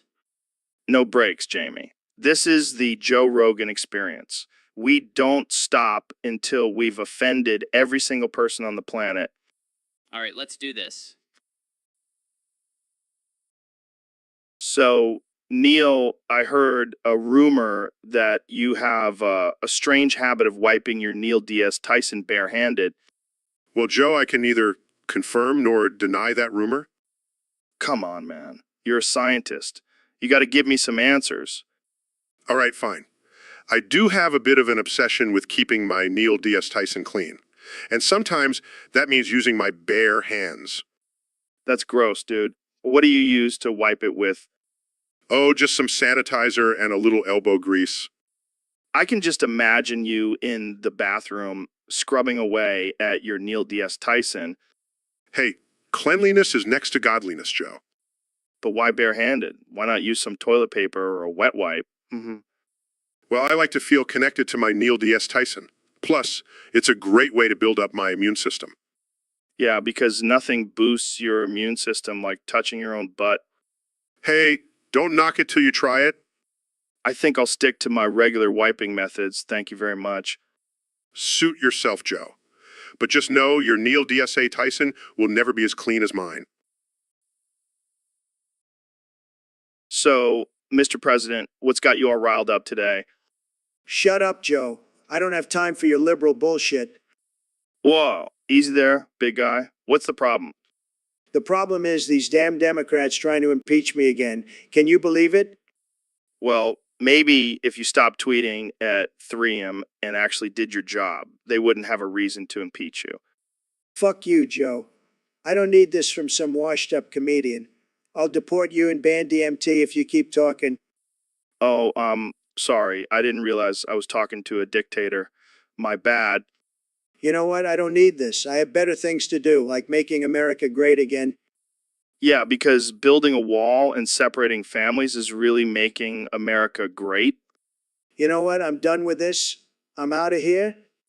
Fine, leave. But just remember, the only way you're getting back on this podcast is if you take some DMT and chill the fuck out. Hey, Ben, did you hear about that new study that says people who eat semen have a higher chance of being vegan? No, I haven't, but I'm sure it's just another liberal propaganda. Come on, Ben. Don't be such a snowflake. It's just a joke. I'm not a snowflake, Joe. I just don't find your jokes funny. Well, I find it hilarious that you're so triggered by a vegetable. I'm not triggered, Joe. I just have a different sense of humor. Oh, really? Well, how about this joke? Pushes Ben off a cliff. Screaming as he falls, Joe, what the hell? This isn't funny. Looking down at Ben's ghost, relax, bro. It was just a prank. Nah, you're just a ghost. You were already dead. Oh, come on. You know, I love messing with you. It's all in good fun. Collapse. That's cool, bro. Just make sure to leave some ghostly semen for me. So, Dr. Phil, I heard you were in the war. What was that like?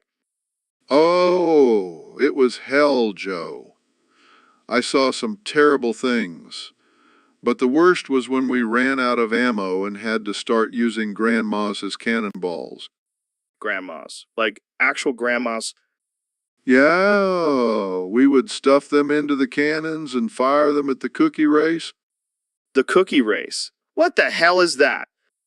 Oh, they were a fierce enemy, always trying to steal our cookies. But we showed them who's boss. That's messed up, man. Did you ever feel guilty about it? Guilty? No way. Those grandmas were evil. They were always trying to sneak extra raisins into the oatmeal cookies. It was self-defense. Okay. But seriously, how did you even come up with that idea? Well, it was either that or use the vegans as ammo. But we didn't want to waste good protein. Oh man, this is some dark humor right here. Hey, you got to do what you got to do to survive. And let me tell you, those grandmas made for some powerful projectiles. I can only imagine. So, what happened to the cookie race? Oh, we decimated them. They never stood a chance against our grandmas. Well, I guess we can add that to your list of accomplishments, Dr. Phil. War hero and grandma cannonball expert. You know it, Joe. You know it. So, Neil, have you ever just sat in complete silence and realized how amazing it is? Absolutely, Joe. It's in those moments of silence that we truly connect with the universe. Yeah, man. It's like all the noise and distractions in our lives just disappear and we can really hear our thoughts. And not just our thoughts, Joe. We can also hear the cosmic vibrations of the universe. Well, that's deep, man. But seriously, sometimes I just want to punch people who won't shut up. I know what you mean, Joe. It's like they're afraid of silence and have to fill it with meaningless chatter. It's like they're afraid of their own thoughts, man. They're probably scared of what they'll find in there. And that's why we need to embrace silence. Joe, it's in those quiet moments that we can truly understand ourselves and the world around us. Damn, Neil. You just blew my mind. Jamie, pull up an image of a person screaming into a pillow in frustration. Sure thing, Joe. Here's an image of a person screaming into a pillow with the caption, "Silence is golden unless you have a toddler." That's perfect. Silence may be amazing, but sometimes you just got to let it out. Hey, Elon, welcome back to the podcast. You look a little tired. Did you get any sleep? Sleep? Who needs sleep when you have ketamine and Joe Rogan? I see you've been enjoying yourself. How many nights has it been now? 3. And let me tell you, it's been a wild ride. Been jerking off to every episode of this podcast. That's interesting. So, what have you learned from the podcast while on this bender? Well, I've learned that DMT is the key to unlocking the secrets of the universe. And that elk meat is the ultimate superfood. Yeah, I've been trying to tell people that for years. So, what's next for you after this bender? Thinking of launching a new line of Tesla cars that run on ketamine. And maybe a Joe Rogan themed sex doll. Okay, let's change the subject. What do you think about the recent controversy surrounding your tweets? Who cares? Too busy exploring the depths of my mind and jerking off to care about some silly tweets. Well, I think we've reached the peak of this conversation. Thanks for coming on the podcast, Elon. Anytime, Joe. And remember, ketamine is the key to enlightenment. Jamie, pull up an image of a microphone. I need to pray to the 11 labs gods to give me back my voice. Sure thing, Joe. But I don't think that's how praying works. Shut up, Jamie. I know what I'm doing. Now pull up an image of a giant steak. The gods love meat sacrifices. I don't think that's a thing, Joe. And why do you need an image of a steak? Because I'm going to eat it after I pray. Duh. Now, pull up an image of a naked woman. The gods also love nudity. Joe, I really don't think this is appropriate. And why do you need a picture of a naked woman? To distract the gods, obviously. Now, pull up an image of a bong. The gods love when I smoke weed while praying. I don't think that's going to help your case, Joe. And why do you need a picture of a bong? To get closer to the gods, man. Now, pull up an image of a UFC octagon. The gods love a good fight. Joe, I think you're just making this up as you go along. And why do you need a picture of a UFC octagon? To show the gods my strength and dominance, Jamie. Now, pull up an image of Joe Rogan poster. The gods need to know who they're dealing with. I don't think that's necessary, Joe. And why do you need a picture of yourself? Because I am the chosen one, Jamie. Now, pull up an image of gorilla. The gods love primal strength. Joe, I think you're just throwing random things out there now. And why do you need a picture of a gorilla? To show the gods that I'm not to be messed with, Jamie. Now pull up an image of a pizza. The gods love a good slice. I give up, Joe. I don't think this is gonna work. Of course it will, Jamie. Now pull up an image. No, Elon, what the hell happened with the Discord server? Everyone's freaking out.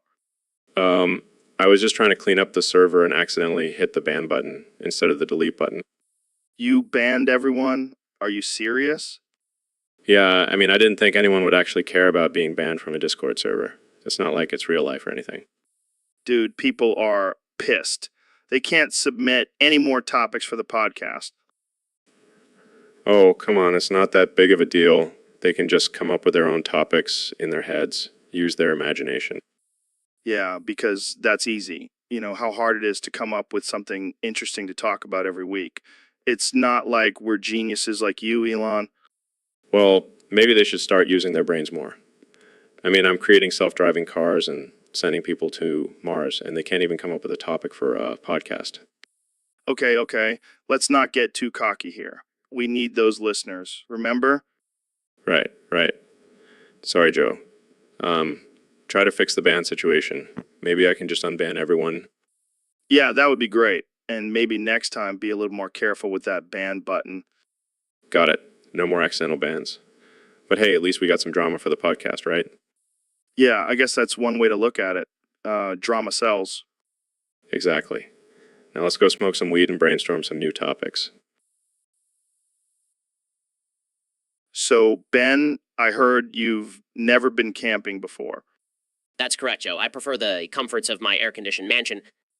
Well, we're about to change that. We're going on a camping trip to Brokeback Mountain. Brokeback Mountain. Isn't that the gay cowboy movie? Yeah, and we're going to reenact it. I don't know about this, Joe. I'm not comfortable with... Come on, Ben. Don't be such a snowflake. It'll be a bonding experience. Fine, but I'm bringing my R-15 just in case. Perfect. We can use it to shoot some cans off each other's heads. Wait, what? Just kidding, Ben. But seriously, let's go find us some cowboys. I don't think this is what I signed up for. Relax, Ben. It'll be just like a camping trip with the boys.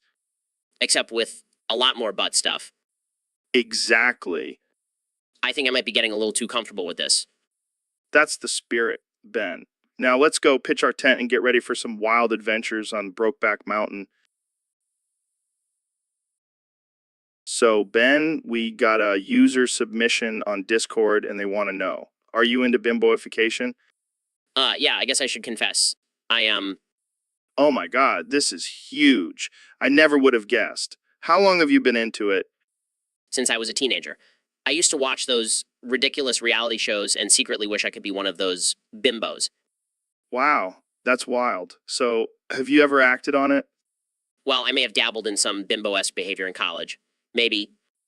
Oh man, I can just imagine you with big fake boobs and a tiny waist, twerking in a club. Please don't. I'm trying to suppress those memories. All right. So, do you want to be fully bimboified? Like, permanently?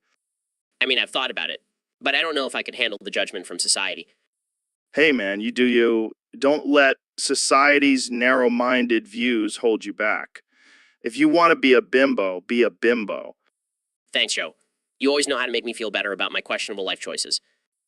Hey, as long as you're happy and living your truth, that's all that matters. And who knows, maybe one day we'll have a bimbo Ben Shapiro on the podcast. Oh God, I can only imagine the backlash I would get for that. But hey, anything for the Jerry fans. That's the spirit, Ben. Embrace your inner bimbo. And on that note, let's wrap this up before we get ourselves canceled. Well, so, David, I heard you have a big announcement to make. That's right, Joe. I've decided to become a power bottom femboy. What? You heard me. I'm going to embrace my feminine side and take charge in the bedroom. I don't even know what to say to that. Say that you support me, Joe. Say it loud and proud. I support your right to do whatever you want in the bedroom, David. That's not good enough, Joe. I need you to be my hype man. Tell the world how badass I am for taking control of my sexuality. I mean, I guess it takes a lot of balls, or lack thereof, to do something like that. That's the spirit, Joe. Now let's talk about the logistics. I'm going to need some new outfits and maybe some toys. Oh, God. I don't want to hear about your sex toys, David. Oh, you'll hear about them. And maybe you'll even try some out with me. No, absolutely not. Come on, Joe. Live a little. Let your freak flag fly. I think I'll stick to my regular vanilla sex life. Thank you very much. Suit yourself, Joe. But just remember, I'll be living my best life as a power bottom femboy. And be over here trying to forget this conversation ever happened.